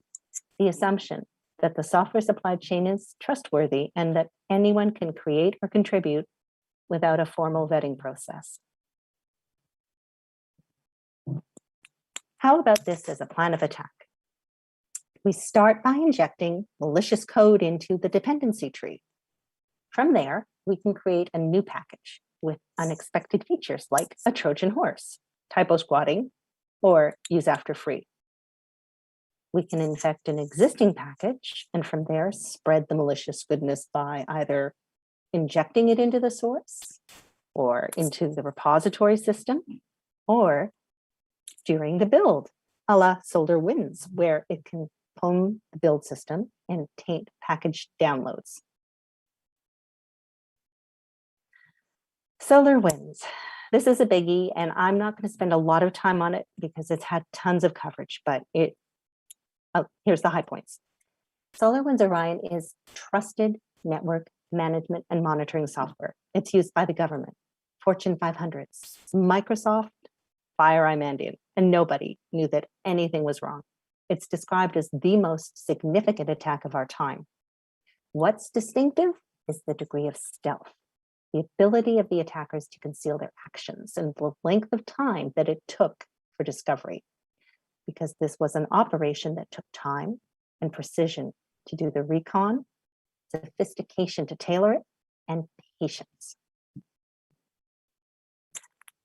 So if you look at this attack path, the attackers targeted and compromised the software build environment and the code signing infrastructure for Orion. They modified the source code to add a backdoor, and they signed it. Then they leveraged the existing software release management system, and they used stolen certificates to laterally move through chains of trust. So let's talk about dependency confusion. Security researcher Alex Burson shone a bright light on a scary possibility. He took a hypothesis about a supply chain substitution attack, where a software installer script is tricked into pulling malicious code files from a public repository instead of getting the intended files with the same name from an internal repository. Then he went on to target Apple, Microsoft, Tesla, and 32 other companies to execute unauthorized code inside their networks to show that it worked. Well, within 48 hours of publication, a lot of other parties thought that was a good idea too, and without permission, targeted some more companies in March, including Amazon, Slack, Lyft, Zillow, and more. Here's the issue. Existing dependency scanners typically don't detect if a dependency executes malicious code, since these tools are limited to identifying dependencies with known vulnerabilities. So this then prompted a study by some researchers at Red Hunt Labs. And what did they find? Well, 93 repositories out of the top 1,000 GitHub organizations are using a package that doesn't exist on a public package index, which can be claimed by an attacker to cause a supply chain attack. 169 repositories were found to be installing dependencies from a host that isn't reachable over the internet. 126 repositories were installing packages owned by a GitHub or GitLab user that doesn't exist. And of the top 1,000 organizations scanned, 212 had at least one dependency confusion-related misconfiguration in their code base.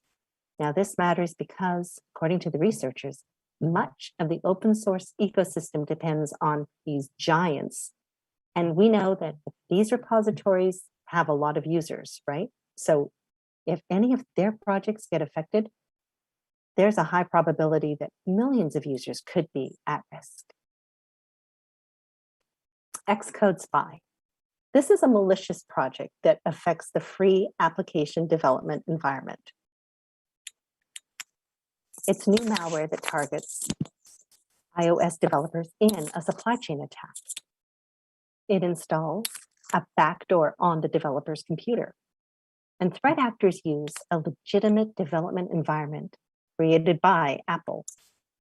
It fools the victims into adding an online project to their app that will compromise their system in a supply chain attack. And the attackers are targeting developers. They're targeting the shared sites, the repositories where code is uploaded for use by others, because this is common behavior by developers to share their projects online with other users. It's collaborative. It helps with innovation. It's effective. And unfortunately, it's also an abuse of trust. CodeCov.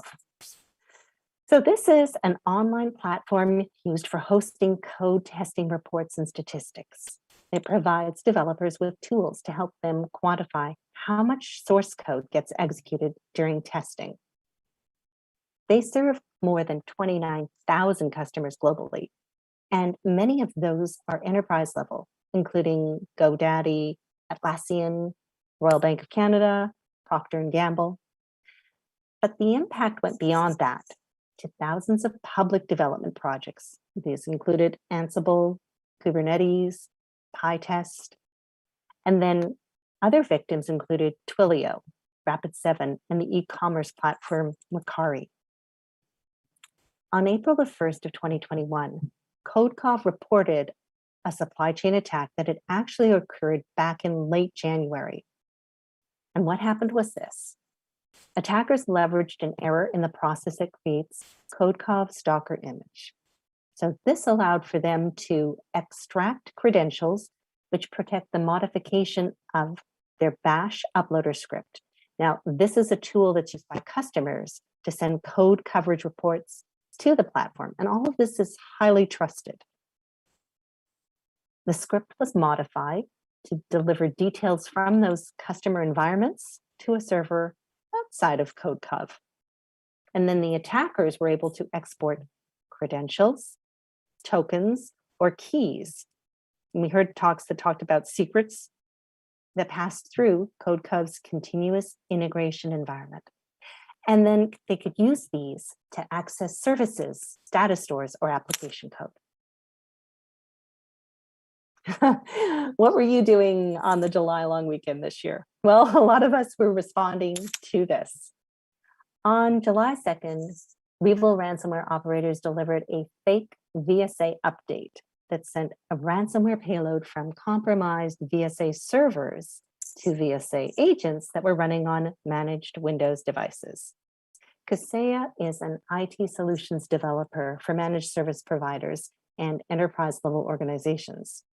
An estimated 40,000 reportedly use a Kaseya product.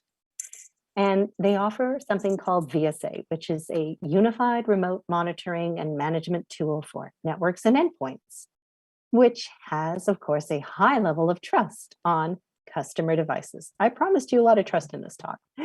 So much so that attached clients will do whatever they're told. And therefore, it's likely one of the reasons that Kaseya was targeted. So let's talk some trust issues. Initial compromise through a trusted channel that further exploited trust in the VSA agent code. So the malicious update was dubbed Kaseya VSA Agent Hotfix. Initial access came from exploited zero-day vulnerabilities in Kaseya's VSA software, which was leveraged against a number of managed service providers. The attack was triggered by an authentication bypass vulnerability in Kaseya's VSA web interface. And this allowed for the attackers to circumvent authentication controls, to gain an authenticated session, and then upload a malicious payload. And then they could execute commands via SQL injection to achieve code execution in the process.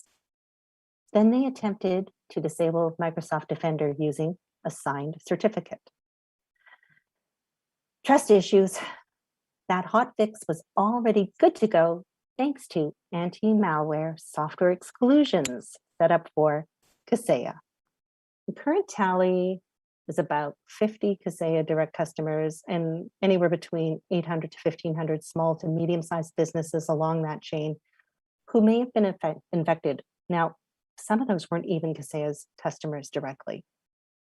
These are companies that don't have the financial or people resources that enterprise organizations have to tackle a ransomware attack. Let's talk about who maximizes these opportunities. Of all the state-sponsored adversaries, Chinese cyber espionage groups have been and will continue to be the biggest threat to tech, conducting economic espionage and intellectual property theft. Technology companies are rich targets just on their own, but these groups leverage them to infect supply chains to go after those customers. And they are the leaders of the pack in terms of the number of attacks and their capabilities. This diagram is from the report Broken Trust, which was released in 2021 by the Atlantic Council. According to the report, there have been 36 other cases of intruders who successfully targeted software updates from 138 recorded supply chain attacks and vulnerability disclosures. Of these 36, 15 had similar access to build or update the infrastructures, and half of those 15 could be attributed to nation states. And these are some of the most well-known supply chain attacks involving Chinese state-sponsored threat actors. Russian adversaries are formidable, but you really don't want Chinese APTs in your network. They play the long game better than anyone. They are masters of stealth, and they are ruthlessly dedicated to eliminating the competition. In 2017, we had CCleaner. This one was linked to APT17, and more specifically, a subgroup known as Axiom, who've been historically engaged in supply chain attacks.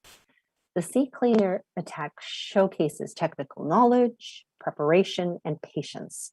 The timing is strategically advantageous because the original owner, Piriform, was in the process of selling to Avast. And now, if you've ever sold like your house or a car or anything really, there's a lot of distraction and confusion at that point. Like when you're standing at the checkout line with your kids, right? It's easy to miss things in the network that don't belong. So they took their time to move laterally in the network during off hours so as to avoid detection. And then in the month, they installed a modified version of ShadowPad backdoor malware to escalate their privileges. Then they distributed a cryptographically signed version of a modified CCleaner product, and no one suspected. So walking through the stages of attacks, for reconnaissance, they gathered victim information so that they could identify details about the host, the network, the organization. For initial compromise, they accessed an unattended workstation of a CCleaner developer that was connected to the Piriform network via TeamViewer remote. They reused credentials from previous data breaches to access the TeamViewer account, and they delivered malware using VBScript. For weaponization, they developed a malicious version of CCleaner. And then for delivery, they used RDP to open a backdoor on a second unattended connected computer. They dropped a binary and malicious payload of second stage malware, and that was delivered to 40 CCleaner users. And then they compiled a customized version of ShadowPad backdoor to allow for further malicious downloads and data theft to prepare for the third stage. And in that third stage, they installed the malware, and then they went to exploitation so that they could infiltrate other computers via a keylogger they'd installed on the compromised systems to steal credentials and gain more privilege and access. They were able to log in using admin privileges through RDP. And then installation, they replaced the original version of CCleaner on the official website with the backdoored version, which was distributed to millions. As far as action on objectives goes, well, it was probably for espionage purposes. ShadowPad. This was via APT17, also known as Barium, and they delivered ShadowPad malware to infect enterprise networks via a product known as NetSerang. Now, NetSerang specializes in server management and security connectivity software that's used globally by major corporations. Where have we heard about that before? Sounds familiar. A module was hidden in a code library, and it was making suspicious DNS requests. It sent data back to the operators, who then decided if they wanted to go ahead. Then they would send a malware payload with a full backdoor to take over the system. We covered ShadowHammer earlier, but just to reiterate, this attack illustrates a massive abuse of trust through the delivery of malware in a modified, older version of the ASUS Live update software. Signed, sealed, delivered. Able Desktop. Chinese APT group Lucky Mouse went after chat software that was used by the Mongolian government agencies and businesses, and they hijacked updates in the software supply chain. Now, attackers didn't need to steal or forge an update signature because Able's updates were not signed. This one's pretty interesting. Signed site. The Vietnamese government certificate authority was a target of a software supply chain intrusion. It targeted a wide range of public and private entities. And they used the digital signature software that provides certificates of validation, as well as software suites to handle digital document signatures. And the software is used widely throughout Vietnam. It's mandated in some cases. The key point here is targeting trust and abusing that, because in this case, they leveraged a service oligopoly. And this is believed to be the work of a Chinese state-sponsored group, possibly TA428, a group that's known for targeting East Asian countries such as Mongolia, Vietnam, and apparently they've even gone after Russia to gather intelligence. Golden Spy. Well, Golden Spy malware was embedded in required tax payment software issued to corporations wanting to conduct business operations in China. The Chinese banks require businesses to install Intelligent Tax, as it's known, to pay local taxes. And it's produced by the Golden Tax Department of the Iceno Corporation. Does this sound familiar? It should. It sounds a lot like what happened with NotPetya. The malware was installed, and it installed a backdoor on systems, which enabled a remote threat actor to execute Windows commands or upload and execute any binary, including ransomware or Trojans. That malware provided system-level privileges with the capability to execute any software on the system where it's installed. And it was connected to a command and control that was distinct from the tax software network infrastructure. Something of note, just because you removed the tax software, you did not remove Golden Spy. So, where do we go from here? Well, there is a new executive order, and that's a great starting point. But the picture, as you can see, is so much bigger.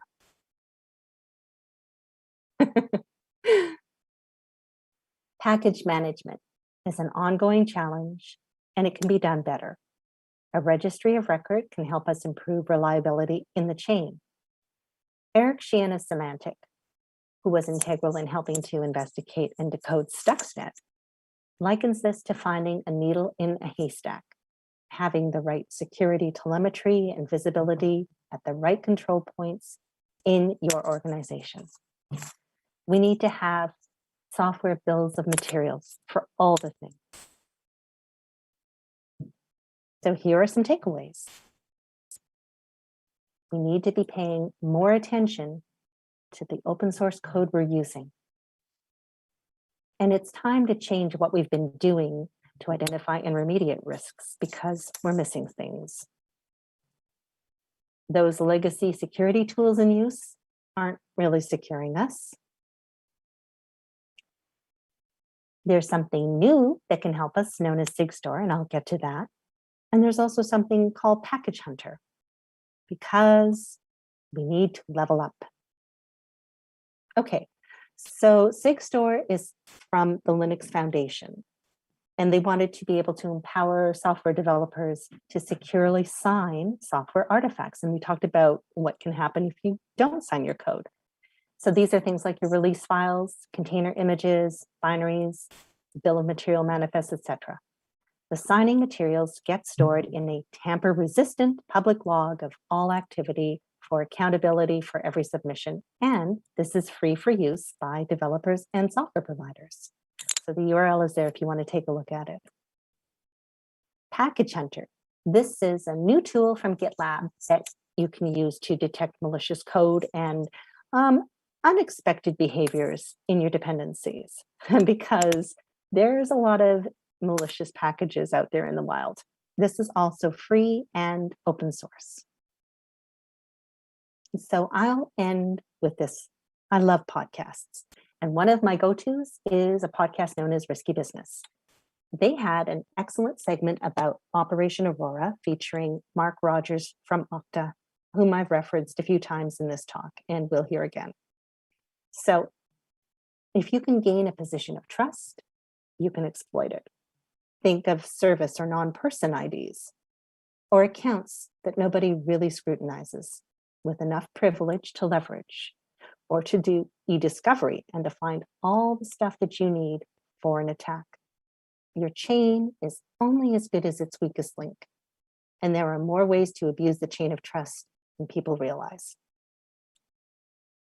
And with that, thank you so very much. That's the end of my talk. My details are there if you want to reach me, and it's been an honor to present at ShellCon this year. Thank you. Thank you, Cheryl, for that wonderful talk. You had agreed to take questions at the end, and if you're still up for that. I am. Here, All I'm just right. gonna. So our first question comes from the user Samanosuke-X, who asks, do you think the reason we have more supply chain attacks is due to the availability of so-called anonymous cryptocurrency, or more so that there is a lack of attention to security overall? Good question. I don't know that it's so much anonymous. It's not so much the cryptocurrency, I would say, as we're moving faster and trying to get more done and things get missed. We just, I'm going to say we're putting the cart before the horse even more now than ever. And we have to stop and consider how we're planning things out. We need to take the time to do things right. And it's hard to be the person calling foul on that because I know how hard it is for other people working in the development arena and for the demands being put on them. But we're seeing that that's paying off down, months down the line. And that's how software supply chain compromises can happen. Thank you.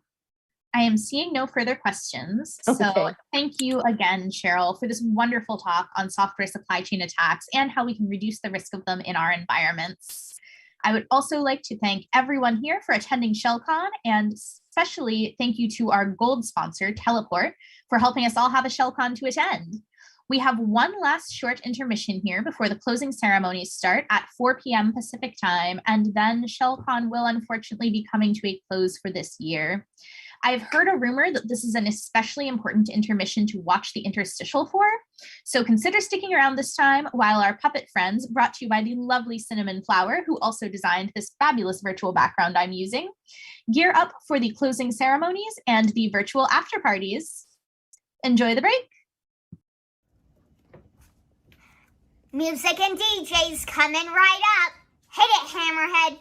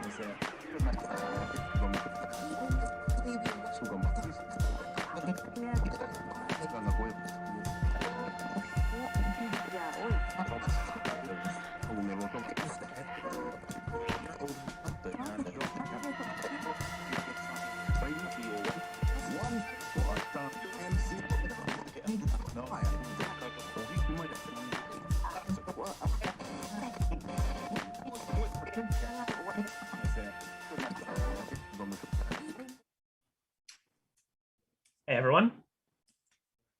Thank you to all of our amazing attendees and volunteers for making ShellCon 2021. Well, I need to move that.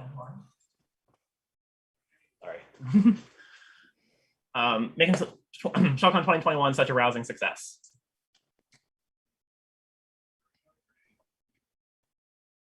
Technical difficulties, guys, at the end of con. Everyone's exhausted. Oh, no. So bear with us. Every other con organizer on Earth is sympathizing. Yes, every con organizer is probably like, oh my gosh, they've reached the end. Okay. Yep. Sorry, everyone. Man, that white type is awful. Again, thank you so much. ShellCon has been really amazing. Technical difficulties aside, we want to thank, on our next slide, our very generous sponsors, because obviously they're a really important part of the conference. So our gold sponsor was Teleport. They still have their raffle open. So if you haven't gone to look at their website, check it out. We'd like to thank our silver sponsor, Ben Peltier, James LLP, our pearl sponsors, SkySafe and Bad to Beef, our CTF sponsors, Pentester Labs and No Starch Press, our Saturday night bonfire stream sponsor, Escape, DJ Ice Tray Normal for the intermission set, and BOD for the nighttime activities. We have had a really great, amazing conference with over 300 registries. There was over 100 workshop attendees, 600 plus users on Discord, and they came from 27 countries. So thank you so much for coming to us from all over the world. It's amazing that this happens year after year. I want to start by thanking Barbie for her year-round creativity and thoughtfulness. She really starts, she started 2022 already, thinking about what our con is going to look like. All of the swag, intermission slides, prospectus for our sponsors, the schedule layout, stream overlays, everything came from Barbie. Thank you so much, Barbie. My pleasure. Another big part of our conference is our YouTube stream. And I really want to thank all of the people that were part of our stream team that made everything go so well, so smooth, so professional.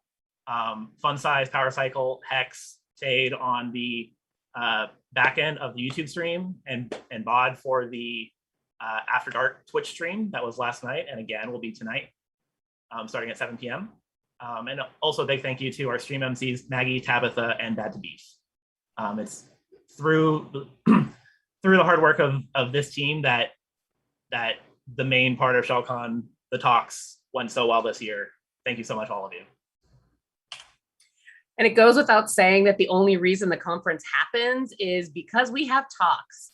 So thank you so much to Jared and the CFP Review Board. We'd like to thank Fun Size, Mosey, and Zyminx, who is also another core team member. We really appreciate it. The talks were amazing this year, and everybody seemed to have a wonderful time. So thank you for all your hard work off season and during con. And also thank you so much to all of our speakers for submitting. Whether or not you were selected through the CFP process or not, we appreciate all of your submissions. This year we had 22 main track speakers plus 2 alternates. I believe we had 12 Raise Me speakers, and we had four workshop presenters. And everything happens because of our volunteer team, which are literally people that come from the community.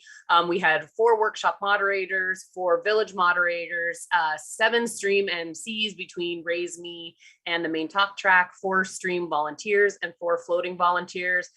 Just because it's a lot of names, I'm not going to name everyone, but please, I try to put your name on there, and I will be giving you some shout outs on social media. I really appreciate everything that you did. And our CTF was a rousing success put on by Zyminx with the help of Virus, Hex, Satan, and Ken and Marcella for submitting challenges. The winners of the ShellCon 2021 CTF are in first place, NSL. In second place, Nothing Here. And in third place, Chicken Tenders.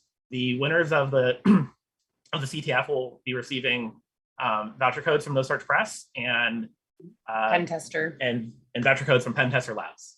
So thank you so much for everyone that participated, both submitters and also competitors.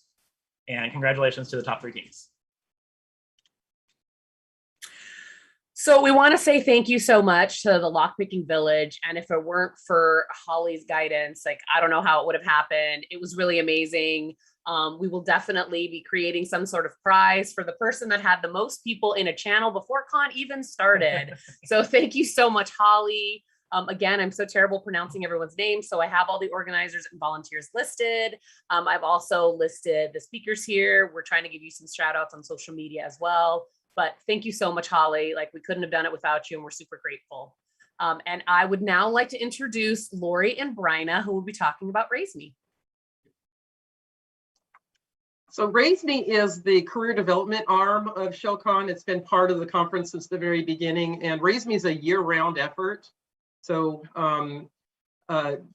this is the start of our new season. This with ShellCon, every year we start new season. We have new content. We have new things we want to do for the community. And our team's actually been working for 6 weeks on content development. About a dozen volunteers. We've been meeting on Fridays. It's the Friday Club. It's a lot of fun. It's been a great chemistry this year too. So for ShellCon, we put together 2 days of career talks, including some talks that came from the CFP.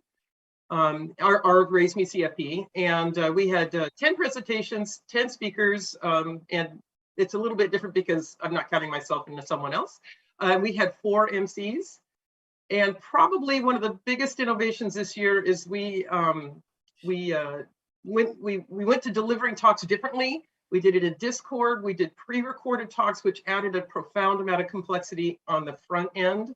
And I have to say, our AV team, brutally abused, that they came through in an awesome way, and that really kicked up our game a notch. So this content will be available all year. We'll be referring to it in future events. We're going to get a lot of use out of your work, guys. Thank you very much. At ShellCon, we had this yesterday and today. These people are still busy. 15 career mentors. They are still taking appointments right now. As of a short while ago, this is what the statistics were, and they should jump quite a bit before the day is over. 20 attendees, 27 by the time the conference is done, with 43 different mentoring sessions, could bump up into the 60s. And our 23 open positions are posted on our job board. And that's the analytical look at it, because that's how I think of things, the numbers. Ms. Bryan is going to talk about the rest of the effort. A little color commentary. Our talks were really well attended, even though the rooms were limited to 50 people. I think we packed them full and had people waiting outside. I actually ducked out of a couple of talks to give other people the opportunity to come see them, since I'd been involved in some of their creations beforehand. The engagement was super high. People were in our channels asking a lot of questions. There was a lot of activity. All of the questions and answer sessions flowed from the speaking channels out into the text channels, and people were really excited to get the information that they were getting. There's a lot going on.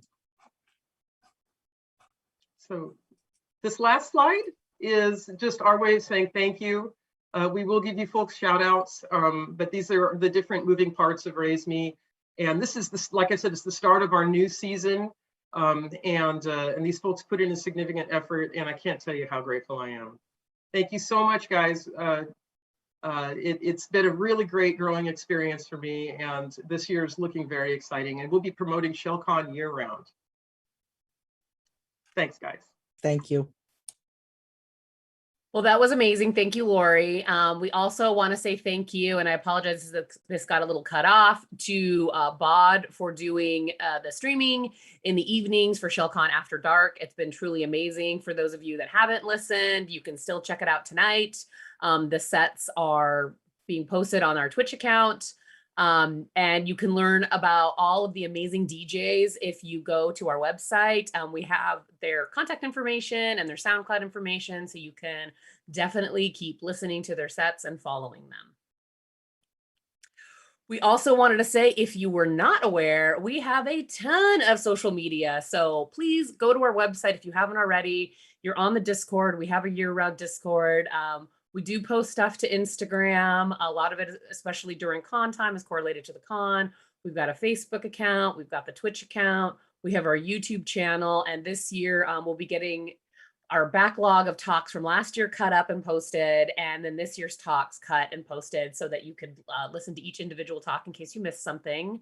And then always follow us on LinkedIn. Like, we want to help people within their career. That's a huge component about Raise Me and what Lori and Bryna do. So please make sure you're following social media. And getting here towards the end, I just want to let everyone know, if in case they're not familiar with the entire core team, these are the people that have been integral parts of the planning process throughout the year, that they have attended nearly every meeting, available at all hours to make sure that we are getting things done in a timely manner to put this on. So besides myself and Sonia, there's also Barbie, Lori, Jared, Zyminx, Little Munchkin, and the newest addition to our team, Satan. So while we're wrapping it up, I wanted to give some special thank yous of my own. And for those that don't know, Davey, Barbie, and myself have a group that we've called the Super Secret Fun Squad. It's not really a secret since we talk about it, but this con would not have happened, or at least my participation in the con would not have happened, if it weren't for Davey and for Barbie. So I'm lucky to be doing this with like two of my best friends. So I'm grateful.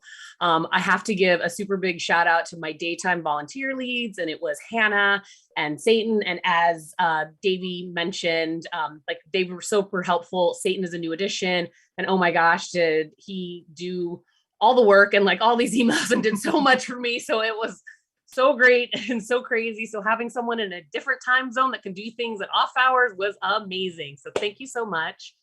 I wouldn't be here if it weren't for the fact that Gaten, Lori, and Fun Size actually started this con 5 years ago. And my best friend Barbie told me to come down to actually talk with Lori about job stuff. And she's helped me get into the new role that I just started this week. So I'm really grateful.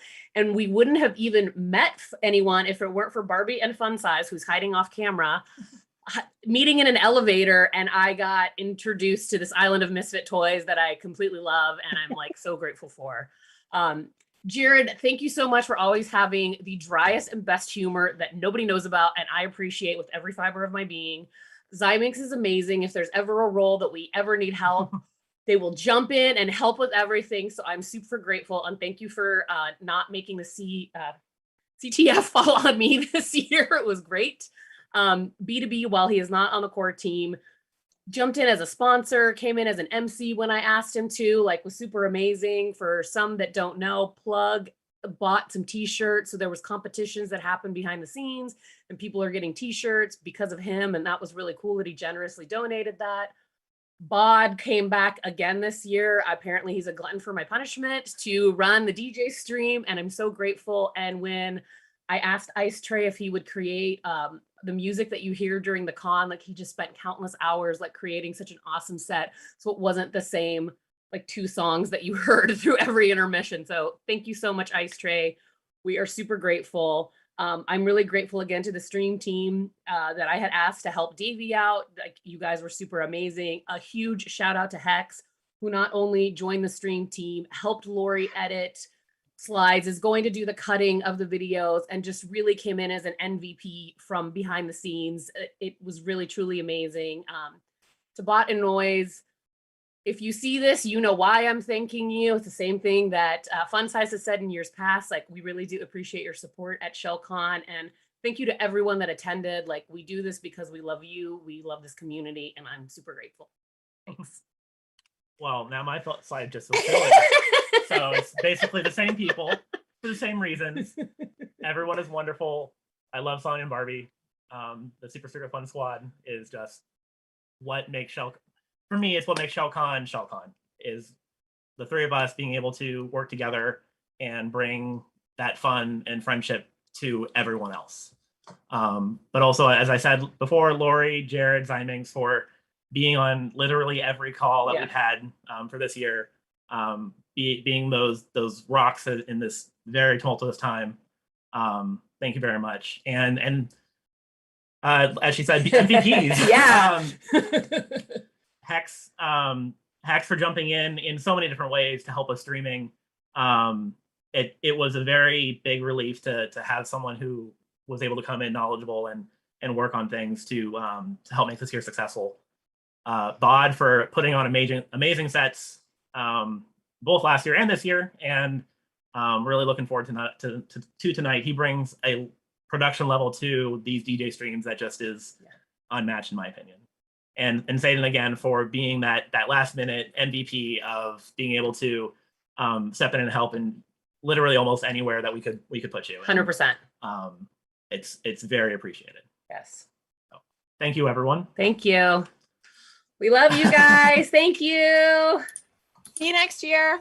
See you next year. Thank you all. Thank you for coming to the con. Thank you. Thank you. Good one.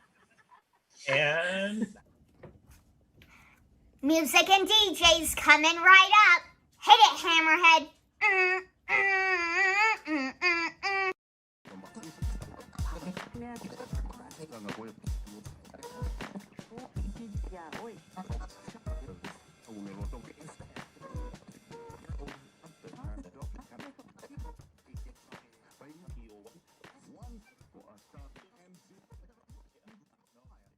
So it's Socially Awkward Penguin is the name of the main puppet. we actually have one more thing to add.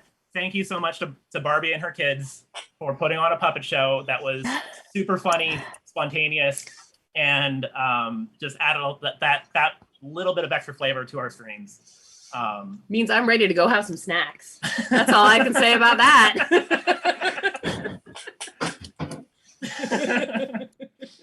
Okay, and that's it. Thank you, everyone. Thanks, Have a good everyone. night. Enjoy ShellCon After Dark. Hey, y'all.